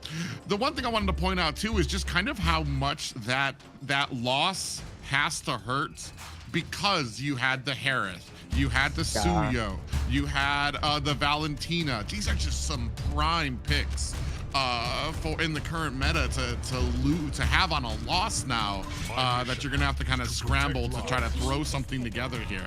I do like the ban coming out for the to have Hylos taken off of there as well, because that combination with Eve can be pretty toxic. Basically, once you lay down that real world manipulation in the glorious pathway, like there's no escaping that because of how much you get slowed down there as well. But looking for those last 2 picks to come out of Titan Esports. I believe we're still looking possibly for a roam pickup here, as well as that marksman. Yeah, they for sure do not want to go against that Eve and Hylos combo. They're gonna go ahead and pick up the Beatrix here for her bursty damage, I'm guessing, to kind of contest against this Claude here, but he's pretty mobile, so or can get out of the ultimates pretty easily from Beatrix, and when she throws them out. So I'm kind of at a loss for that, but Zetian is still open. Zetian, I don't know how you say it, but she's still open. Lilia's still open. They still have some good picks here for these mages. Yeah, so I'm trying to figure out here how Beatrix fit in that composition. Assuming there is still the roaming missing Akai for 9Z Globant, and the mid lane here comes with Valir.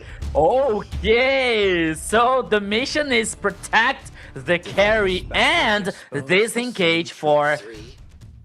Oh, okay, Marcel. I was like, okay, in the mid. No. It's Ivy in the mid lane. This will be fun. Yeah, this is a very interesting combination coming out. That Marcel in the last pick. I feel the exact same way currently when I see a Beatrix too. She's fallen so far below a lot of marksmans that, like, when you see her, you're like, where does she fit in here? I like the versatility of her kits that she can kind of put out there, but other than that, I feel like she takes a decent amount of time to kind of come online. You do have a little bit of an escape from her. I don't feel like she has pressure against Claude. I don't know what the obvious reason for her over something else. Here, the Valir, though, gonna be matched up against the Glue and the Fredrin is gonna be something that Titan Esports really need to watch out for. Yeah, and despite and even Weekend Plus here with the Flames of Vengeance, so it's not that easy to control Valir in that composition coming out from a Titan Esports. So these answers we are going to see now once again, because welcome to the Land of Dawn. This is the second game, 9Z Globant versus Titan Esports. Who's gonna win? Who's gonna take a step forward to still survive in the competition? Let's go, my friend Private. Yeah, Titan Esports looking to answer back after that loss they took in the first match, looking to kind of continue this on. And who better to try to lead the way than Steffi on this Marcel pick? As we've seen, the more aggressive that you can be, the more ooh, actually baits out a couple abilities from Fashion. Steffi goes in on against Alburo. Crazy does have that healing out for him, but Luisinho comes in to join up with that fight, finding themselves a little bit of a push. Luisinho gets taken out. Steffi with the kill there. Yeah, that could be worse for 9Z Globant because the kill was for Steffi, but here Steffi still continue the chase. Yeah, he's being so aggressive, and this is what we saw before when it comes to having a Marcel on your team. Aggressive, out there getting a lot of these stuns, great setups for your team, but the team just needs to be ready. They need to be at a moment's notice to find when he finds these stuns to be able to turn on a dime and be able to try to find those kills. And the first skill here for a 9Z, a Titan Esports, I'm so sorry. I was trying to figure out why they're like focusing on a Fredrin, you know, because we were able to see the large of the shield that he has. So he bought so much time for Titan Esports here to get the response of that initiation. So the first skill here was for Titan Esports. Could be better because he was with Steffi, but now Chin Arctic here could be in trouble, but here comes the cavalry. quickly Steffi closed the distance on that bottom lane. Now a big old fight coming out as Demonic Force starting to go, slamming down. Chino gonna go, just misses Arctic. Heavy spin onto the backside, and we do have a golden hour. Steffi waiting in position, looking for an opportunity to come in there. Oh, Burrow Crazy needs to find an escape. He might be, he was able to get back from that fight. Demonic Force slamming down onto Arctic as Luisinho able to find the kill. Chino finds a kill onto Hotun, and that's gonna set up this first turtle for 9Z Globant.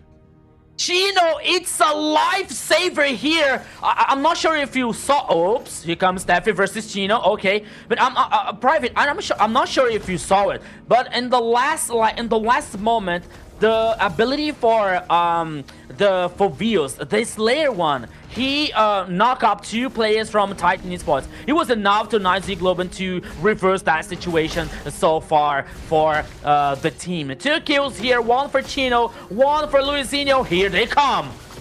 Oh, yeah, you see some of them go after Hotun. We do have a split out there. Turtle's down. Fury actually able to come in, find himself a turtle. Chino gets killed by Syndrak, and with the help of an Appraiser's Wrath by Hotun. 2-2 right now. Titan Esports is on the board. Yeah, 2-2 here, but the first turtle goes for Titan Esports after 3 minutes, almost 4. But now the focus can be the top side, Gusta. But now he's able to survive. Burrow Crazy is there, like dominating the corner, like getting the info for his teammates. But now everything like appeared to settle, appeared to calm down for a moment. But it is 2-2 so far in the second game. Yeah, a lot of mana regen for when it comes to some of these emblems for everybody. Still yet to see, I want to say, a lot of that CC and control coming out. Ooh, actually, a Pearl Crazy taking a lot of damage. Is going to have to disengage from that team fight. On the bottom here, Luisinho does take a little bit of damage. Golden Hour is out. It traps Fashion. Oh, and the damage that came out from Fury. Fury unloaded with an ultimate onto that golden hour, and as soon as it ended, Fashion just took a face full of bullets and almost one-shot him. Oh, Blade of Despair for Fury right now. I believe that is going to be the first item here coming up from Beatrix after the boot. I guess. I'm not sure, but Burrow Crazy is a paper so far here. He's a thought charge. Okay, he's not a full tank, but you know, getting this damage from Beatrix, I think that, okay, he has to do some physical defense immediately. Yeah, I mean, they're making great use of this golden hour right now. I guess Beatrix is the kind of answer. That's why they went with the Beatrix, is because of the damage that they can dish out when the golden hour ends. So now looking and jockeying for a position on this next turtle. Steffi and Hotun sitting there matched up against Gusta Lagusta and Luisinho. Fury on the back end, eating a face full of blazing duet. Gusta Lagusta is going to have to use that BMI to get back. Luisinho able to capture the turtle as Titan Esports looking for the disengage. Gusta Lagusta here almost got a kill for 9Z Globant, but the fact is the second turtle goes for 9Z Globant. So far, everything is tied up, even the gold lead. Yeah, and right now, I mean, I love the intensity, the aggression here coming out from Steffi. He's playing this Marcel how I like to see him played. Just all up in their faces, constantly getting the CC, constantly running and maneuvering around a lot of these towers. That's going to help Titan Esports to be able to pick up this next tower up at the top as well. And things have really turned around here for Titan Esports. Yeah, Titan Esports like leading, dominating the pace, getting the first tower here in the top lane. We're seeing the damage dealt so far. Leading the top, we are seeing Syndra with Ivy and the Fishing letting like the second place with the 16k of damage dealt so far. But the fact is, we only, at least in the macro game here, Titan Esports is trying to get some advantage. They took down the first tower in top lane. That for Gusta Lagusta now he has to take care in double, because he is not allowed to play aggressive anymore, because if he might be surprised for the rest of the team from Titan Esports. 25 seconds left for the third and last turtle here, but now Stafford is trying to flank. Oh, Ooh, yeah, he comes in there, does find a little bit of a freeze onto them, but now looks like 9Z Globant. Ooh, they might have caught Arctic. He's gonna have to use that flicker to get himself out of harm's way. Steffi on the side, looking for an opportunity, an angle, does not find it just yet. The rest of Titan Esports starting to clamor around the turtle. They've got the positioning, looking for Luisinho. We do have the golden hour, does trap. Down comes the real world manipulation. Is it going to be enough though, as they continue on this turtle? A great positioning here for Titan Esports. Arctic doing the best he can to zone out this team. Fury able to pick up the turtle despite a huge heavy spin coming in from Luisinho. Now Titan Esports looking for the disengagement, and they do find it.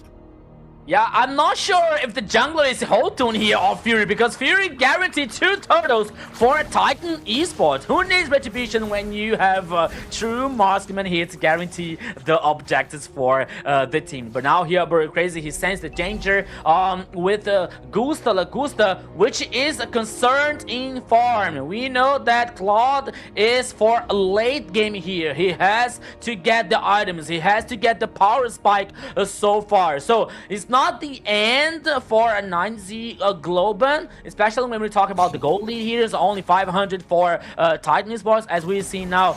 Golden Staff, Demon Hunter, a Malefic Gun for Beatrix, plus the Blade of Despair. So they are, especially the marksman ones, they are heading for the farm, they are heading for everything.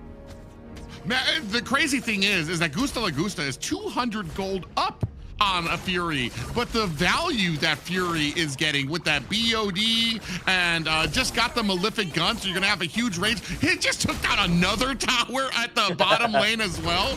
The value that Titan Esports is getting out of this pick is huge, and we were questioning it because you don't see her every time. Fury in a little bit of trouble here now as they all clamor around. Out comes the golden hour. A heavy spin is out as well. Down comes the real manipulation from Syndrak, trying to lay down the damage for their team. Fury finds a kill onto Chino. The rest of 9Z Globant looking for an escape. Are they going to be able to find it? You see them starting to close in, close ranks. Fashion might not be long and gets taken out by Syndrak.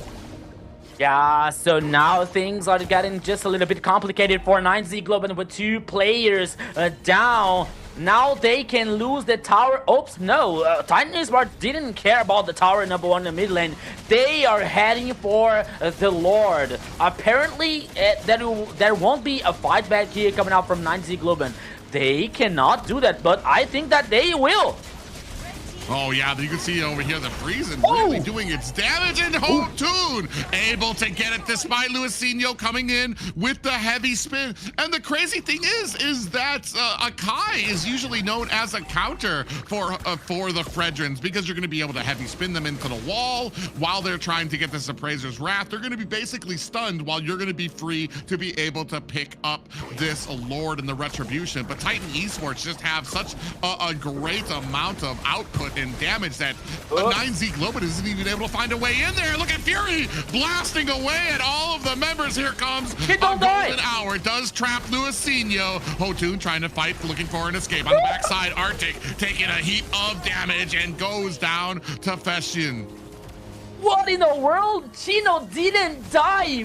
What an immortal here coming out from here at this Fovius so far. Guarantee 1 more kill for a 9Z Globant, but the fact is, the Lord is for Titan Esports. It is heading on the bottom lane. 9Z Globant is heading for this objective, trying to melt down as faster as they can. So once again, the Lord is taken down. Meanwhile, Titan Esports is trying to take down the tower number 2 in the top lane. But Chino is already there to trying to defend. Border Crazy playing aggressive. Plus Gusta Lagusta and Fashion on the mid lane here. But one thing I didn't see for sure, and I'm so sorry about that, they don't have the tower number 1 in the mid lane, Titan Esports, and in the bottom lane, and in the top lane. What is happening here? I didn't see Night and Z Globant working this macro here to take down the first line of the towers here, Private. Yeah, the crazy thing here is that there's just been a great amount of pressure here mounted by Titan Esports.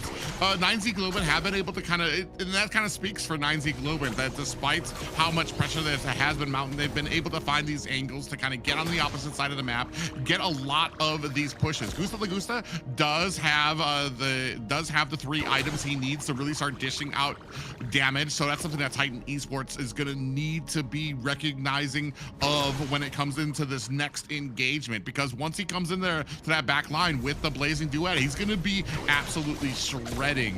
And I feel like we're going to get to a point where Fury's going to start falling off depending on how we angle a lot of these golden hours, because Fury has just been a menace when it comes to being able to dish out that damage. And then when the golden hour ends, it just all comes at the same time.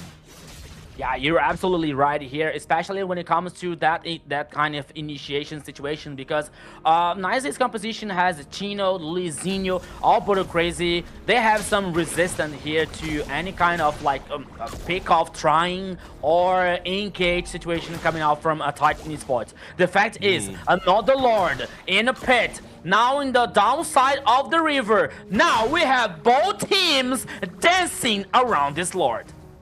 Yeah, we're not even having any split pushers. Everybody is right here looking for this fight. Arctic at the top there too as well, looking to try to find himself an angle in here. Hotun has started the Lord Fashion right there as well. Ooh, it doesn't really look like Titan Esports in a great position just yet. And both teams just dancing around, trying to pull off this Lord, waiting for the first mistake that one of their opponents is going to make. They're going to go latch on. A lot of damage comes on to Arctic. Oh, Luisinho does look for the dash, but misses it when it comes to connecting. A little bit of a push now coming in at mid lane. Both teams very relaxed, trying to find an opening here for this Lord. You can see Hotun and Arctic at the mid. Luisinho gonna go ahead and dive out of that L bush. Ooh, a little bit of a freeze there, lands onto Chino. Lord taken down. Here comes the golden hour, and Hotun freely able to pick up the Lord with that golden hour. Yeah, Arctic here was taken down, but the Lord once again was heading for Titan Esports. The golden hour was well used by Steffi, buying time for Titan Esports, guaranteeing the Lord here. Okay, that was a worthy sacrifice, but he's still 9Z Globant pushing forward, causing pressure. Now trying to deny this mini waves coming up. Oh, so we saw Patrick again laying down on the floor. I think now he's like, he wasn't, okay, he's looking up. Ah, right, but Chino, what are you doing there? Yeah, he's trying. They're going to go in looking for the fight here if they can find it. And latching on to Fury, they really want it, but the golden hour able to stop them. On the back end, they do finally lay down the punches on the Fury to be able to take him down. Unfortunately, they're not going to be able to continue this fight as they do have to answer the Lord pushing at bottom. Yeah, I have a question here. I'm not sure, but I'm wondering who's gonna kill Chino at this point of the game, because for me, like, he's kind of immortal, because they trying to engage Chino like some minutes ago in the mid lane around the bush, and we have the execution coming out from Arctic, for example, and then the golden hour coming up from Steffi, and the Wesker, I believe that it was the Wesker joy coming out from Beatrix, but even though it wasn't enough to take Chino down. As we're seeing the items here, the chassis, the blade armor, the radiant armor here on Chino's hands so far, so resistant, so tanky. And Titan Esports they don't have a carry, for example, which has true damage and can melt a tankies down. So they have to take care about that. The damage dealt ranking now coming out for Fashion is with Valier with the 53k of damage dealt so far here. Yeah, and I think you pointed out something too when it comes to a lot of Chino. The Phobius is supposed to start falling off around this point. Well, it should have been past the point where it's going to start falling off. It's just that 9Z Globant is doing such a great job of joining in immediately. You never have Chino alone in the back line using that demonic force. It's always the whole of 9Z Globant joining him to help out with some of those fights. Ooh, Lucinia. I was hiding in that bush. Steffi just walks in there, immediately gets the stun.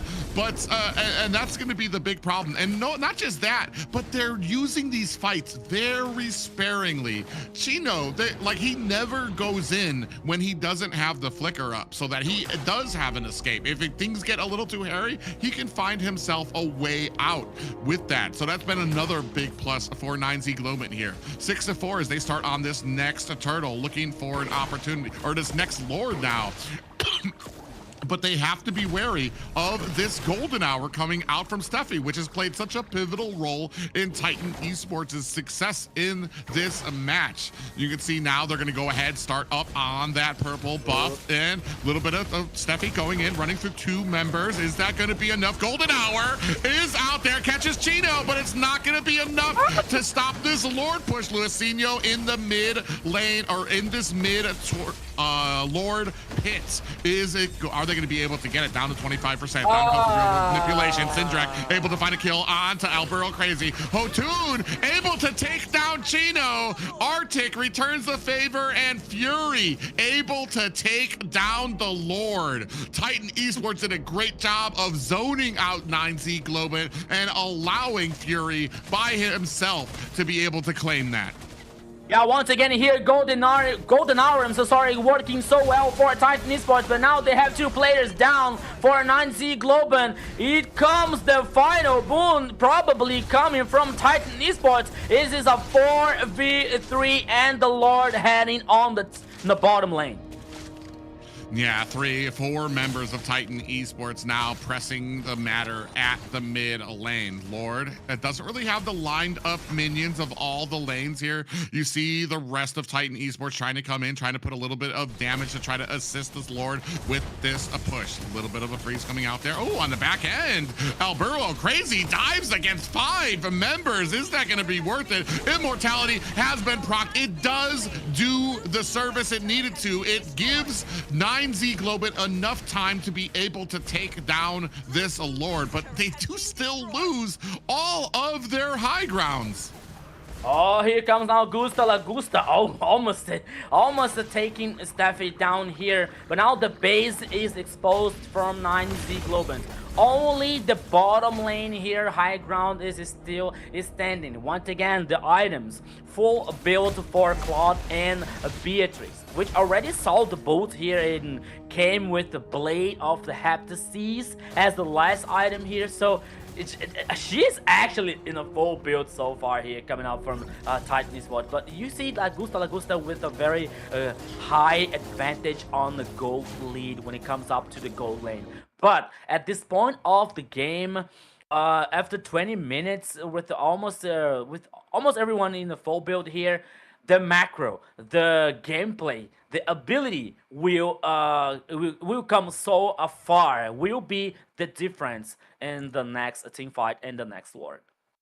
Yeah, and that's what I'm kind of wondering right now is, like, who do we have that we're going to be sending from 9Z Globant? I assume maybe Gusta Lagusta to the side lanes to go ahead and start pushing to try to keep up the macro for a lot of these fights, because that's what's going to win it. I feel like a lot of these teams have begun underestimating how these lanes can push into your base, because we've had a lot of very close calls. Now, speaking of close calls, you do see that Titan Esports going to go ahead and start on the Lord, down to 50%. Chino and Luisinho looking for an angle in on the backside here. Gusta Lagusta gets caught. Is this going to be it? Gusta Lagusta down. Arctic with the kill. Real world manipulation has been laid down, and this might be it for Chino on the backside. Alburo Crazy next on the chopping block has the healing, but it does not save him from Fury. Speaking of the base, you can see 9Z Globant have to answer the minions who are starting to push at at the core. Titan Esports looking to maybe close this out. 2 members left from 9Z Globant, a 7-10 game. Now jumping in, is that gonna be enough? Fashion trying to lay on the damage, and that, oh, we have a nice little ice or winter crown coming out there, and getting frozen. The last one standing, Fashion, finally gets taken out. Titan Esports tie us at 1-1 apiece.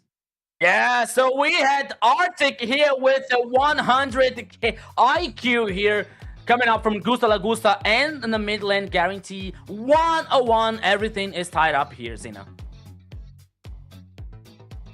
I agree with all the words. I agree. Yeah, you're totally right, Zena. You're totally right. Totally agree. Totally agree, Zena. Yeah. All right, so what I was saying was, I said, what an amazing job both teams were here, okay? They kept everything even throughout the whole game, and at the end of it all, Marcel was able to help them secure the Lords there and take the wins. Those 3 Lords were the only major factor to help them gain that map control. They kept everything straight even across the board until that last push with that Lord. Yeah, and so speaking of that too, a great usefulness coming out from this Marcel. Steffi did exactly what you want to do with Marcel. Super engaging, super offense, always in the face of 9Z Globant, always getting the vision, feeding that information back to Titan Esports, to the point that he was just becoming this huge nuisance. Not just that, but when we got to these objective plays, that golden hour just played such a huge role of being able to zone out and freeze 9Z Globant, and just allowed Hotun just to be able to walk in, grab a Lord with a retribution. Yeah, I believe that everything is starting to work so bad to 9Z Globant since the first minute when they tried to focus on a Fredrin. You know, the huge amount of his shield that he was used to have, that guaranteed the first kills for Titan Esports. And by the time 9Z was trying to buy some plays that maybe could be not so interesting for them, and but joining the fact that Louisiana was not able to steal the objectives, steal the turtles and the lords with the Akai here, which has the blender, which has this ultimate here to neutralize the retribution coming out from Hotun, for example. And in the last moment, Arctic was playing so clever to hide in the bush and waiting for Gusta heading for the mid lane and neutralize him. So when you neutralize Gusta La Gusta, when you take down Lutu, you take down the half of the damage, or more than half of the damage caused by 9Z Globant's composition. So Titan Esports play it so well. They did an amazing job here, plus with Marcel, plus with Fredrin here, Hotun and Arctic with the glue that guarantee here the victory for them, turning everything tied up so far. Yes, they did an amazing job there, securing that win. A 1-1 each of them. 9Z has a 1 win, Titan has 1 win. We might actually be able to go and see this best of 5. So I don't know. They both teams are bringing it this time around. Yeah, and I know I was a little afraid that 9Z Globant was going to be looking at a sweep here. We know when they originally went faced Titan Esports back when they were known as Influence Rage, I believe it was a full sweep for 9Z Globant. Here, it's great to see Titan Esports, new name, maybe some new strategies out there to go along with that new name as well. Really bringing it out here for the playoffs, and a dominating game too. And what was really amazed me about this is the lack of, there wasn't really a lot of kills in this game. So they were very focused on making sure that every single time they got into an engagement, there was an objective focus. And when it mattered most, this player delivered in a big way. Of course, it is Marcel with those golden hours, those on-point golden hours, I must say, to help them secure those Lords. 209 KDA, 16.3k total damage, and 524 golds per minute. Amazing job by Steffi. Yeah, that's what it is. The Steffic got the sauce. The Steffic got this. Marcel so far hit guaranteeing the victory for Titan Esports in this second game. So as we were saying, like comparing the situation that we are not having so many victorious Marcel in AMER South, but now we're seeing Stefan playing very, very well with like I don't remember some missing golden hour, for example, some like in the wrong position in the wrong time for using the golden hour. All the ultimates for Marcel here was like punctual, and it was like really crucial to secure the objectives, to secure the kills for a Titan Esports, you know. So he was very important for Titan Esports composition and Titan Esports victory so far. Yeah, and a great job here done by them. You can see them being able to kind of chase it down. It just was a very well played game, even by both teams. Like I said, even when it came to 9Z Globant, they did a great job of kind of measuring out some of these fights to not do it unless they were able to find they had themselves an escape for it. Unfortunately, just a great draft, I want to say, and we found a little bit of usefulness out of the Beatrix, which I was very much questioning, and I'm a little bit of a believer now, especially when it comes into Marcel being able to use that ultimate to kind of really hold off a lot of that offense, and then when the ultimate ends, you just have this barrage of damage coming through because of that Beatrix. Yes, we found something else that Marcel works well with, apparently. Yeah. It's Beatrix, guys. Take note. So, Beatrix's damage was I knew she hit hard, and like later on she was able to dish out more of those damage and help them secure those little what do you call it, clashes that they had, right? Yeah. Yeah, it was really, really good, and it was really interesting for a Titan Esports here using Marcel in that composition, working with Beatrix. As we were saying, like especially me was trying to figure out how Marcel would work with the rest of the composition here. So once again, we saw a good Marcel here in AMER South. So the question is, will Titan Esports be able to let this Marcel open, or will they like ban for not like allowing to 9Z using, because it was a completely different situation. As we were talking in the first game, like, okay, maybe for Titan Esports here, it's a sign of alert because they already played with Harriet, Valentina, for example. There are premier picks here and did not work. And now they played with Marcel, for example, or Beatrix. You know, it worked really well. But now 9Z Global has the chance to play with these heroes here because we're talking about global bans. So there's a lot of things that we have to talk and we have to think. Both teams have to think also here during this draft situation, during this war that is the draft here, because these heroes can work so well, as we saw Marcel once again here. So maybe our 9Z Globant can repeat this performance for Marcel. So Titan Esports, will you let this Marcel open? That is the question. I think we're seeing more and more that Marcel is becoming more of it's becoming easier for teams to understand what you need to do to be successful with him. I feel like before we kind of picked him and it felt like the opening day of a new hero when you see him in draft immediately and nobody exactly knows what they're doing with him. Unfortunately, that kind of set the standard and really kind of put Marcel down to like that 50% win rate that we're at. But we see how useful, and even to the fact that I kind of have to take back some of my original thoughts about him, that he takes a very specific composition that he does well into. It wasn't even the composition that really shined around Marcel. It was just that Marcel was able to have those great golden hours to either help his team disengage, to be able to help them secure a lot of these objectives. yeah, so it was just it was a great I think that was a great example of that Marcel can fit into a lot of compositions. You just have to know how to use him correctly. Yeah, it's all about timing with Marcel for sure. We saw that then and there. He just timed all those right, so saving those instead of just spamming his ultimates, right, it would be very helpful to the team. So they're going ahead and banning out those really high priority bans, Freya and Baxia, and also the Harith and the Harley here. Yeah, so it's a funny thing here. In the first game, we saw a 9Z in the blue side.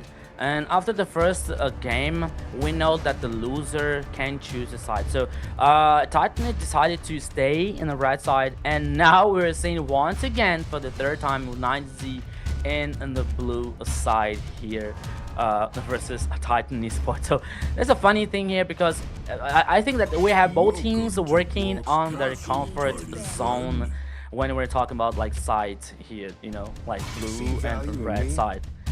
And now we're seeing the banning phase continuing of Fredring and the Grok coming out from okay 9Z. Zushin, Marcel's open right now. So I was gonna say, like, I think that's gonna be a Zushin pickup because you know that the enemy team can't pick up Marcel right now since they just used it. Yeah, that was honestly I was thinking about Boxer, but they already used in the first game, so there's nonsense here. Now Titan Esports has the chance to respond. What it be here? Maybe they are guaranteed the mid lane, for example. Maybe Kimi, or because it's Zushin in the other side, or Zetian, that could be. Yeah, for me, when I see a Zushin, automatically, and maybe this is biased because I hate Zushin. The kits that she has, I'm just like, what can I use to close the distance on her? Leomord's not a bad option too. We've been able to see him just burst through lines to be able to kind of get to that back line. Hilda, if played correctly, if in the right, if doing well, if your team is being very successful, Hilda's going to be a menace all over the map. So a good pickup here by Titan Esports as well. Yeah, we saw the Hilda being a terror and that annoyance on 9Z Globant side. I guess Titan's trying to show them what it was like here, trying to. But like you said, Hilda is only as strong as her team. So if her team does not do well in the start, she's gonna fall off very hard there. They're going ahead and picking up that Leo here, Granger and Guinevere on the side of 9Z. Yeah, but when it comes to Hilda here, okay, she has this pressure on the jungler. She has the pressure on the river and the jungler, for example. But she doesn't have the initiation situation. She doesn't have a hard engage though. Leomord has a Phantom Steam, that's for sure. But still, it's not the perfect engage. It's not like that hard engage, you know. So I think that maybe for a Titan Esports here, like guaranteeing a Terizla in the top side, for example, in the Aspen lane with the penalties on, could be very interesting for them, because that is somehow it's some kind of initiation for them, as they don't have this on. Okay, Sora can work also here for a Titan Esports composition, but I think now they have to ban Valentina to not allow to 9Z Globant get this pick in the fourth and the fifth choice. Yeah, I feel like this is the perfect time to go ahead and pick Sora as you're edging into the second banning phase here. That will allow you to take out that Valentina. I was thinking too, like, what can we use this? Because Leomord, we just don't have, we still have an escape on Zushin. We've got the flicker, we've got the ultimate from her, where she can reposition. Yeah, there it is, exactly from what you said. Valentina's going to be the ban out there. We still need that engagement onto the Zushin. Sora is a decent answer for it. It just depends on how these engagements. I'm not sure that Sora is going to be able to really close the distance the way we want to. We usually like her in the middle of the fights, you know what I mean, where everybody's all grouped up and you're really able to get the value out of the shifting skies or all the damage that she can dish out there. and you're not going to find Zushin there. You're not going to find Zushin grouped with everybody. You're going to find her on the back line, and that is still something that we don't really have an answer for just yet. Yeah, they're trying to go ahead and target ban those mages, getting rid of anyone that'll prove a hassle to them. So Via Valir, I guess, would work for making sure that slow that he has with his fire and the push that he has. Will be hard. Oh, Marcel. I was thinking that if they picked up a Marcel on 9Z, that might be more helpful to them. Because, you know, they can get in on, have more control there. But they went ahead and banned that out. So what else is there? Yeah. I was thinking about like maybe they were like letting Marcel open here, but after seeing a Granger like with the Rhapsody and the Raycam here, and even with the Guinevere with the jump and the Recurrent Violet, so Marcel could help Knights Globant to find this breach, to find this opportunity to get a very interesting engage here for team fights, for example. So they decided to ban Marcel to avoid that kind of problem. But now here the last ban here comes from 9Z Globant is in Claude in a gold lane. So no Beatrix, no Claude. Are they allowed to use carry? Yeah. Yeah, but they can use carry.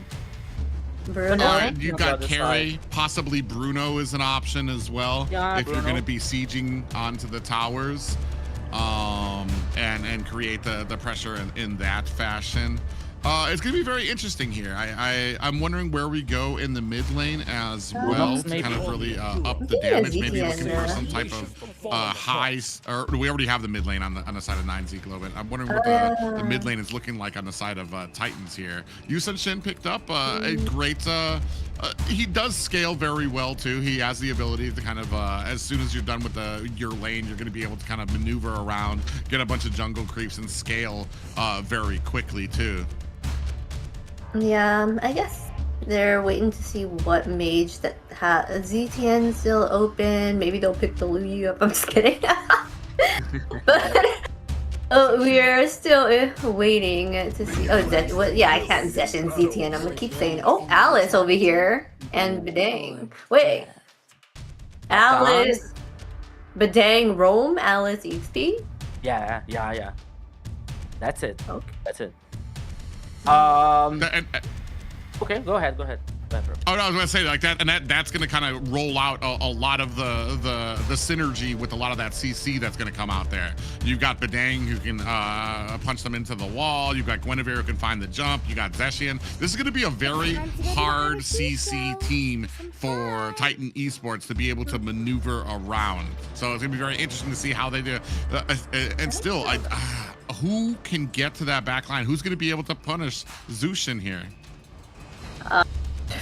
A Lilia pick is not a great idea. Everybody's so dang mobile. I don't know about this.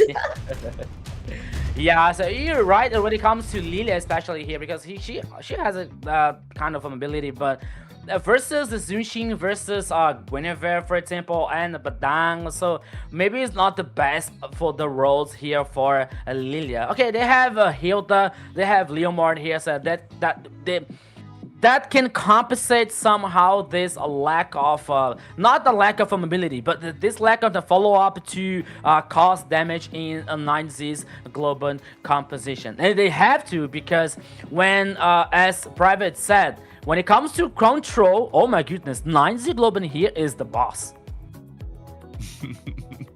But ladies and gentlemen, it will be moving on to game 3. 9Z Globant taking it on against Titan Esports Club. Both teams now tied at 1 game apiece, looking to, I want to say, press their advantage forward here to get that momentum into their side. Yeah, it's the battle for the survival here in the competition. Now we're seeing the 2v2 situation in the middle lane. Oh, the lantern is stacked. Here we go, Private. All right. Yeah, but that's going to be on Steffi, who doesn't really mind it. You're going to have a lot of healing, a lot of ability to get a lot of health back on Steffi every single time that they enter the bush there. Now, decides against trying to charge into that, and you see Retribution there used to go ahead and secure the Litho Wanderer for the side of Titan Esports. Yeah, so Titan Esports here trying to play an aggressive, controlling this vision on the jungler in the upper side. As we're seeing the XP lane here, like Chino trying to cause some pressure on Arctic. This is doing well so far, especially in an XP situation, but now I think that Arctic is going to guarantee the level number 3. That is it. Their first total is heading on the upper side of the river, 30 seconds remaining, and both teams are concerning to reach the level 4 as sooner as they can. Yeah, I just saw that Luisinho negated to get his jungle minion just so that he could invade and go ahead and start stealing stuff away from Titan Esports early. Then goes ahead, gets his level 4, and now is in a great position for this first turtle. Now looking for a position at mid. If we could take a look where these heroes are grouped up. First turtle is up. Hotun in a position now. Turtle is being started up by 9Z Globant. Alberto Crazy disengages from a bush as Syndrak comes in there. And now 9Z Globant, they disengage from the turtle, basically handing it over. Chino comes in, does find himself a Throne of Ruin onto 2 members. Down to 25% is this turtle. Chino able to find a turtle, looking for a kill onto Hotun. Arctic able to take down Chino. Fashion finds a kill as well as Arctic. 2 down for both sides and still engaging into this fight. Black Shoes coming out from Syndrak does not save him from Luisinho. And I've heard, like, I've saw a Chino's ultimate with the lantern coming out from Freshin stacked, and I was like, oh my goodness, it's gonna be a disaster for Titan Esports. But somehow they bought so much time, and the response was so good, guaranteed 2 kills. 2 kills for Arctic, but 9Z Globant had the resilience that even though that they lost 2 players, they went through, they kept the chase, they guaranteed 3 kills, 1 for Luisinho and 2 for Fashin. That composition we were talking about, like, it is causing so much trouble, especially with this execution when it comes to the combo coming up from Chino, coming up from Fashin, for example. And we didn't see Luisinho with the jumping and the Requiem of Violet so far. And the first total guaranteed by 9Z Globant. Yeah, that was interesting to point out too. Like, you saw the fist crack come out from Alberto Crazy, but there really wasn't a lot of follow-up to get some more CC onto it as well to really hone in and punish Titan Esports during that. Maybe they just weren't in position, or it just wasn't in the cards for that first turtle. Either way, it does allow, they were able to get the turtle, so maybe just not something they wanted to expend just yet. 3-2 right now, 9Z Globant narrowly in the lead, edging ahead with about 1K gold. Yeah, the goal lead here not too much for 9Z Globant, but it's still an advantage for the team. But now in the 4 seconds left for the next turtle here, Alberto Crazy. But now here comes Luisinho. Alright, so both teams now are aware. In the mid lane here, some kind of a party, but the second turtle is started immediately. Oh, yeah, they're going to go ahead and start onto this now. Hotun comes in, and Luisinho able to pick up the turtle. Down and pays for it with his life. But you do see the Throne of the Ruin coming in from Chino, putting on the damage to all of the members of Titan Esports, and both teams decide to disengage there. A turtle for a kill on the side of 9Z Globant. Yeah, a worthy sacrifice, as we can say here, for 9Z Global. Okay, Titan Esports got the 3rd kill. It was for Steffi. It was okay, Hilda, as we saw in the first game, and she was... Oh my goodness, Chino! Chino gets away with a sliver of health left there, but that's going to go ahead, zone out the roam, and allow Titan Esports to pick up a tower at the bottom. The first of the game. Steffi in trouble as they're going to go ahead trying to latch onto Luisinho. In come reinforcements in the form of Chino, looking for that kill. Steffi gets taken down. Yeah, they were too greedy here, Private. They got the tower. I think that it was enough for Titan Esports, but now here comes the chase. And down goes a Fury. Really kind of, I want to say, a little greedy in enemy territory there as 9Z Globant sent in reinforcements. Speaking of which, we can see the tower. Hotun doing a great job being able to macro up at the top side to try to even out this game.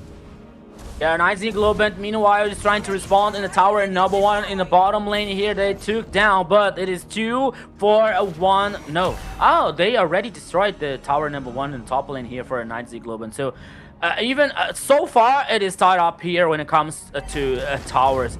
But now the greed, as we know, as almost in a universal rule, the greed took down the golem. So they took the tower down. They were supposed to be enough for Titan Esports. They went down with the chase. They got 2 kills for 9Z Globant plus the tower. Could be worse because Hotun destroyed the tower number one in the top lane, and now another turtle guaranteed by 9Z Globant. When it comes to turtle, you talk about 9Z Globant. Yeah, 9Z Globant doing a great job trying to secure that. Not really much contention coming out from Titan Esports, trying to macro up on the sides. Both side lanes have kind of been frozen by both of these teams. And I want to say, like, not too many engagements kind of coming out from them. You see that Steffi's kind of poking her head into a lot of these jungles, but not much in the form of fights coming out on either of them. Yeah, so now we're seeing here 9Z Globant trying to focus in the mid lane, but oops, Steffi. Okay, maybe Steffi is a Hilda here, so it's not so easy to take this player down. Chino here now being avoided by Syndra. Now we're having a 2v2 here in the mid lane, while Hotun is stealing the jungle on the top side so far. After almost 8 minutes here, we're seeing the goal lead not getting so big for 9Z Globant. Oh, here it comes! Ooh. A big flicker under the back lines with the shifting skies coming out from the side of Arctic. Is that going to be enough? You see the fist crack coming out from 9Z Globant as well. Now diving in with the throne of Chino, putting on the damage. Gusta Lagusta finds a kill onto Steffi. Luisinho finds one onto Arctic. That's going to be 2 down for Titan Esports, and they are going to go ahead and push their way into enemy territory to pick themselves up a purple. Yeah, when it comes to range here, fighting against 9Z Globant might not be a good idea. You have Gusta Lagusta with the Rhapsody, with the Requiem, so it's not that easy to take from this gold lane. Okay, he was forced to use the Flake to reposition in a team fight, but even though he got 2 kills, he is getting strong. He is a solid gold laner here for 9Z Globant. But now, the first Lord on the pitch in the top side of the river immediately started by 9Z Globant, but they have to take care because Chino is in half HP, and we have Arctic trying to do a flank. Fashion getting very close. I don't know if they know that Hotun is up there in that bush. They haven't checked. Their focus was at mid. Now you see them backing up. They see the rest of the team kind of coming in there. Luisinho looking for an advantage, looking to try to get that vision, trying to come in there, is able to find the steal and take the Lord from Titan Esports. Fury finds a kill onto Alberto. Crazy Gusta Lagusta able to take down Hotun. Fury running for the hills, but is not fast enough. Fashin with the kill there, and Syndrak taking down underneath the tower. The 2 kills here for Gusta Lagusta, plus the Lord, plus the advantage. As we're seeing now, the stats, the damage dealt so far comes with the Fashion here, leading the top with the 31k of damage so far. But now we're waiting for the minion waves to activate the Holy Shield from the last line of defense here. The high ground coming up from the top side, while they have still the tower number 1 in the mid lane. Oh, Gusta Lagusta having taking some hits from the tower. But it's enough here to guarantee the kill from Steffi will be unstoppable for Gusta Lagusta. Yeah, Death Sonata puts the finishing touches on the Steffi, who thought that they were going to find themselves and escape. Titan Esports finding a tough job of trying to get into here against this immense amount of CC. Arctic getting pulled back, but no worse for wear, is going to be able to find an escape at the hands underneath his own tower. It's getting really unfair here for Titan Esports Private because there's so much control coming up from 9Z Globant. You have Chino, you have Luizinho, fishing with the stacked lantern. What? Okay. My question is, how is Titan Esports is gonna play versus that, against it? Because there is so much control, and I'm not mentioning the ultimate coming out from Border Crazy, you know, from Badang. So, my goodness, it's. Things are getting just a little bit complicated here to Titan Esports so far, especially with that composition coming out from 9Z Globant. Yeah, and I don't even know what you do. You're kind of hoping that you can kind of catch one of these guys out. That's what the Steffi is trying to look for. See if he can get some vision. See if he can find somebody out alone. Or maybe even if they can try to find Fashion. But when it comes to playing a Zushin, there's not going to be a lot of opportunities for you to find them pushing on their own. They're always going to be protected. Yeah, so Zushin once again here with the glowing wand. You have the infinite glaive. You have like the halberd, sky pierce. Oh my goodness, Augusta with the hunter strike and the malefic roar. Just a very strong ranger so far here coming out from the goal lane from 9Z Globant. Another fact is 17 seconds remaining for the next Lord. We're now seeing Sora, we're seeing Arctic. He's up to something here, Private. Oh, he's not appearing. He's not appearing in the minion waves. Sorry, he's not appearing in the minion waves. He's up to something. He's trying to do something. Oh yeah, he wants to get the flank onto them. Yes. Yeah, he might actually be able to find it, especially with no minions there. They're going to be so surprised if he kind of can come in from the bottom. They're down to about 50% on this. Ooh, Steffi gonna have to go ahead, find a flicker. Now, look, he's waiting for his team to get into a position to where they can capitalize off of it. He doesn't want to just come in by himself and not be able to have the team come in behind him. Now, still kind of dancing around this Lord, Gusta Lagusta, putting on the damage. It doesn't really look like there's one. Ooh, we do have the Phantom Steed is out, coming in from the backside. They are able to find the shifting skies. Is it going to be enough? Down goes Alvaro Crazy. Fashin able to find a kill and the Lord. Gusta Lagusta chasing down Otun, and the next one down is a Fury. Only Syndrak left, and they are not left long on the ground. A complete wipeout on Titan Esports side. 9Z Globant looking to end this thing quickly. They might be able to do it. Ladies and gentlemen, game 3 going to 9Z Globant.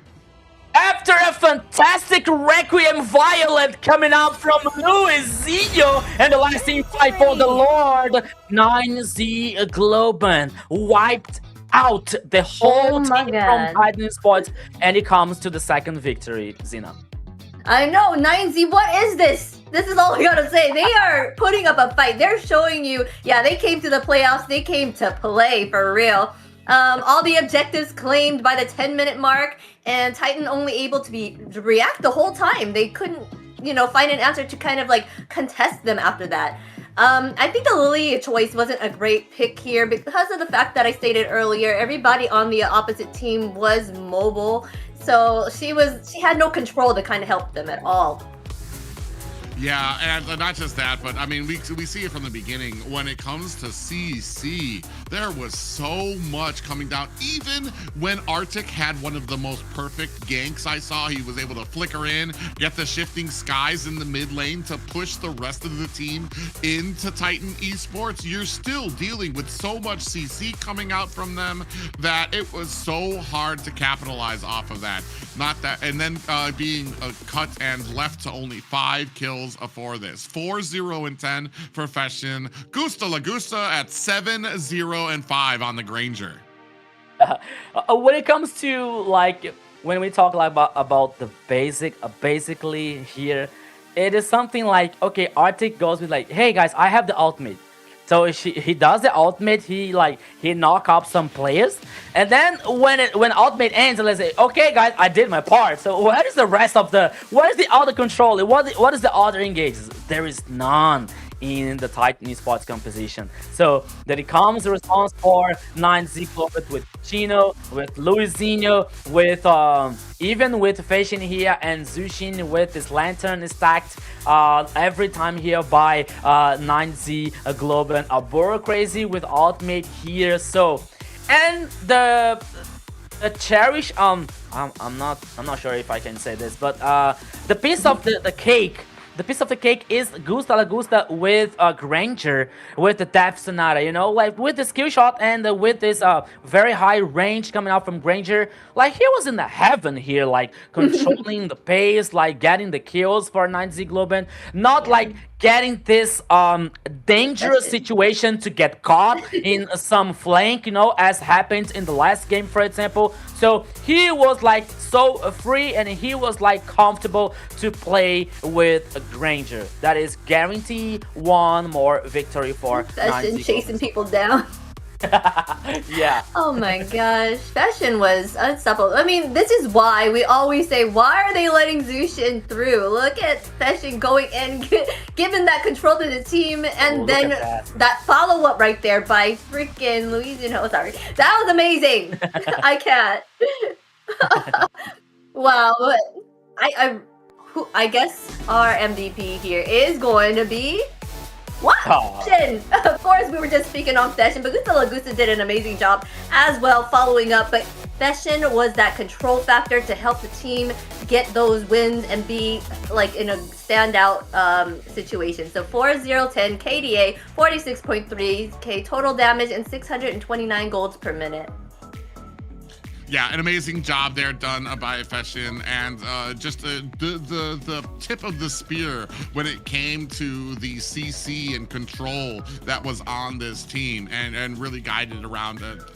And when we took a look at the team fight participation, I want to say, like you saw on the side of 9Z Globant, it was like 40s, 50s, things like that. On the side of Titan Esports, there was like 80, 90s, which kind of told the story that to be successful, Titan Esports had to like group up to kind of take advantage of their entire ultimates. Whereas on the side of 9Z Globant, they were able to kind of be separate and still be lethal because each one of them still had CC that could stop them. Here you can see just pouring on the damage, even with a great flank coming in. Fashion able to read it, able to get that ultimate, still dishing out damage on the backside, continually making use of that distance and her range. Yeah, showing the Zunshin's strength once again here with the like. It's a very broken hero so far here in the meta, getting used by the teams, getting guaranteeing victories for most of the teams here with this very strong mage. As we saw in the last team fight, like it was not only the Requiem Violet form from Luizinho and Guinevere. It comes with a stacked lantern from Zushin that opened the breach, that opened the chance to stack the Requiem. The jump plus the Requiem Violet to guarantee the kills in the last team fight, plus the Lord for 9Z Globant. And the question is, okay, there's not only Zushin in the world or in the meta. There are another strong mages now that most of the teams are using it. But we like both of teams used Zushin. Both of teams, I'm not sure, but I think that they already used Ivy, for example. Not even Farsa, because Farsa is being banned for some games, you know. So the question is, will be only a Zushin? Like a Zushin is a point of interest of any team here to guarantee at least one victory in the best of 5 or best of 7, for example. Yeah, she's unstoppable for sure. She's hard to stop. We've seen it right then and there. You can't. She's an annoyance factor there. Like you can't really do much if you don't have that like a Yuzong or anything to reach her. Like to just get her out of there. Like what Kalea would be a good against her because she could just jump in and yoink her. But nothing can stop her. For me, the problem is when a Zushin kind of comes out, I feel like the immediate thing on your composition is that you have to have one question answered. How are we closing the distance on that back line? How are we getting to Zushin? She's just one of those things that cannot be ignored on a lineup. And unfortunately, I feel like a lot of teams don't really have great plans for when it comes to this last draft from Titan Esports. I just didn't see a way in for us to lock down Zushin. It's like, all right, maybe you catch them with the Phantom Steed, which pulls them forward. Okay, now what? She's got a flicker. She's got her ultimate that she can use to get away. We needed just a little bit more from them to be able to close that distance and for that answer. And I'm wondering, what's Zushin used by? Our faces is on what? Sorry. Titan Esports. I swear to protect it. Wait, what? What? Yeah, that's gonna be a fanny ban out there. I mean, Zushin is, I believe, open for the side of Titan Esports. So I'm wondering, do we ban that on the side of 9Z Globant? Yeah. Oh, they absolutely have to ban that. They're like, yeah, we don't want them to do the exact same thing they did. Yeah. Think about 9Z's Globant communication now. Oh, okay, coach. Which one? No, Zushin. Right now, Zushin. Oh, go. Don't want it through. Don't you dare. Ban Zushin here. But now, okay, I was surprised about two things. The first one is Titan Esports like choosing the blue side right now, and the second one banning Fanny here, and there's a first ban coming out from Titan Esports. Okay, so Luizinho's respect so far here. Okay, but now we're seeing the third ban coming out from 9Z Globant. Oh my gosh, there's so many banned heroes here. I'm kind of lost. I have to be honest with you guys. I'm thinking about, okay, maybe Boxer, but they're already used to Boxer. Oh, Harley. Okay, Suyu. Okay, they're banned. Okay. For 9Z. Yeah, it's open. It's open for 9Z. Ah, okay. For 9Z. Okay. Not for. Boxia is actually open, I believe, for Titan Esports. They can go ahead and pick that up if they wanted to. Yeah. Okay. I mean, you still on the side of. I feel like this is just a real comfort point for 9Z Globant. You still got the Valentina up that you can use. You still got a great amount of options because of the way some of these drafts have been going. Especially for picking up the Lu Yi. We're at a point where like banning, I feel like banning a lot of mages has become almost a detriment to the side of Titan Esports. Yeah, there's gonna go the Boxia priority pickup for their side. And I'm wondering where we go with the answer for this. We're not gonna be able to pick up Phobius, so we don't really need the Valentina and Phobius combo to be able to take out her actually, yeah, you wouldn't pick up Valentina here because Phobius is still available for the side of Titan Esports, and it's not available for 9Z Globant to pick up. Yeah, it's kind of hard for us to kind of. We have to like wait a minute. Yeah, which down here? But yeah, for the jungle side, I would think like they still have the Suyu open. Fredrin right there as well. I guess they don't play Suyu, Terizla to kind of give them that the CC, but I feel he's slower. I mean, he's good right now because of the fact that he doesn't need to use mana, so he can keep going. Oh, the tank killer carry over here with Kalea picked up on the side of Titan. Marcel open here. That could be like I'm seeing a Terizla here. So most, especially when it comes to 9Z Globant. The last Marcel that we saw, like a good one coming out from Boro Crazy, it was with Terizla using the penalty zone. Another one that I can't remember now. So it was very good for 9Z's composition. So maybe that it can work again here, bringing up Marcel. That is still open. That could be, but I don't think that they will prioritize now or the mid lane. Marcel there. Marcel. All right. Okay. Okay. I mean, you're kind of on the money there. I think the first time we saw a good successful Marcel, you had the Terizla, and you had the combination of Gwen and Terizla, who do really well with each other, feeding each other those pop-ups that will get you the Violet Requiem. You also had a Chang'e with the first successful one, which was really interesting to see because you had the meteor shower that would stack up on the edge of that golden hour, and then when the golden hour went away, you just had the absolute entirety of the meteor shower heading for your players there. Marcel, gonna be an interesting pick here too as well. I do like this too because it can stop a lot of the tsunami slams possibly coming from Kalea. If she grabs somebody, you're gonna be able to throw that golden hour to really kind of upset that as well for the side of Titan Esports Club here. Some interesting bans that I never thought I would see here on the second phase. The Selena and the Beatrix being taken off. What meta are we in?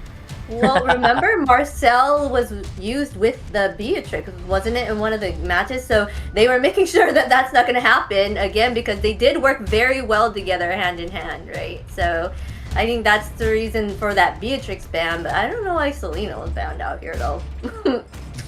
Yeah.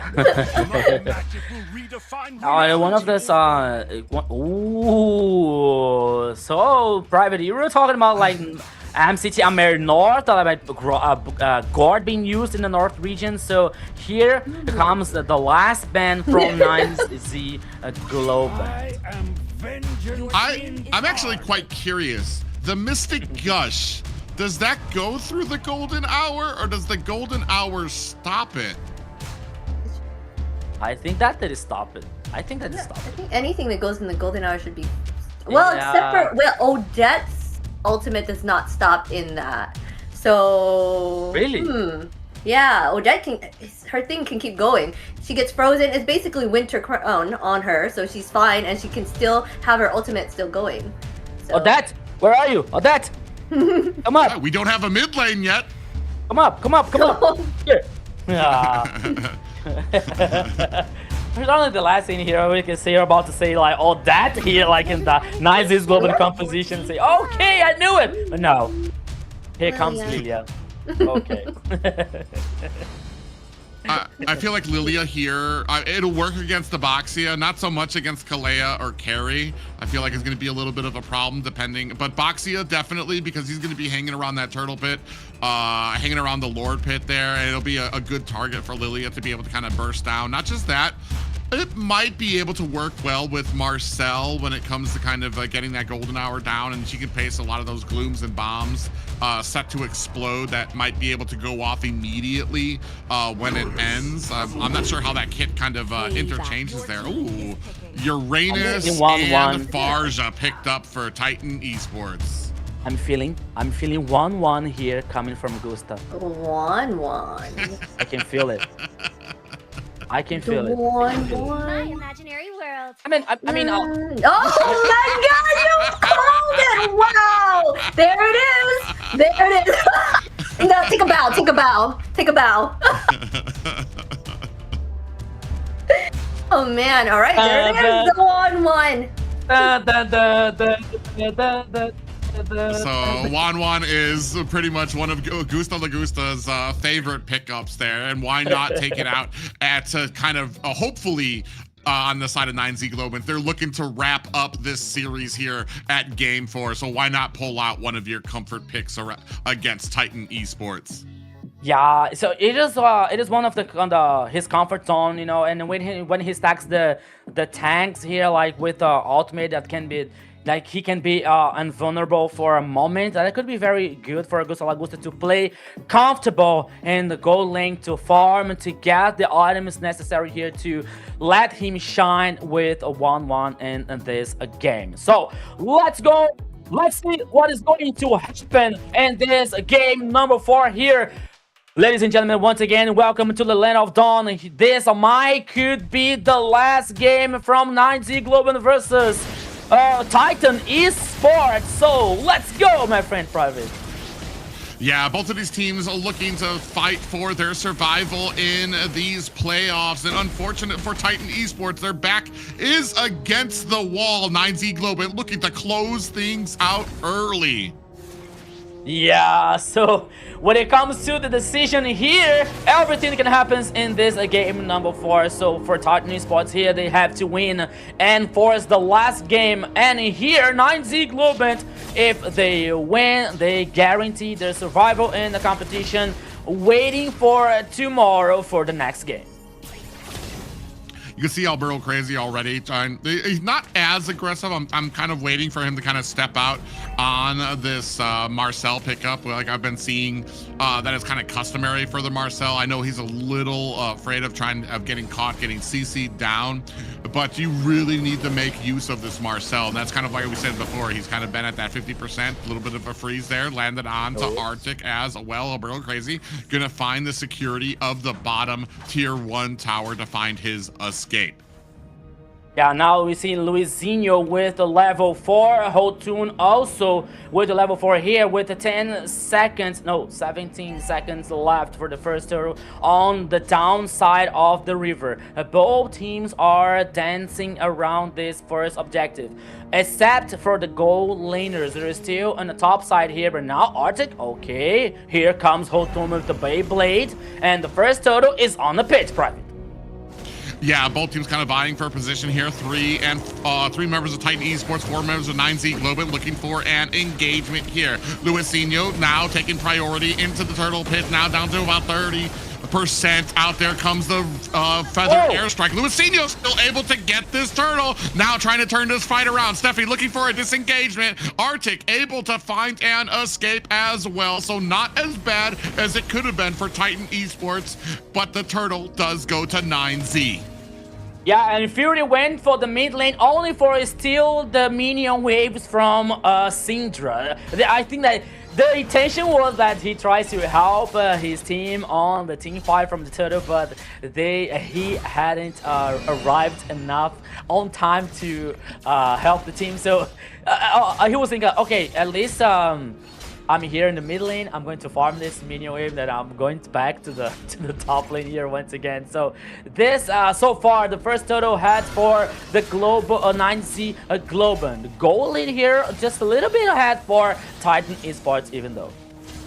Ooh, we do have a little bit of a fight here. Arctic does find him an escape. And when I'm looking at this composition, especially from both sides, Titan Esports, I mean, there is a potential for a lot of damage to come out of these tsunami slams back as Syndra can rain down with the feathered airstrike. The only problem is that who is your target? I feel like a Chino, Luizinho, they can both tank a decent amount of damage that will allow a Burrow Crazy to be able to get in there with the golden hour. If you try to get Fashin to be able to black shoes away out of dangers and harm's way there. I think your only real target is Gusta Lagusta, who's got a pocket purify that they can use as well. So it's very interesting. It's going to be very tricky to see who Steph is going to be able to land these tsunami slams onto, and if they're going to have the damage to be able to burst them down on the side of 9Z Globant. There comes another tsunami slam. As I was saying, feathered airstrike is down, but El Burrow Crazy able to find an escape. Yeah, so now we're seeing Alberto Crazy was forced to use the flicker so far, but now Arctic is trying to gain some info, buy some info here for Titan Esports so far. But now the turtle number 2, goes for 9Z Global. Luizinho able to go ahead and scoop that up. Now a little fight breaking out as Titan Esports trying to pay them back, and both teams looking for the disengage and find it. After like almost 5 minutes in the game, 2 turtles go for a 9Z Global. Alberto Crazy, you don't have the flicker, so you have to take care, have to be careful about that playing aggressive situation so far. But now he heads back, but now he's still in the bush here to buy that info, to gain some info for 9Z Globant so far. But the fact is, green hardcore now for Arctic in the 5th minute of the game. Both teams are like, they're trying to play in aggressive, they're trying to get the kills, but even though no kills for anyone so far, only 2 turtles for 9Z Globant. But look at Arctic. Look at where Yeah, I was just Arctic about is. to say, Arctic found himself. He says that 9Z Globant left a window open on their base. He's all the way up by the core trying to steal away minions to cut into that lane. Now, both teams are resetting on the map, looking for still 50 seconds left for the next objective. Nobody really in a great position to find a gank just yet. A lot of pressure mounting up here at the top lane for the side of 9Z Globant, but no worse for wear are either of these teams. Now, both of them looking to try to find and make their way back to this next objective. Yeah, now once again here, 9Z Globant working on this high tempo, but now, both, like the whole team heading on the top side, trying to surprise the Titan Esports here players. But now they head back, and both teams are going to meet at the mid lane. Maybe we have a party. 6 minutes. Oh, as we say that punishment, we do have a nice tsunami slam coming out with the feathered airstrike, and he is able to find and escape. Gusta Lagusta able to find the crossbow of Tang and a kill onto Steffi. That's going to be the first kill at the 6-minute mark for 9Z Globant. I wonder how much HP was Arctic able to survive in a stack from the ultimate from Gusta Lagusta, because I believe that there was only a tag, only auto attack missing for Gusta Lagusta getting the double kill here on his ultimate. But even though Titan Esports guarantee the first turtle for them and the third turtle on the game, but now Luizinho playing aggressive here. The first tower on the top side already taken down by a 9Z Globant. So far so good. Advantage being taken for 9Z Globant. Steffi, oh, almost. Ooh, yeah. Very close to getting caught there was Steffi. Now still, I want to say, still a very, very low kill game. A lot of respect both of these teams are paying to each other's compositions out here, not wanting to get caught. They know to fear the tsunami slam, even if I'm kind of questioning who the target's going to be. Fury actually able to go ahead and get a tower up at top. So this is a very, very even game for both. Looking at the damage, Arctic leading the pack with 19k. Hey, minion waves, it doesn't count for damage, right? Because he was like taking the minion waves from the tower number 3. It doesn't count. Let's go. Now we're gonna have a little bit of an engagement here. Feathered airstrike does rain down. Steffi looking for the golden hour. Albro Crazy finds a kill onto Steffi. Down again. 0-2-0. The second kill for 9Z Globant. Now they're looking to go ahead and put some pressure down at the bottom onto Arctic. And not able to find the Arctic, because I mean it's gonna be really hard for them to kill Arctic. I think the plan here is to try to keep on macroing out. But I mean, a great job to have Arctic kind of protect this against a hero like Gusta Lagusta on that Wanwan. Now, both teams vying for position. Hotun on the side, gonna go ahead and activate this Lord. 9Z Globant, 4-5 members now mounting here. They don't have Arctic, who's at the bottom. They know they don't have it. A pop-up catches most of Titan Esports, but Hotun still able to find the Lord. Out comes the feathered airstrike, but immediately Steffi gets taken down by Chino. 0-3 for 9Z Globant, but the Lord goes to Titan Esports. Yeah, despite the advantage here for the kills from 9Z Globant, the gold lead goes for a Titan Esports, and now they took the Lord Arctic here. Hey, he's an Iranian, so he's not dying so easily here. Like both two players from 9Z Globant trying to focus this XP lane so far. Oh, crazy! Oh my goodness. Almost got caught there. Uses that defensive use of that golden hour. Speaking of which, on the opposite side of the map, Fury able to find a tier 2 tower. They're starting to macro up here. It looked like it was 9Z Globant. Did I just hear a conceal play come out? Big slam. Tsunami slam coming out as well. Is that going to be enough? The penalty zone comes in from Chino, dishing out the damage. Feshin able to take down Steffi. Fury able to answer back to Alburo Crazy. 1-4 finally, Titan Esports on the board with the kill, courtesy of Fury. Oh my goodness, they were too risky in taking this dive here on the tower number 1 with this Tsunami Slam. Okay, it could be worse for Titan Esports if Gusta joined the fight, because after the Tsunami Slam, it came the penalty zone and the following up from damage coming from 9Z Globant. But even though it was like a very cheap situation for Titan Esports because there was only one player down, the Lord was melted down by Gusta meanwhile, and now the focus can be in the tower in the mid lane. Here comes the bomb once again. Tsunami Slam, Luisinho in trouble, gets taken out by Syndrak. We do have the golden hour out there as well. Hotun in trouble, a lot of damage. The crossbow of Tang is not able to finish the job. 2-4 right now, 9Z Globant have to disengage. Luisinho gets taken out, yanked from his teammates with that Tsunami Slam. Oh my goodness.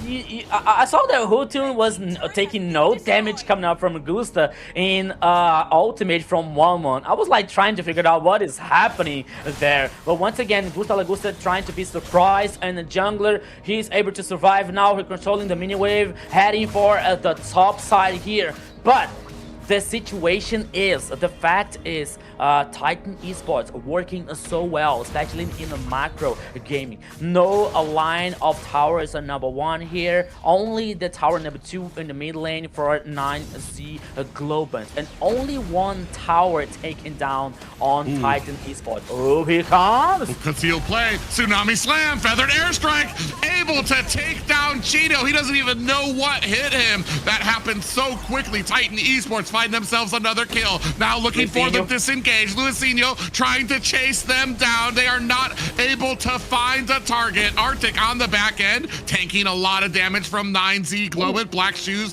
have been used by Feshin to try to get out of that damage. And this is a great opportunity for Titan Esports to start locking onto this Lord. But 9Z Globant don't want it to go out alone. They don't want to give this up. They're still trying to get in a good position. Alburo crazy, dashing in and out. A great front line by Hotun and Arctic. Here comes the golden hour to freeze the Lord. Is that the target that you wanted, though? Down to 25%. Hotun still. They do drag out the Lord to reset it now. It looks like Titan Esports do want the fight, but now you have all members up for 9Z Globant. Are you going to be able to get this retribution? Luisinho able to find the Lord kill for 9Z Globant, but immediately answered back by Titan Esports. Fury able to find a kill. Another pop-up onto 9Z Globant, who have to disengage. What this sacrifice here for 9Z Globant? They took the Lord, they lost Luisinho in the process, but now the Lord heading in the top side in 9Z Globant's favor. But the question is, will this Lord be used for something? I don't believe that, because he is in a half HP and he hasn't arrived in the tower number 2 on the top side yet. But 9Z Globant is here trying to defend the Lord. There's no Lord anymore. Oh yeah, so okay, they took the Lord to buy a little time for 9Z Globant private. Yeah, and that's kind of unfortunate with Luisinho getting taken out there as well. You got yourself a Lord, but yeah, it only kind of bought you a little bit of breathing room. Now they're going to go ahead and force their will, going to be able to try to pick up this purple buff. But at the bottom lane, Arctic continuing on with this macro. Titan Esports doing such a great job trying to continue this pressure. Even though they missed the Lord, they're still able to kind of keep up this macro. Ooh, they actually might be able to get Arctic down here. You see Gusta trying to put on this damage. Has the crossbow of Tang, hasn't used it just yet. Damage still output. Chino able to clean up Arctic. That's going to bring us to a 4-5 game in favor of 9Z Globant, who are behind in gold.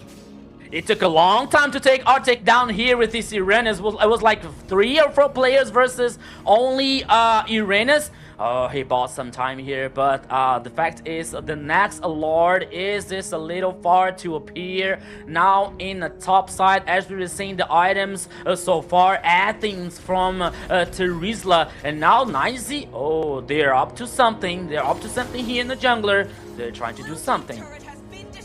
Yeah, pretty even when it comes to the marksman. Both marksmen already have the Malefic gun on their side, so they've got the range. It's just going to be who can really dish out that damage. I mean, we've been seeing Gusta Lagusta's at the top of the damage charts right now. I believe in second or third place behind Feshin, who's been, or is it Feshin? Yeah, that has an immense amount of damage for the side of 9Z Globant. So, I mean, they're able to find the angles. It's just some of these team fights just not going in their favor just yet. Hotun has just been doing such a great job on this Boxia to find his way into a lot of these objective fights, find himself a way in during a lot of these ganks too. In a very low kill game, 4 to 5 at the 16-minute mark is kind of crazy. And that just kind of tells you how objective focused that these teams are. They're not trying to go get kill hungry. They need these kills to mean something. They need all of these fights to mean something, and they don't even start a fight unless they're going to be able to find an objective for it. Now, starting up at the Lord, 4 to 5 on the screen, a 2K gold lead for the side of Titan Esports at the bottom.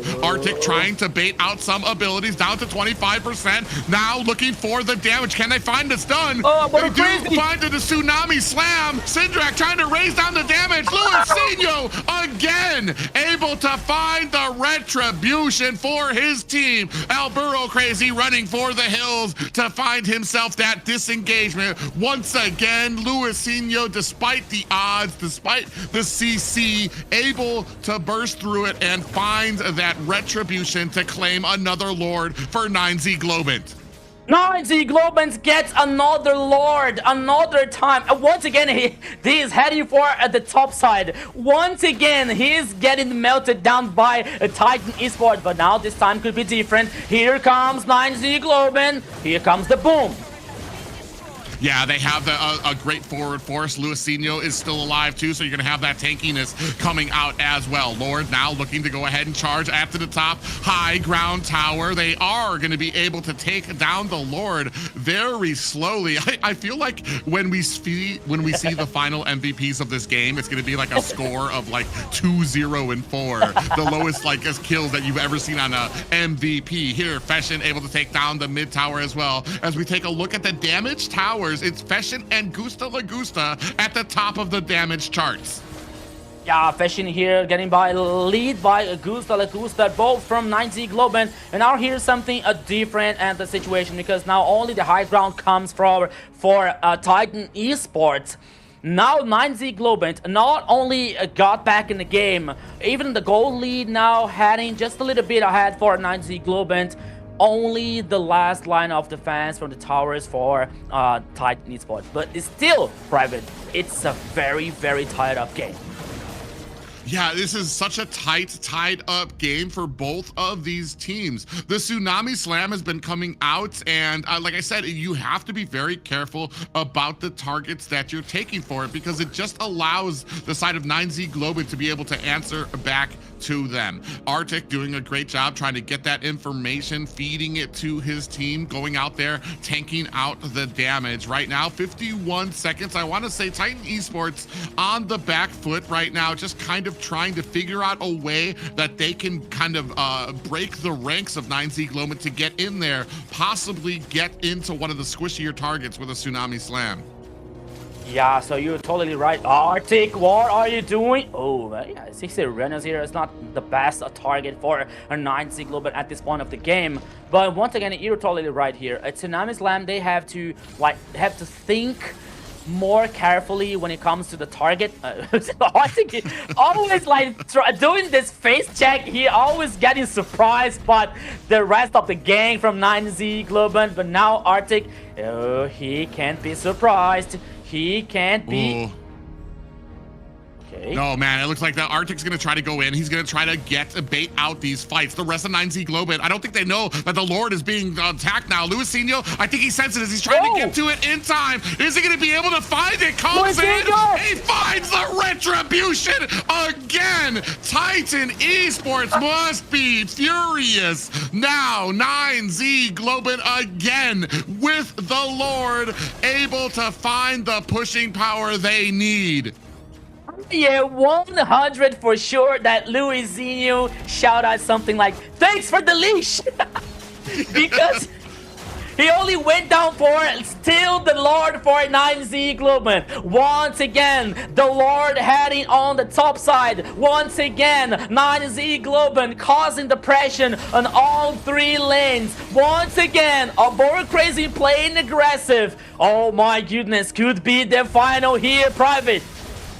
Yeah, they've got some clearing power with Syndrak there, so it's not exactly an overwhelming job for 9Z Globant to be able to take down these high ground towers, especially when you have a Farja that can bring down. Crazy. Ooh, we have a golden hour, traps 2 members. Is that going to be enough? Lord still very healthy, pushing into the base. The race of 9Z Globant. Ooh, Fashion taking a little bit low, although crazy. Another big clearing ultimate coming out from Syndrak there with that feathered airstrike to clear out those minions. And man, 9Z Globant are able to get these lords, but I feel like with that feathered airstrike, you've got a good amount of defensive possibilities for Titan Esports.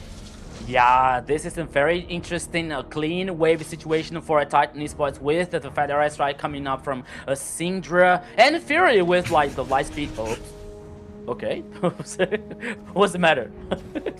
Oh no! I'm just sitting here thinking about at this point, what does if you're on the side of 9Z Globant, do you just tell Titan Esports? I mean, guys, don't even bother. Just go ahead and give us the Lord. Don't even bother, because if Luisino, just go ahead. He's gonna grab it anyway. You know how this works. Just go ahead and give it to us, and let's go ahead and continue this song and dance that we have. Yeah, and now guys, taking the opportunity to say a thank you to the people on the chat. A thank you for Leon, JJ, Dress, Ray, Churro, everyone that is watching us, everyone that is cheering, that is supporting us here. Thank you so much for your support, for your audience here. But now 6 seconds left for the next Lord. Once again, on the top side of the river, 9Z Globant is started immediately. Could be the final team fight, could be the final Lord here, Private. Yeah, you can see Steffi looking for a position, wants to find somebody that they can be able to get this tsunami slam onto, and hopefully with Syndrak's help, they're going to be able to burst them down. At the bottom, they're going to go ahead and focus on Hotun. Is that going to be enough? Hotun's going to be able to find the escape. Steph's going to go ahead and cover the escape with a little bit of a jump there too on the backside. Gusta Lagusta putting some damage on as well. Hotun! Immortality has been procced. The golden hour catches 2 of them. Another winter crown has been used, but Fashion able to find the kill onto them. Rest of 9Z Globant continuing on with the fight, looking for a way in. Luisino, very low, is going to have to go back to base. Look at all 3 of these members from 9Z Globant have to look to go back to base to get healed up. What happened here? Oh my goodness, there was like an immortal team fight situation for both teams. But the fact is, Hotun is taking down. No retribution coming from the Titan Esports. That is a good chance, a good opportunity for 9Z Globant. And now it comes to, there is no fight back from Titan Esports. Lord easily guaranteed by 9Z Globant, my friend Private.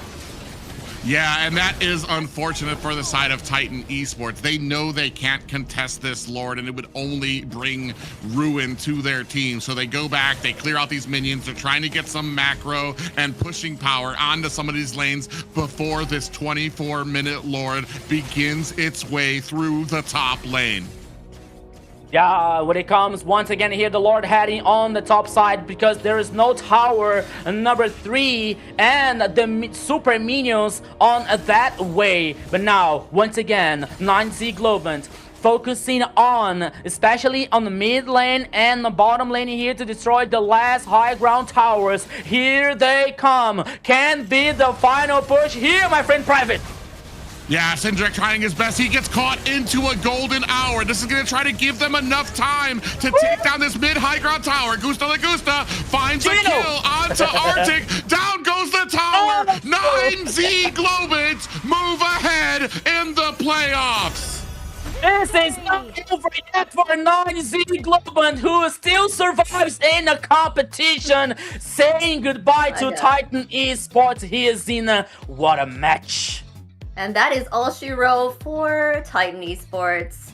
Sadly, but 9Z Globant is showing them up right there. Like, you know, you did a sweep on us, but didn't matter. That was the Swiss stage. This is the playoffs, and now who's going home? You are.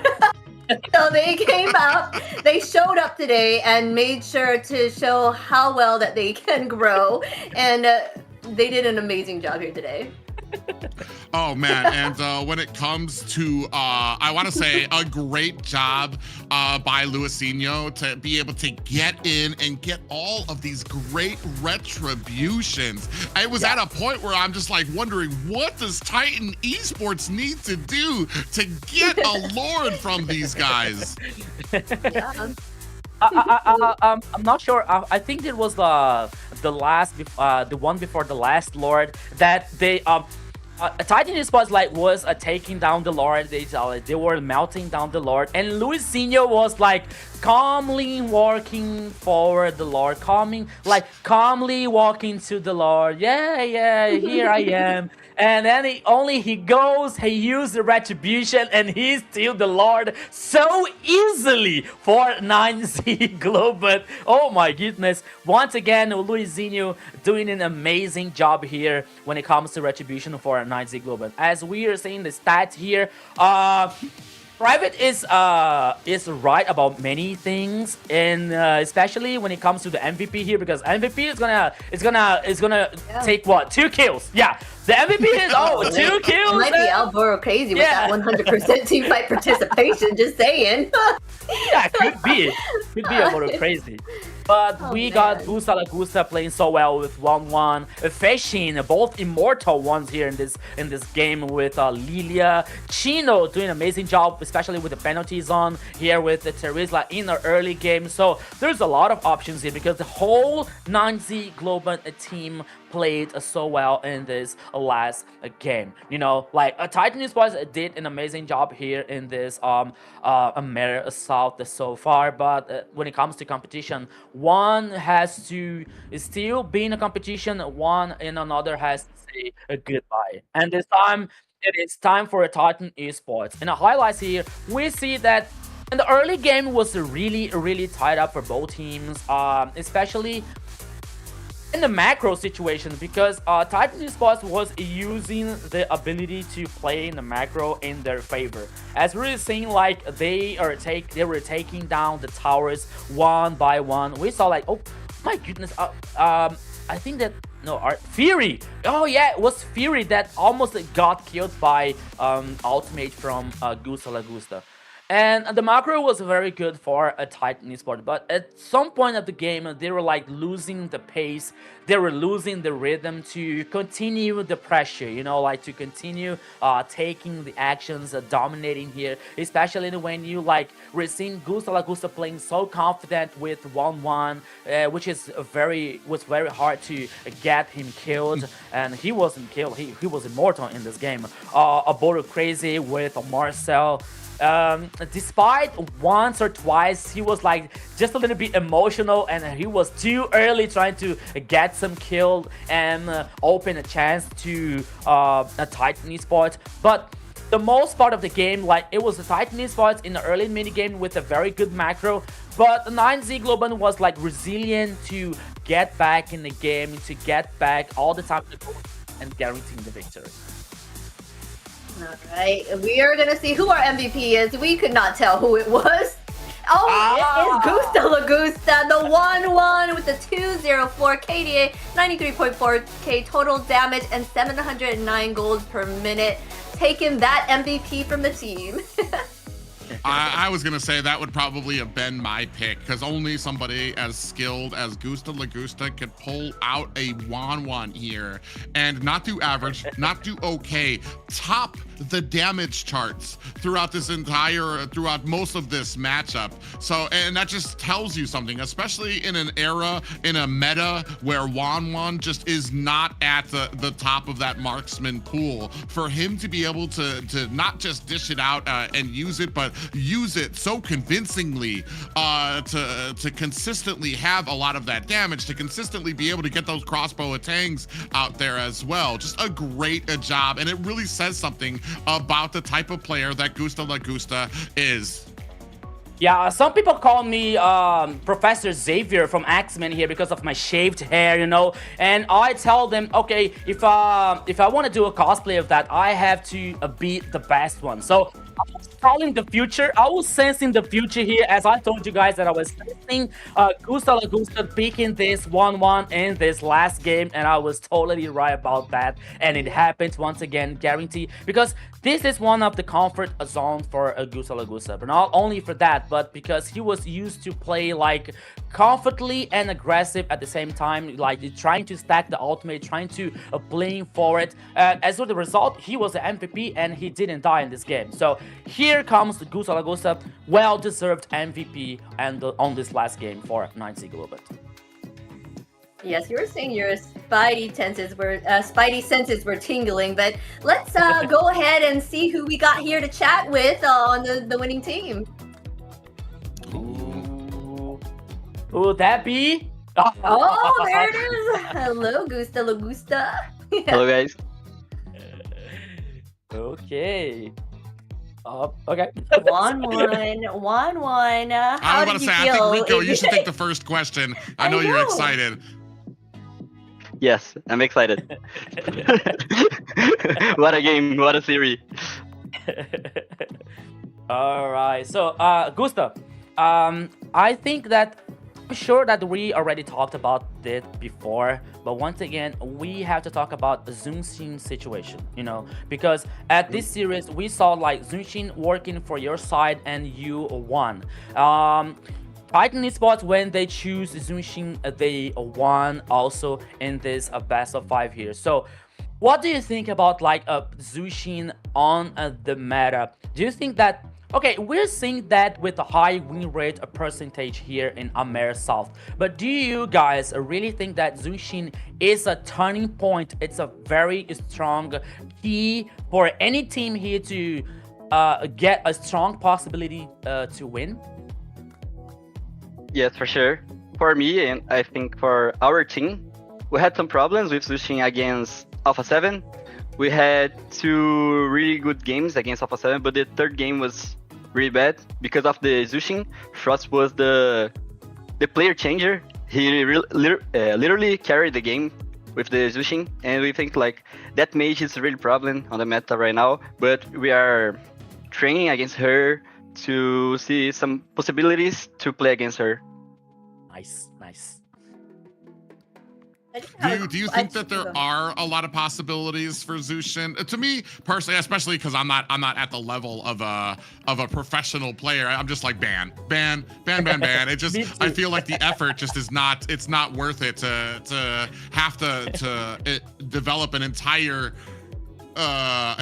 team that has to go against her. Do you guys feel like there's some valid options, or how do you personally feel? Would you rather just ban her, or do you feel like you'd like to test out your guys' mettle when it comes to trying to face her? I think Zunshin is really hard because she had a stronger game, a really stronger game, and really strong like first turtle. Like Feixin today, Feixin played really well with Zunshin, and you can see like she's really overpowered. And we are playing Global Ban. On a Global Ban, if you let them pick Zunshin, is like you're giving 1 point or half of 1 point for them. it's really hard on Global Ban. Yeah, it does make it hard, but I had 2 questions. One, how are you feeling? You were able to choose 1-1 and actually get MVP with her this time around. I feel so happy again because it was an elimination match. It was really hard because elimination match. If we lose, we were out of MPL, and that was the problem of today. And 1-1 is my comfort pick. You guys already know. And I said for coach, guys, let me pick 1-1 here. That's my match. Okay, so you got the MVP. Okay, all right.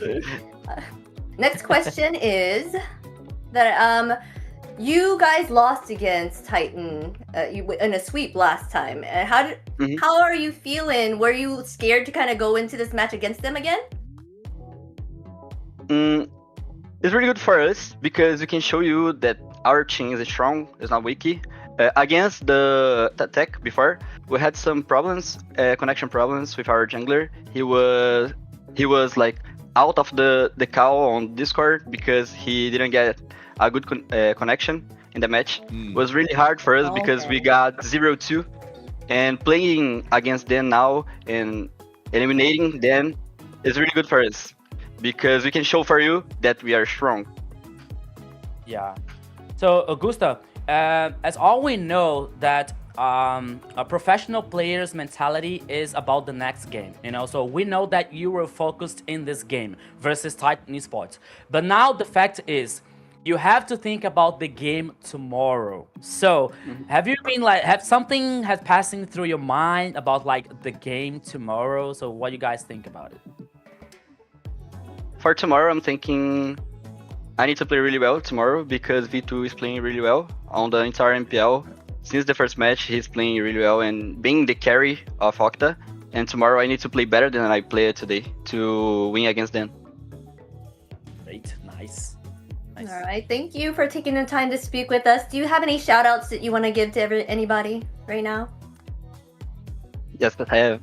Shout out for all my family. They are supporting me, and for my viewers on my live stream, they are supporting me also on my WhatsApp group. And thank you guys, I love you. Thank you, Gustav. Nice one. Thank you. See you later. Bye. Congratulations on your victory. Thank you, guys.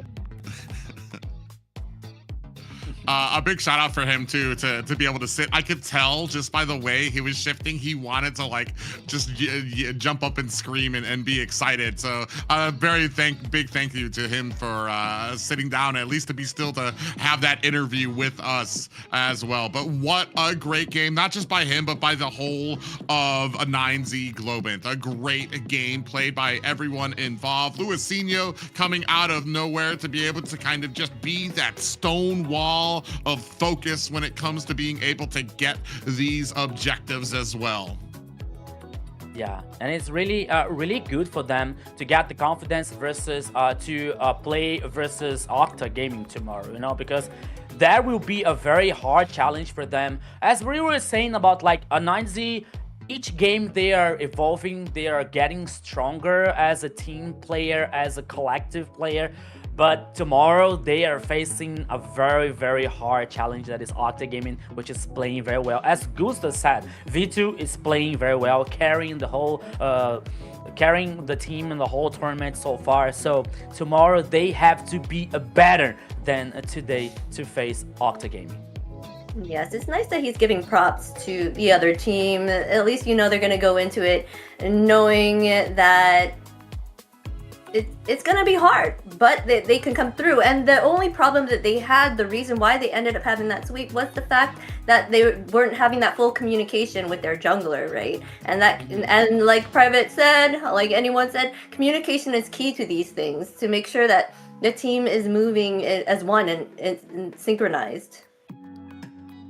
Yeah, I've talked about it before. I feel like a lot of teams underestimate how important communication is from these things, and it's one of the easiest things to really fix for a team when it comes to, well, I mean, if you're not lagging or having internet problems, but like it's one of those easiest things to kind of fix for a team to be able to kind of continue that, isolate, understand that once we get, if we're starting to slow down, if the talking is starting to stop as we move further in the game, we just need to kind of fix that and bring that level up as the game starts progressing. So it's good to hear that they were able to kind of find those problems, isolate them, and be able to find fixes for them and become the successful unit that they are.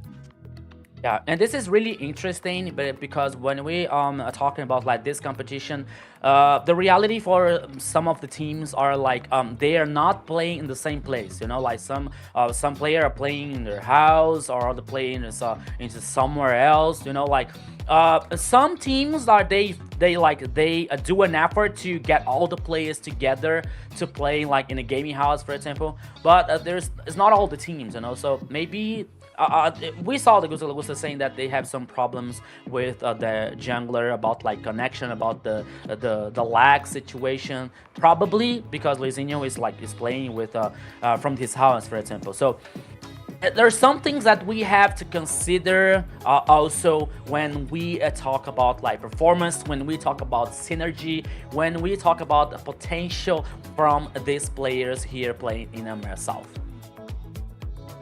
Yes, well, these games today was really exciting and like mind-blowing actually how things turned out, right? They actually brought their A game today. The teams that we thought weren't going to do so well, they did a wonderful job trying to make a comeback here on the playoff stage. And just the fact that a lot of these picks were out there, like a Louis or the Beatrix, it's amazing to see. But let us jump into the brackets now to see where we stand currently. Yeah, with their victories here today, Dreammax will be facing a rematch, facing Infinity in a best of 5. And as we just learned, it will be 9Z Globant taking on Octa Gaming. This a little bit of wiggle room, maybe not as frustrating, not as hair pulling out, as both of these teams will have that lower bracket to be able to, if they lose here, it's not going to kick them out. They are going to have a little bit of a cushion when it comes to the lower bracket. But I mean, with the lower bracket, you kind of get like those feelings, those hurt feelings of having to kind of move your way through the losers bracket through here. It's going to be some exciting games. I cannot wait to see the rematch and then Octa Gaming to see if 9Z Globant finally has been able to build up to be able to take to what I considered possibly like the second best team here so far in South America. Yeah, when it comes to the first match here as a rematch, as you said, Private, and now we're seeing a Dreammax with a King and a Jungler once again with a Goo in XP lane with the gold lane that is Zeus. So it is gonna be just a little bit different from what we used to see from the last games coming from Dreammax. How exciting. Let us quickly see our schedule for tomorrow. Super pumped up to see Infinity versus Dreammax going up head-to-head again. And let's see if Dreammax can kind of do what 9Z did, right? And then we got Octa going against 9Z here.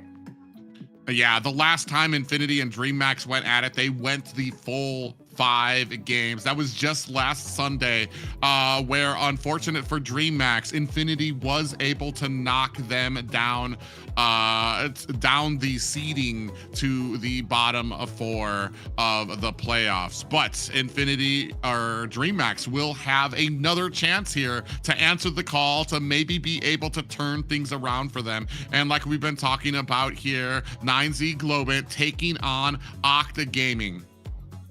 Yeah, so now a rematch in the first match tomorrow, Infinity versus Dreammax. It was the 3-2 for Dreammax in the last game, so let's see what is about to happen tomorrow. And Octa Gaming versus 9Z Globant. So it's a hard challenge for 9Z Globant, but they have the potential to face even versus Octa Gaming. Speaking of teams going head-to-head, let's talk about the MWI qualifiers. We have the female league out there right now. Open registration starts May 2nd through May 11th. It's going on right now. Gather your girls and get in on this so you can be on the stage as well. Yeah, like we said, we've been able to see all of the guys here compete, even with the handful of women that have been competing here. But we know there are more out there of these women looking to compete and hopefully earn themselves a way and a path to MWI. So now it's a chance to shine here, to head to the MWI qualify here. So this is a chance to you, lady, to shine with your team here with this open registration so far in MLBB scenario. Yes, ladies, we cannot wait to see you on that stage. It's going to be super exciting. I cannot wait. It's going to start from May 15th through May 22nd, I'm thinking. But I can't wait to see that happen, where the ladies take the stage for. But ladies and gentlemen, I think it's a little time for us to talk about what made this whole broadcast possible. Yeah, what made this whole broadcast possible was runestone.gg. They are the perfect place for you to up your gaming skills, getting those real-time data and analytics, so make sure you check them out. Yeah, so there's a chance here to improve your level of gameplay, to checking out the stats, to checking out everything that you need to play as a professional. Who knows, like not play bad as me, but to play as good as a professional, thanks to Runestone here. Not only to improve the gameplay level for the whole community, but to make this happen. Yeah, guys, if you're looking to improve your gameplay, I mean, look no further than a company and an organization that values and has the same passion that you do for gaming, and that would be none other than runestone.gg. And like I said, a big part of what has made this broadcast possible. So a big shout out to them for that opportunity. Yes, for sure. And we do want to say hi to those in Indonesia and the Philippines. I know we're saying bye soon, but hi. I know you guys might just be hopping in, or have only caught the last bit of the matches since this has been starting earlier here. But I just wanted to say welcome, and we look forward to seeing you tomorrow, for sure. Yeah. And be sure to check us out. Be part of our community, MLBB Esports. We're on Kick, Twitch, X, Instagram, Facebook, TikTok, and YouTube. And me rapping right there. But anyways, it's out on all these social channels where you can catch highlights, or if you missed any games, you can see tips and tricks as well, and see who's won. Yeah, this all. Everything that Zina said, you can check it out in our social media. So make sure you follow us at MLBB Esports, and we are everywhere, basically everywhere that you can imagine. We are there. So yeah. Yeah, but ladies and gentlemen, it has been an exciting, and things have been heating up because it's only the first day of the playoffs of the MCT AMER South. So if you guys loved what you saw today, join us again, same time tomorrow. It's gonna be a blast. Yes, for sure. But we are signing off for now, guys. We will see you guys tomorrow for more action and more knockouts. I'm just to the loser bracket, but I'll see you guys later. Bye. Bye. Woo.